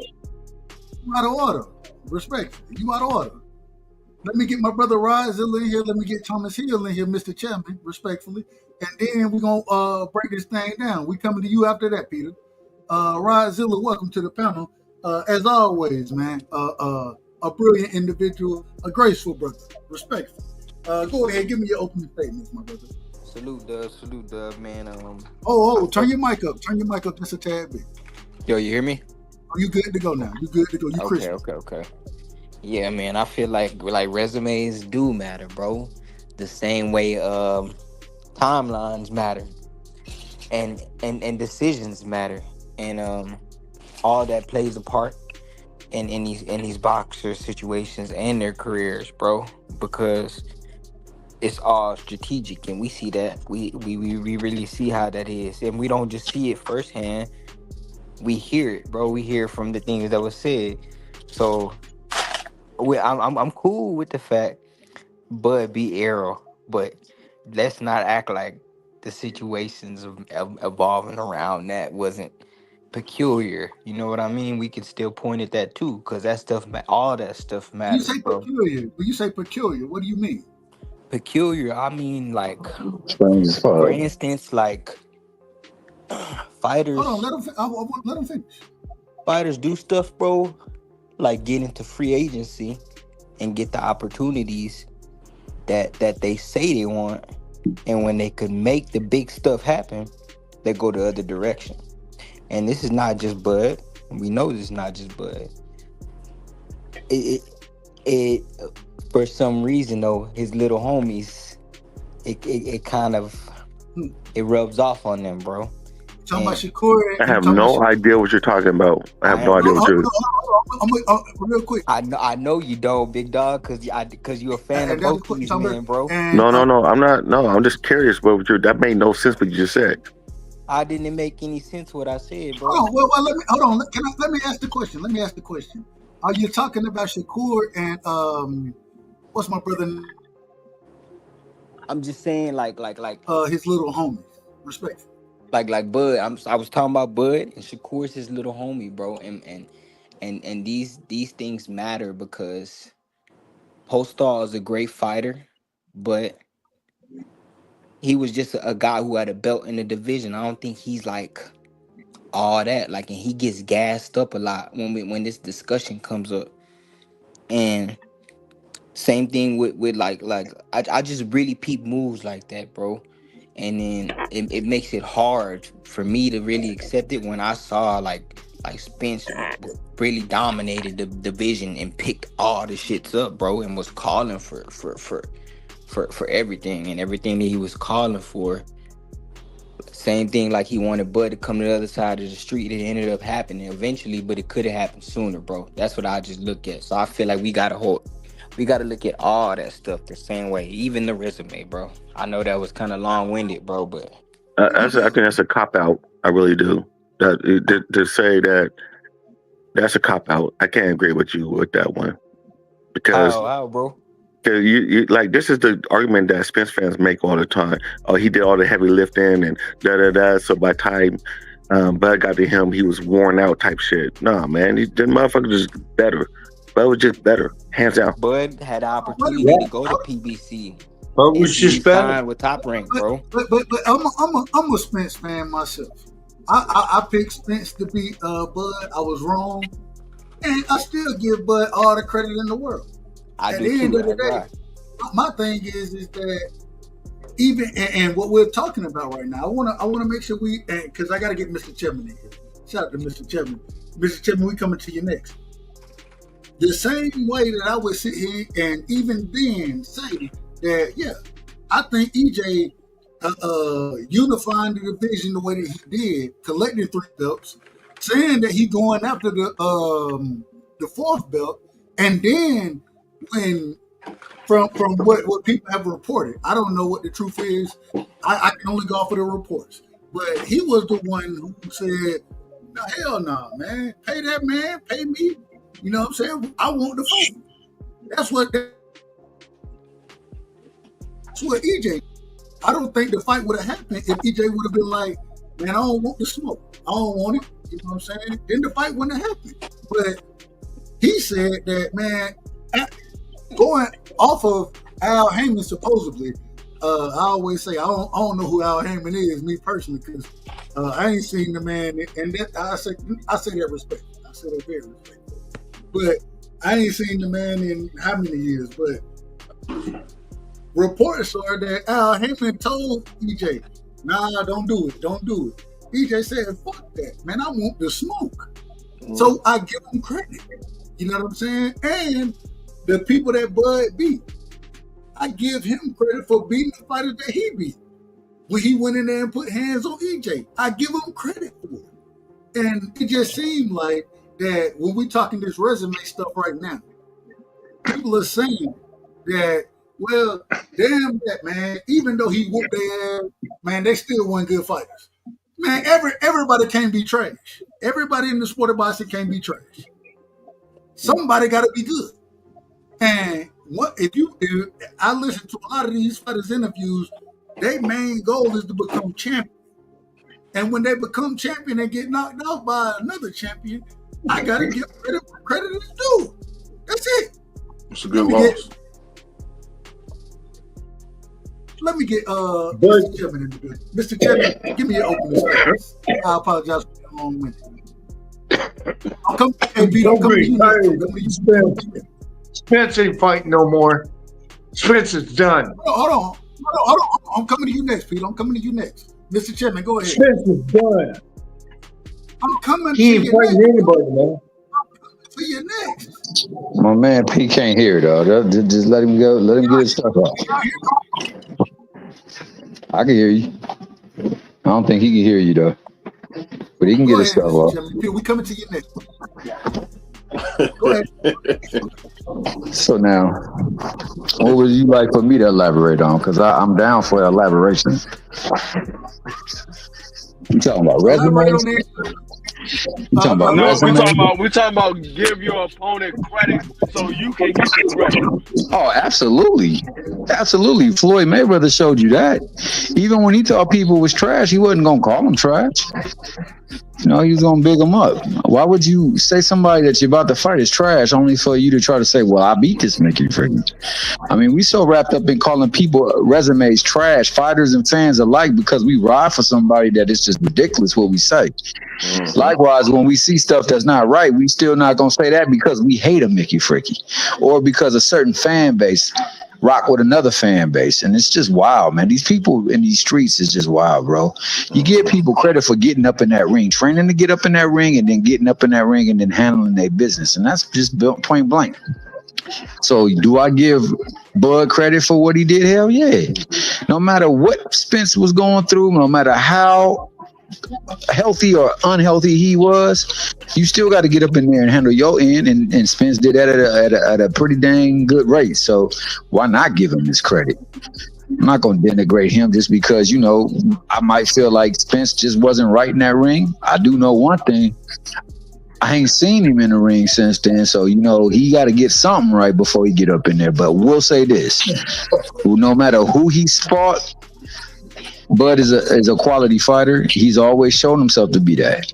Does that mean that you know, he can beat Canelo? We gonna find out. Does his resume mean that we gonna beat Canelo or lose to Canelo? No. What tells you that is what he do in that ring, and that's all I'm waiting to see what these fighters do in that ring, because everything else is speculation and conjecture, though. That's all we gonna do is sit in there and talk about stuff that ain't happened yet. So let it happen in the ring, and then we applaud these people for going up in there. And if they should lose, big up them, because I've seen a couple of people take L's, and you know they were fantastic fighters, and they got mad respect. We in this age where we don't get no respect and ain't nothing fantastic. It's just anything that's gonna go viral, get a like, a comment, or a subscription, and I'm not with that. So you know that's how I feel about the situation. Go ahead, and after Peter, I'm coming to my brother Peter. Yeah, Peter, go ahead. Let Peter cook, man. Let Peter cook. I got it. I'm going to tell you right now, man. I'm going to tell you right now, Crawford's strong. He's strong, and he's got some weight on his ass now. But he walks around, 180? And he might not, you know, he's not going to have to cut weight. Canelo's going to have his hands full. Guarantee you. Canelo thinks he's going to get in there and push Crawford around. No, ain't going to work like that. It's going to be a good fist fight, and somebody might get knocked out. You know, you got two granite chins. Bud's a great fighter, man. Come on. I mean, Bud Crawford, man, he's a great fighter. You know, he'll fight you in the alley. He'll fight you anywhere. He's a pro. And so is Canelo. Those two guys are going to put on one hell of a fight. Now, I guarantee you, Canelo is not going to push Bud around. Just like everybody thought Spence was going to push Bud around. Ain't going to happen. You know, I mean, Bud manhandled Spence. Manhandled him. So, you know, Canelo might be stronger, but he ain't going to be able to push Bud around. It's going to come down to a knockout, drag out. Those guys are going to be swinging. It's going to be a hell of a fight. You know, I'm going with my man from Omaha. I'm going with Bud, man. Yeah. I ain't mad at it. I just hope it ain't what we seen tonight with Amanda Serrano and Katie Taylor. Me personally, but let me get my brother in the building, man. We got my brother straight out of Alaska. You know what I'm saying? I don't know a lot of folks from Alaska, but this is my brother right here. Cash, welcome to the show. Give me your opening statements, man. No, I ain't got no opening statement. What's up to everybody on the panel? Shit. Hold on. Let me ask then, since you ain't got no opening statements, should a fighter denigrate their opponent's resume, or should they uplift their opponent's resume? You know what I'm saying? Especially going into the fight, in your opinion. In my opinion, only I would say only time you should be talking shit about your opponent is when you guys are leading up to the fight. That's just my opinion, though. I ain't mad at it. It always does good to give your competition credit. That way you can get that credit. Sure. Would you get the same credit once you done say, and like I said, you know, hey, you know I love that. I disagreed with some of the things he said at the press conference, but trying to denigrate Junior, and I love Junior. You know I love Junior. With him trying to denigrate Junior's resume, do you think that was a bad look? I just shit. I don't really care about that. I don't really care about that. But my opinion on that is definitely kind of clueless on how boxing works. Like everybody that Junior fought has been a welterweight, so by default you get more credit, you get more everything, more clout for fighting bigger guys at higher weights. That's how boxing works. You know what I mean? I mean That's a cardinal rule of boxing. So everybody he's fought by default is more dangerous and shit. You could say better competition. Panel is open. Only thing I ask, man, y'all be in order. You know what I'm saying? When one brother started talking, I'm gonna go back to what, and we'll move this thing around. Go ahead. I said. I'm gonna go back to what y'all was talking about with the Floyd Mayweather. I remember Floyd actually tricked me into buying a pay-per-view by doing what exactly y'all said on the panel, what he did, by always hyping his opponents up. But I remember I knew that Berto couldn't beat him. I knew Berto didn't have a chance, but it was like a moment between me and Floyd on that TV. Floyd looked at that TV and said, "Have you ever seen Berto in a Bourne fight?" And I'm like, "No, I haven't. I've never seen him in a. Let me hit this pay-per-view button." And that boy got me, man. But shout out to him, man. I think, and it's good that we have having a discussion like this, man, because we do need to have more of the boxing journalists cover this and speak positive on it. You know, when it comes to the resumes and not tearing them down, because what I'm seeing is the social media of a lot of people that are casual social media. They regurgitate certain things and they don't know boxing as well, and we see a lot of people gravitate to that, and then they just run with it, and it's crazy, man. You don't never want to tear down your opponent's resume. That's why I actually, like I said, when I seen Terrence Crawford in that situation where he went to Victor Posto, he was like, it was almost like he was panicking. But no, bro, you fought some good fighters. I always was on Terrence Crawford's side when people say he wouldn't fight nobody, because I looked at those accomplishments and what they were doing. I liked the Victor Posto win. I was the #1 guy in that division. That's why he got the ring belt when he did beat him, and he unified. You know, he unified with the ring belt.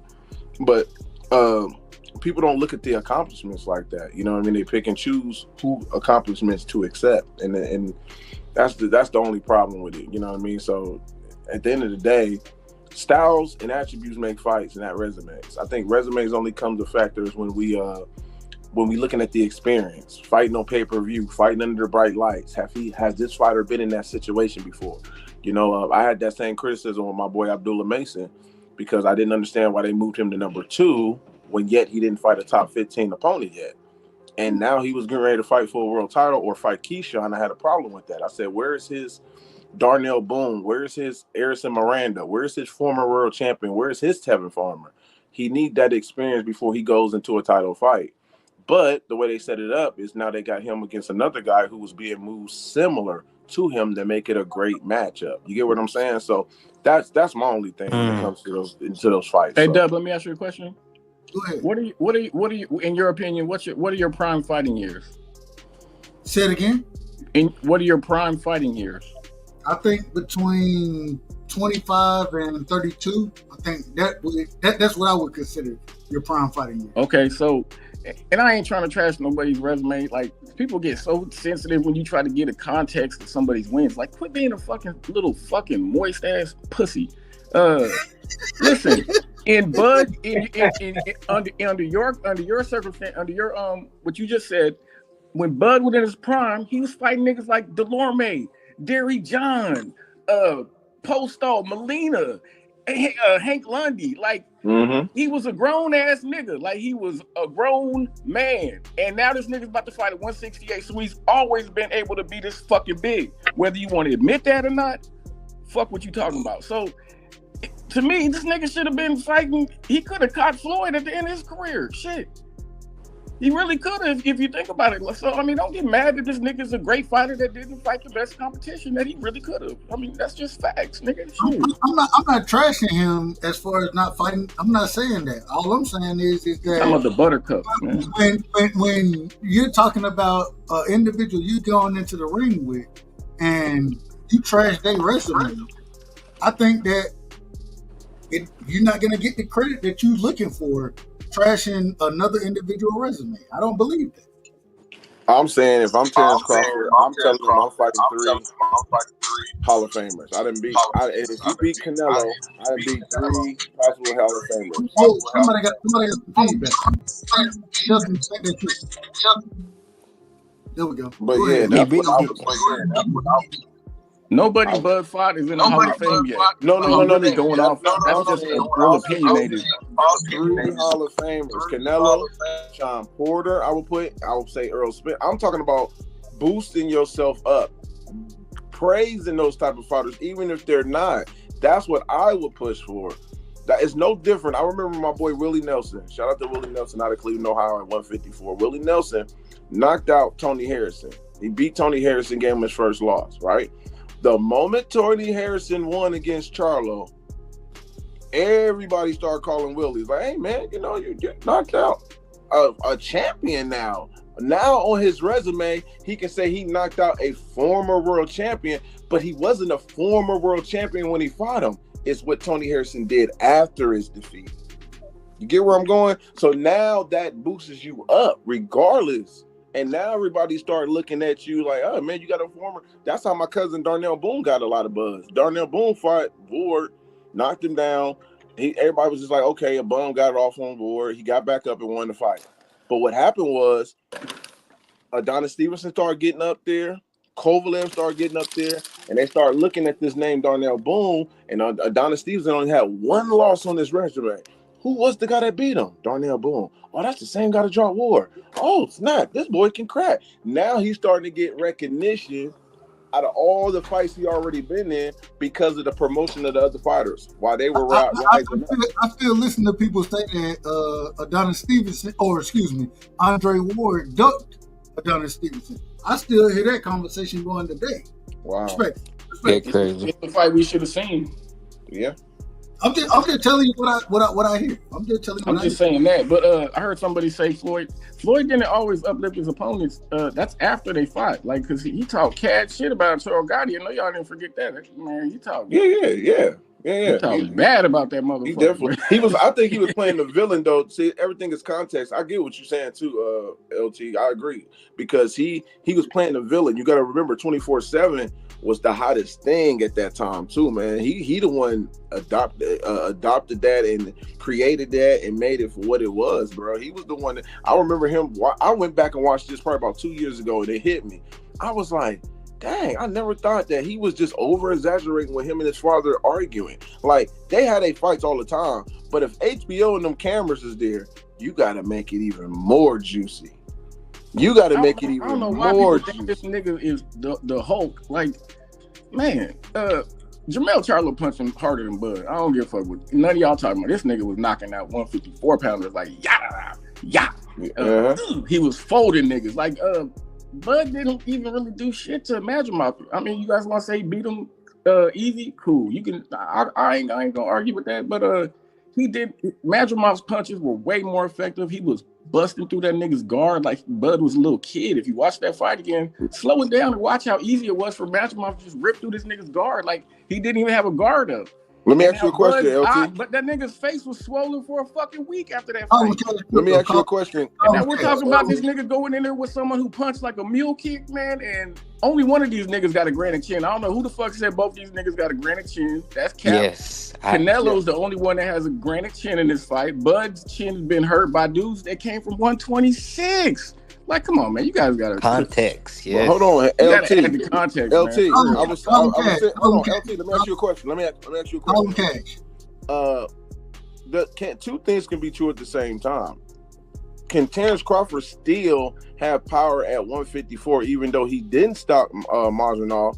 And then Marginov fought another guy who had 100% KO ratio in Virgil Ortiz, and none of them knocked him out. Can two things be right at the same time? Can he still have a chin? I hear what you're saying, but Virgil hands on Madrimov. Bud basically fought on the back foot most of the time. I mean, he stepped to him a little bit, but in the later rounds. But I get what you're saying, but cool. You might have some power at 154, like you're saying, a little bit. You can't have no male power, and you're going up 2 more weight classes, bro. You guys are like putting your money on that. I'm with you. I agree. He's gonna have some crazy power at 168. Yeah, that's gonna be hard. Canelo, who's been fighting dudes at 175. This nigga been fighting 200-pound dudes in the ring, man. Berlanga was like 200-something pounds. Munguia, 200-something pounds when they fight night. You guys like. Hold on, real quick. We're going Rodzilla, then we going to Crush, then we're gonna spend the block accordingly. Go ahead, Rod. Yeah, man. I like that's why I say like context matters, bro. Like, but don't have a granite chin. While though 3 of them dudes may be future Hall of Famers, bro, he called for one of them. And the one that he called for was Canelo. Sean Porter called for the Bud fight, if I'm not mistaken. I don't remember Bud wanting to fight Sean Porter because they was friends or something like that. And then with the Arrow thing, we know how that went, bro. That's why I say context matters. And it goes as far as like with the interview and Canelo, bro. He himself, bro, he didn't mention Arrow name, bro. We all know Arrow a great fighter, bro. But he himself was like the competition. So we can't uplift fighters if they themselves is doing the same thing too. They just like us, bro. They just like us. Them niggas petty too. And they biased. You got a point. Go ahead, Crush. Man, I can't wait to see this fight. Hold on, you gotta come closer to your mic out of order. No, I'm just low, bro. My mic ain't out of order. I'm just low. Watch yourself. Okay, now you can hear. What you want me to lie to you? You was talking slick a little bit, but let me just get this out the way. You know, I hear everybody talking about Bud and everything. I like Bud, but when y'all talking about him, y'all all talking about like this man is unbeatable. He can do everything to everybody, but nobody can do nothing back to him. This is boxing. Somebody's going to do the same shit back to you that you do to somebody. Now I'm picking him to beat Canelo. That's on the skill side of things, but all this how big he looking and all that and all, we don't know how that shit gonna feel fight night. He don't even know. He don't fucking know.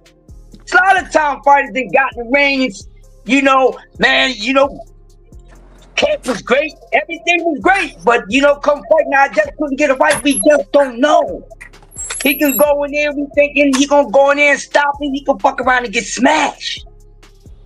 He can mess around and it'll be a lopsided defeat against him. We don't know. So I'm at a 50-50 because we really don't know. And I think a lot of you guys, because as much as y'all love Crawford, y'all ain't even giving Canelo the respect that he should get. Because like he said, it's only one granite chin. Then y'all say he's going up this weight class to knock somebody out at a heavier weight. When the last time he knocked somebody the hell out?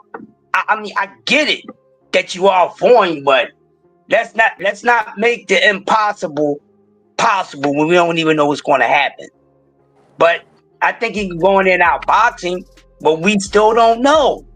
He wasn't the same dude like on his feet at 54. He wasn't. Let's just be honest. He wasn't. He was slower. So you mean to tell me he's going to go up to 68 and be fast at his feet? Y'all motherfucking minds is going to be harder than what you think. He's not walking through him. Neither one of these guys is going to walk through each other. So to say like he's going to just go through there and do it, and he can do everything to everybody in boxing, and shit can't happen to him, man, y'all better pump y'all motherfucking brakes. It's a 50-50 fight until it ain't a 50-50 fight. That's all I got. Yeah, I don't. I ain't mad at it. Hell, the panel is open. Y'all go ahead. I'm gonna double back to what he just said. That's one of the reasons why when fights like this, you got to be able to separate yourself from emotional fans who just say stuff because they're fans of the fighter. I'm a fan of Terrence Crawford, but I don't get emotional to the point where I just think he gonna go up down 2 fights. And I'm not even saying everybody emotional who's saying he going up 2 weight classes and can possibly get the knockout. Because if you can able to break down the fight intelligently and you know to say why you think he can get it done, cool, I'm okay with that. But most of us that's been in this boxing for a long time, we know logically, man, that's a hard thing to do, fighting a weight class that you have never been in and going up 2 weight classes. Last time I remember, Andre Ward was at 168 and they gave him 3 tune-ups and he went up 1 weight class to fight the #1 fighter, and that was Kovalev. He had 3 tune-ups But we forget so fickle. We forget about these things because weight classes do matter, man. There is weight classes for a reason. And I'm gonna say this: what you're saying with about Crawford and Canelo when it goes to the matchup, I think a lot of people are not talking about Canelo's counter ability. When you know they're talking about Crawford just going up there stopping, and I'm like, Crawford might not let his hands go as much, especially if he gets hurt or especially if he gets counter. And I'll go back to the Jose Benavidez fight, who had one leg, and everybody was like, well, why he struggled with one leg? No, because he was able to counter. He was able to do certain things that frustrated Crawford, who really wanted to get that man out of there early. But there were certain things that he was able to do. So when you really watch these fights and these breakdowns and see where they lack at, you will get a better perspective going into that fight instead of just thinking it's just going to be easy work. Crawford has flaws too. And a lot of guys who's going up there just saying he's just going to do this and do that, I don't think so. I think he's going to be cautious under the bright lights at 168. He's never been there. And again, we don't know how he's going to look. We just assume. We just assume too much. And what happens with that, and I'm going to get off, let somebody else go. What happens with that is we get so cocky talking about he's going to do that and do that. The moment he looks vulnerable or get beat, we shit on him. We throw him away. He came for a paycheck. I already knew. Y'all do this because I've seen this with Charlo. When Charlo got that fight, I seen so many black people, my people. Oh, man, he in trouble. Oh, man, I can't wait. I seen it everywhere. Oh, the moment Charlo got hit at when he went up to 168, he realized this is not my weight class and got on his bicycle. And the fans who picked him said he only came for a check. They changed up on him. They changed up. They changed up on him. Man, I ain't gonna lie. He cooked right there, bro. I ain't gonna lie, for real.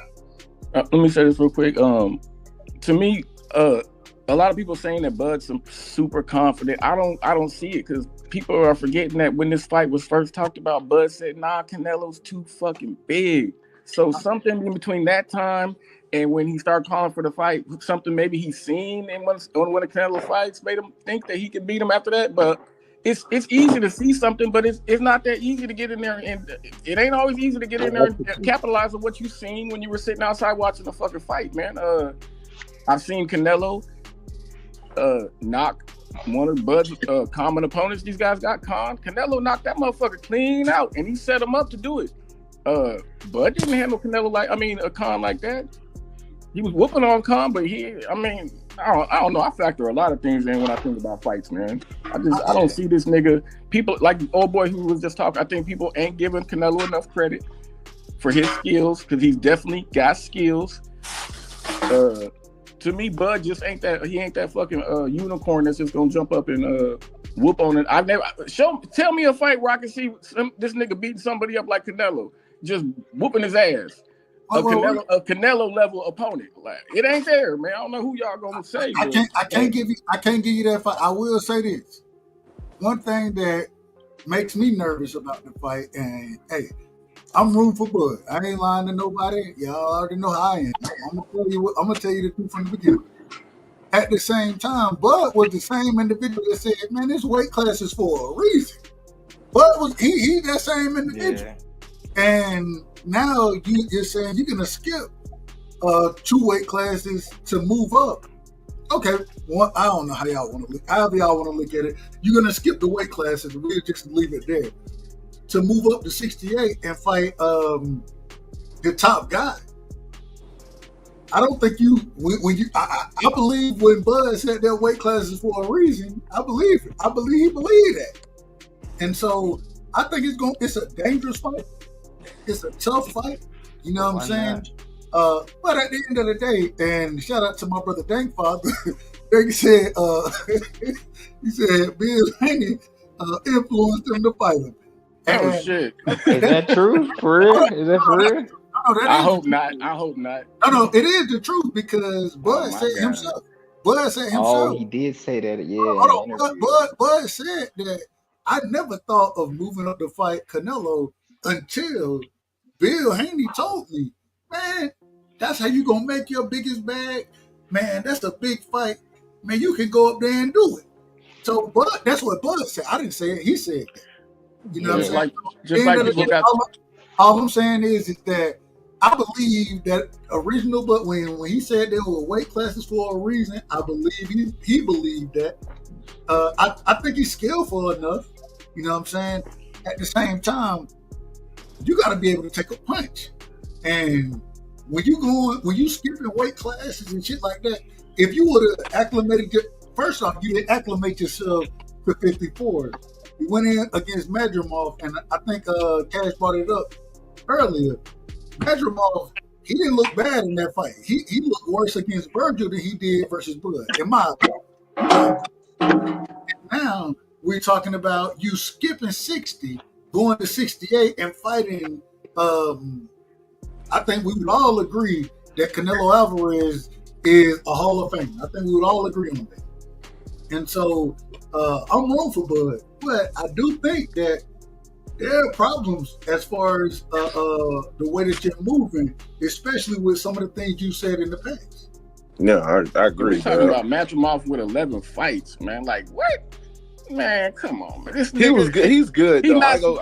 He's supposed to embarrass Madrimov, man. Canelo, this nigga got 10. How many more fights this nigga got to Madrimov? 5, 6 more times his fights, man. I get that, but I get what you're saying, LT. But I think it's more. It's context to go more into that. I think Madrimov was better than people expect. I think the expectations is when we don't know who those fighters is. Oh no, bro. I told people that that's gonna be a harder fight than motherfuckers was talking about. Yeah, I knew about Madrimov. I was trying to tell motherfuckers Bud ain't knocking Madrimov. I try to tell all these buttercups that. I think he can fight. My only thing is with Bud going up to 168, and I was bagging for it. I just said, just take a tune up. You been in there beating up Steven Nelson. Fight. Bro, Give me one fight, bro, at 168 under the bright lights. Just show me who else he gonna beat at 168? Hold on, but this is why I was saying that, because I know it's gonna come. This is part of boxing. It's gonna come. If he lose, he came for the payday. He never took a tune up. He just jumped up. He was going against. He used to say it was weight classes for a reason. I personally, now I heard rumor has it that I think he said Bill Haney convinced him to take it, but I think that's what he said. So I don't want to change his word. But I personally think it came into his mind that the fight can actually happen when he seen Jermell face to face in the weigh-in with Canelo, and he looked at the size, and that's when he started changing. Really started to believe that he can take that fight, because most fighters, they just don't take fights they don't think they can win. You know what I mean? And I don't think there was a time that he didn't think he can beat Canelo. So now he's I'm gonna go off your take a tune-up point. Yeah, take a tune-up, Bud. Why not Bud fight William Skull and get that belt, and then these niggas fight for undisputed? Why he didn't beat up William Skull? Damn. I mean, because Canelo's the smallest dude at 168. Shit, he ain't finna beat nobody at this weight class, man. And that's so crazy, LT, you said that, because I said the same exact thing at 147 when people was talking with Earl Spence. And I challenged Earl. I said, Earl, you can't beat Ugas and said you doing all the labor when you could have set it up where Ugas fought Crawford, get that belt, we both going into it 50-50.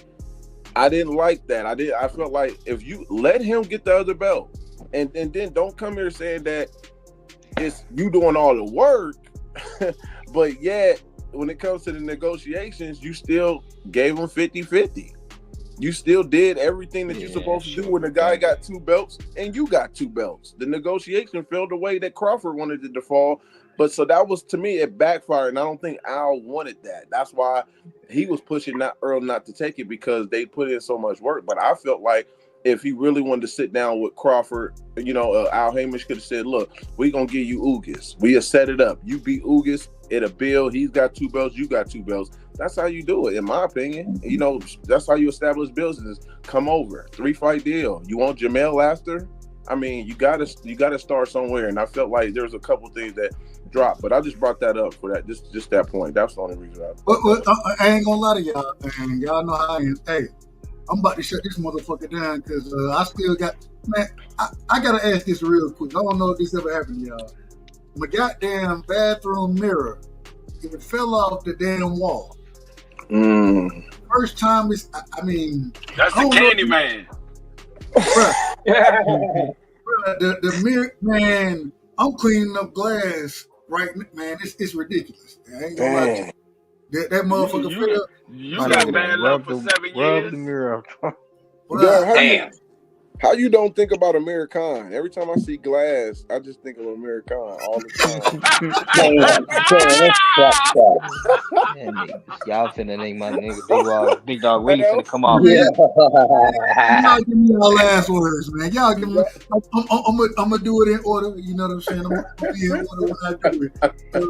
Big Dog, man, we gonna start with you since he came at your brother Amir Khan, and you done told me for years that Amir Khan beat everybody. So I'm gonna let you get your I'll make this quick. Yeah, Amir Khan is the quote unquote GOAT, but I just have to say that resumes do not matter. At a certain level, they don't matter. But that's all I got to say. And I got Shakur winning tomorrow. 10-2. We're gonna be live for that fight. I got 10-2, and I think Zepeda. I think a lot of people want Zepeda to win just because they want to handle Shakur. But I got Shakur going 10-2. Too much. He's a world class fighter. He's a former Olympian, and he has way too much skill. But that's all I gotta say. Hey, salute the Big Dog, man. Hey, Big Dog, be safe in the hospital, man. Be safe out there. Always. Yes, sir. Let me get my brother Cat. Well, I already know Cash always tell me he ain't got no final words anyway. But I'll be quick. I got you. I'll be quick, man. Wait a minute. You got final words tonight? I'm gonna be quick though. Okay. I mean, you hear people say this dumb shit about resume don't mean nothing. It must be a coincidence. The only motherfuckers that say that are fans of people whose resumes ass. That's all I'm gonna say. y'all have a good night, man. Hey, shout out to my brother. I'll go next, man. Real quick. Well, go ahead, Rozella. Go ahead. Yeah, man. Salute, Dub, man.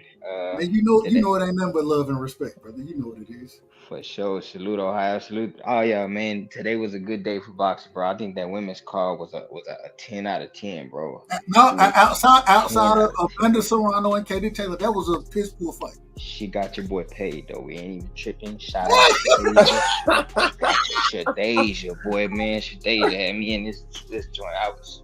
I picked Shadeja too. I picked Shadeja by A. Brown. Though. I did pick A. Brown stop. Did anybody pick Metcalf? But go ahead, Rosella. Did anybody pick Metcalf? I didn't, bro. I did. Okay. I didn't either. Man, but I got Zepeda for tomorrow, bro. And you got Zepeda over Shakur? I do, brother. The man is a plus 800. I had to make that bet, bro. I had to. No, that's smart. You got to. I had to, bro. I had to, bro. You don't mind me asking? Man, I just put 100. That's it. Oh, you doing 100? No, I thought you about to say just 20. You talking about just 100? Man. That's a lot of money right there. Well, I mean, today I ate. That's why I'm like, all right. I was going. He said, "I got a little spin. I got a little spin." Yeah, that makes sense. Yeah. But hey, salute to y'all, the big bros, man. Y'all stay blessed up. Hey, man, much love and respect, Rod. Shout out, man. Shout out. Let me get my brother in the building, man. Crush the legend, the OG. You know what I'm saying? Wait a minute, Mr. Chairman, are you here? Yeah, I'm here. You can go to Crush. Take your time, Mr. Chairman. I got you. Crush, man. Let me get your last words, OG. Man, I'm just gonna keep it simple, man. Straight up and down on special effects, man. Listen. Hey, somebody gonna get their ass whipped tomorrow. That's all the fuck I got to say. When these fights on tomorrow, y'all know how I get down. Let's get straight to the point. I ain't with all the talking shit. Fight tomorrow. Man said he was gonna do this, he gonna do that. Then I wanna fucking see it. I mean, Belenga might get his ass whipped too. So you know, I can't wait tomorrow, man. I got him losing tomorrow, so. Yeah. I think he's gonna lose tomorrow too. I got to get his ass whipped. You gonna see? I don't like the nigga, bro. I don't like him. Yeah, I don't like him. You look like you need to be a rapper.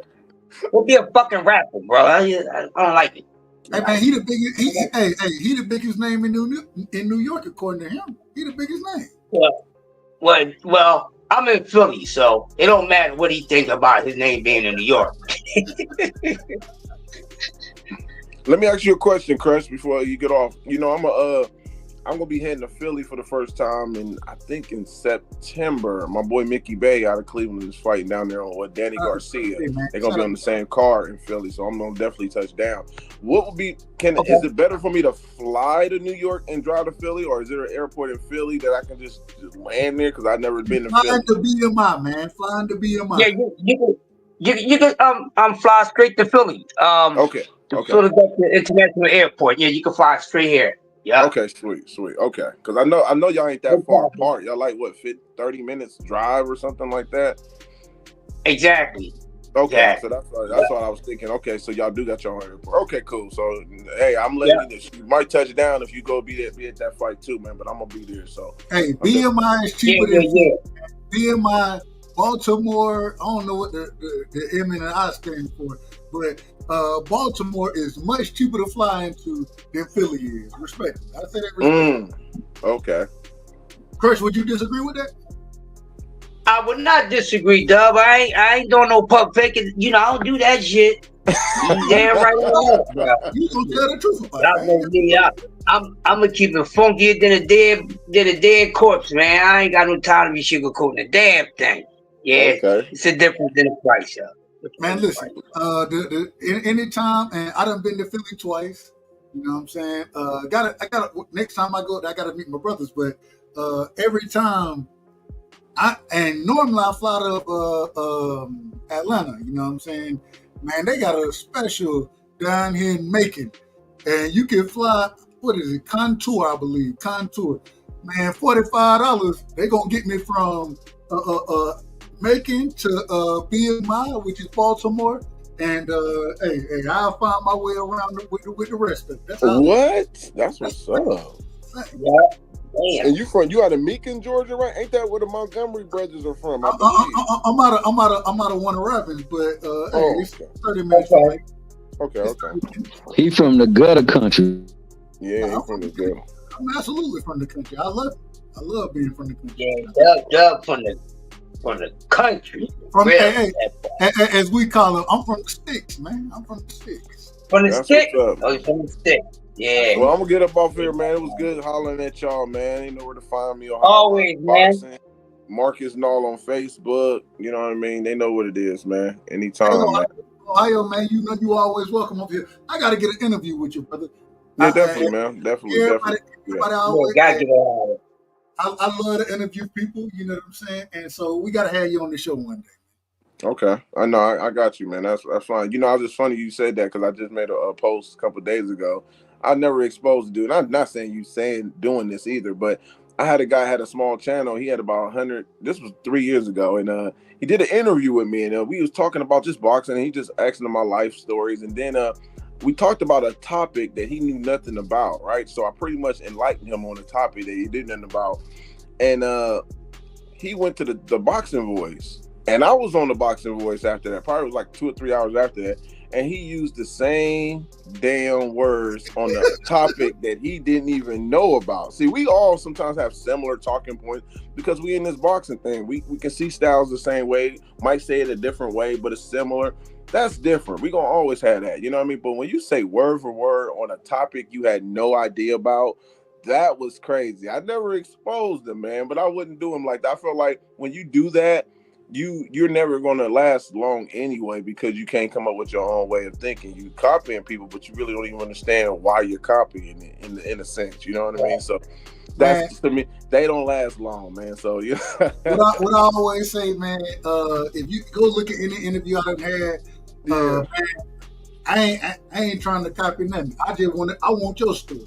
No, that's good. That's all good, man. I was just like, that's the last time somebody did that was 3 years ago. But I'd have been on BVO. I done showed love to a lot of people that did do interviews with me, but that was just a talking point that stood out, man. He was on the Top Boxing Voice, and Ness was like, man, that was a great call. And I was just like, wait a minute. That man done stole my words, word for word. He done stole it.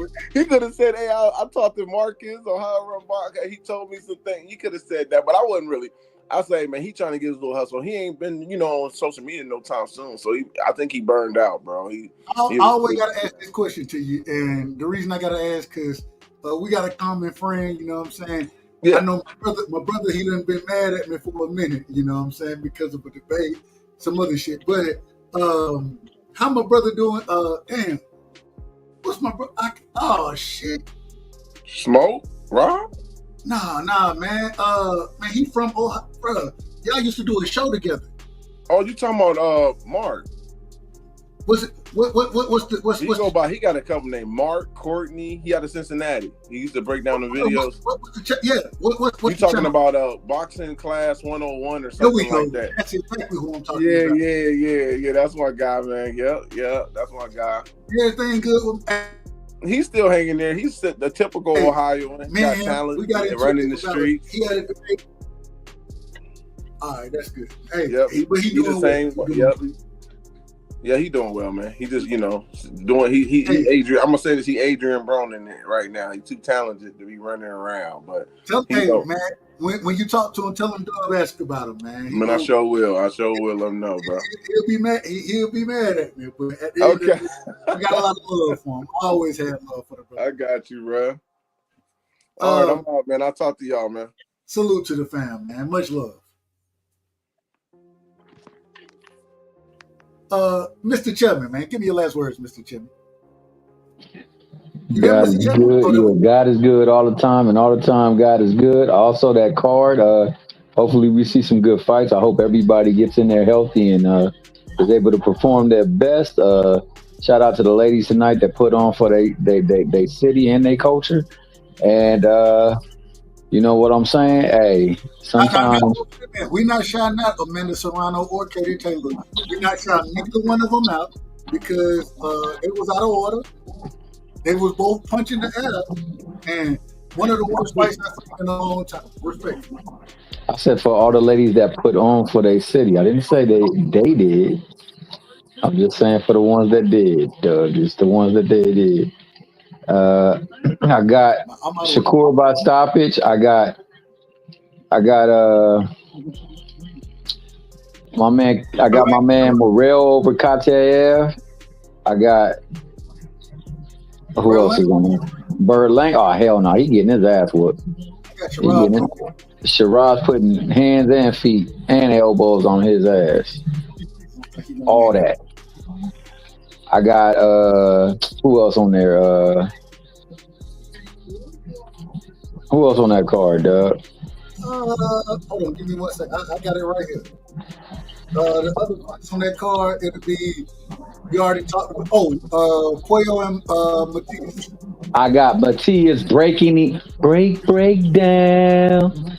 Steady breaking him on down.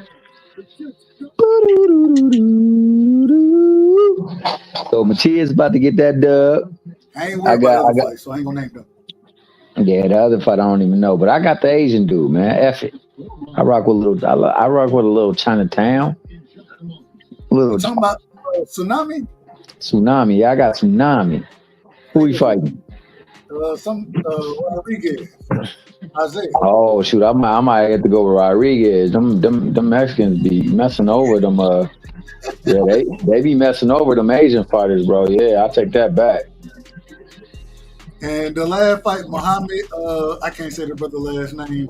If I'm gonna say it, Alakel versus Palacio. I got Palacio. I got Palacio. But what I really got is the utmost respect for my man that always rocks it on the right side, never on the wrong side. And you know what I'm saying? It's so good that you can give him a dub with it. Mr. Chip, damn mirror fell off. That ain't his name. The nigga named Tsunami, ain't it? Yeah, Tsunami. I'll put it in the chat. Y'all tell me what the brother name is. Yeah, Tsunami. You right. It ain't Tsunami. I don't know. Oh, Susumi. That's what. Hey, that's close to Tsunami if I ever saw. Okay, that's the brother name right there. Let me. I call him Tsunami. Man, Mr. Chapman, my damn mirror fell off my damn in my bathroom. The mirror fell off the wall. Damn, Gina. You all right? Hey, now I was good. I was asleep. Oh, it just startled you, huh? Yeah, I bet it did. This ain't no. This is a 2-sink bathroom mirror that we talking about. Oh wow. That motherfucker ain't small, but man, it is what it is. But shout out to Mr. Chairman, man. Shout out to CRUSHDALEGEnd. Hey, we will be live tomorrow. We're gonna be calling the fights. You know what I'm saying? And for the old people who pull up, man, and I'm throwing both of y'all in the background, so y'all, hey, I say that respectfully, but I'm kicking y'all off the damn show because it's my motherfucking time, and I say that respectfully. For those who pull up, and we got a lot of folks who pull up, they think they know everything about boxing. This is what y'all be sounding like sometimes. Well, let me ask you this. Who was the best boxer ever, in your opinion? I know you're a boxing expert. Me. You? You're the best boxer ever? Mm-hmm. Well, who'd win in a fight, you or Mayweather? Me. Okay. You're better than Mayweather. Okay. Yeah. You or Mike Tyson? Mike Tyson is a pussy. He's scared of me. Seriously. Yeah, what I be hearing when y'all be talking some of that bullshit y'all be talking, but I love y'all. I love y'all, and I say that respectfully. You know what I'm saying? Then we got killers that come up here, and as I always say, shout out to K. He said this nigga wait for everybody to say. Hey, but I be having killers pull up here, man, and y'all might not know that they killers like they are, and I be thinking to myself, the fucking nobody.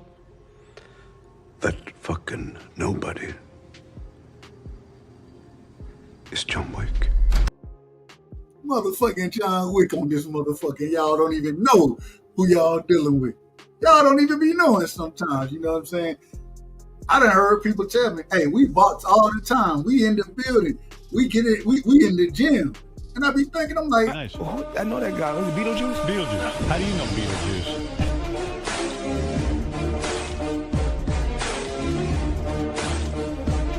Who's the greatest fighter of all time?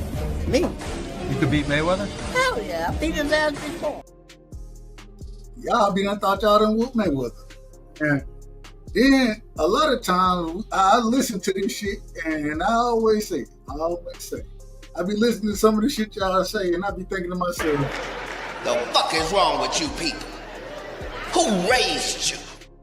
But at the end of the day, the greatest thing, and one of the reasons I think that the people support, you know what I'm saying, is because one thing you're not going to catch me in is... I try my best to tell the truth. People don't like my style, how I talk, my delivery, but you ain't catching me in half truth and lie. And that's a fact. I ain't going to sit up here and lie to you.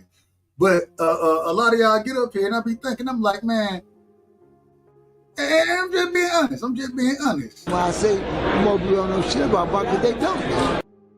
Y'all don't know shit about boxing. You know what I'm saying? But at the end of the day, man, we just want to have a good show. Shout out to Tank Davis. You know what I'm saying? The brother, they say he's out of jail. And we got to shout that brother out because I never wish jail on anybody. Never wish it on anybody. And I just hope that he can make that rematch with Lamont Roach. Get his life in order. Don't put your hands on anybody that you shouldn't put your hands on. You know what I'm saying? At the same time, though, in the rematch, don't get up there talking this bullshit. What happened? I just got my hair done 2 days ago, and she put grease in my shit, so the shit was like, you know, like when you sweating and things like that, and the grease come in my face, it burnt my eyes type shit. Damn, why y'all booing like I'm saying bullshit? Like, this is real facts. Come on, man. I just got my hair done 2 days ago. Swing the women's guard. I just got my hair done 2 days ago. I just got my hair done. And she put grease in my shit. I just got my hair done 2 days ago.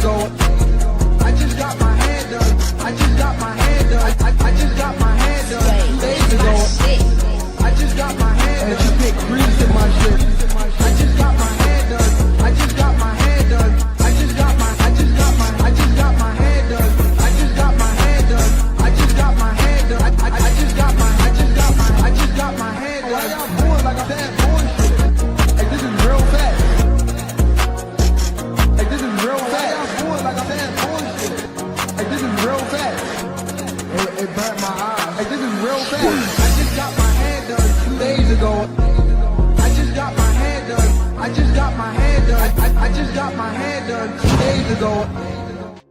We don't want to hear it. We don't want to hear that. You know what I'm saying? We just want to see you get in there and whoop somebody's ass and put on a great performance like we know you can do. You understand what I'm saying? So shout out to everybody who pulled up. I ain't gonna lie. Tonight, man, we did have a few individuals. Damn. It's a bunch of bull. They was on that bullshit. But hey, that's what we expect around here, and we ain't got no problem with it. You know what I'm saying? As long as you don't come around here. No. Rough on him now. No, he needs to know. Okay. He's always crying. Don't come around this motherfucker crying. I ain't got no problem with it. You know what I'm saying? As long as you don't come around this motherfucker crying. Shout out to Cash Crypto. Cash trying to cook me in my own damn chat. Cash, every time you hear Lakers, all you need to do, according to Cash, is say B. Norman Jr. Because Cash saying Lakers in 5. Lakers in 5. Lakers in 5. Lakers in 5. Lakers in 5. Lakers in 5. Lakers in 5. Lakers in 5. Lakers in 5. It don't matter. Divorce court, child support, Lou Dort. Lakers in 5. OKC, KFC, UFC. Lakers in 5. It doesn't matter. Chris Paul, Jake Paul, Logan Paul. Lakers in 5. Serge Ibaka, Chewbacca, Waka Flocka. Lakers in 5. Tyler Hero, superhero, guitar hero. Lakers in 5. You can have hard, you can have a par, you can get a garden. Lakers in 5. White side, back side, sunny side. Lakers in 5. Phoenix sun, Capri sun, the sun about to set. Lakers in 5. Lakers in 5. Lakers in 5. Lakers in 5. Lakers in 5. Lakers in 5. Lakers in 5. Lakers in 5. Lakers in 5. Lakers in 5. Lakers in 5. Who you gonna put on Luke? I ain't got Junior in 5 now. I think it's gonna be a tough fight. I think it's gonna be a tough fight for both fighters, and I'm excited to see it. I ain't making no predictions yet. But I think that's gonna be a hell of a fight, and I'm excited to see it. I'm rooting for both of these guys. You know what I'm saying? I want them to be healthy when they get to the fight, and I want to see the smoke. You understand what I'm talking about? So, man, shout out to Junior, shout out to Devin. I ain't got no problem with it. But my brother Cash said he got Junior in 5. That what Cash said. I didn't say it. You understand what I'm talking about? I didn't say that. So, hey, it's going to be a hell of a fight, in my opinion. At the end of the day, though, I just appreciate everybody pulling up, man. We do this for fun. And, hey, I mean, it is what it is. It is what it is. Like I said, we will be live tomorrow. We're going to call the entire card.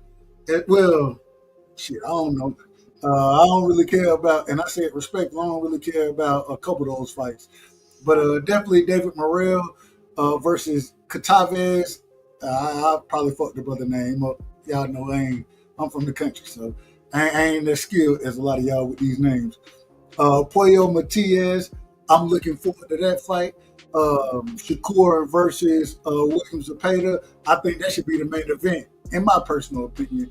And then Edgar Berlanga versus Shiraz. We calling all those fights, and I'm excited for it. So, man, I appreciate everybody. Y'all make sure y'all smash the like button, as always. You know what I'm saying? And just know, man, when y'all over here, you're rocking with the right side. Bud Crawford is a fight fan, and he's a fight fan's fighter. The Ennis Express is a runaway train. Ain't no pressure when you built for this. Man down, round 1. The truth hurts.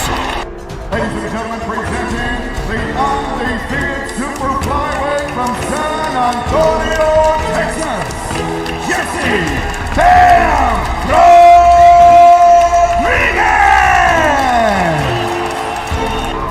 The universally recognized undisputed lightweight champion of the world, Devin the Dream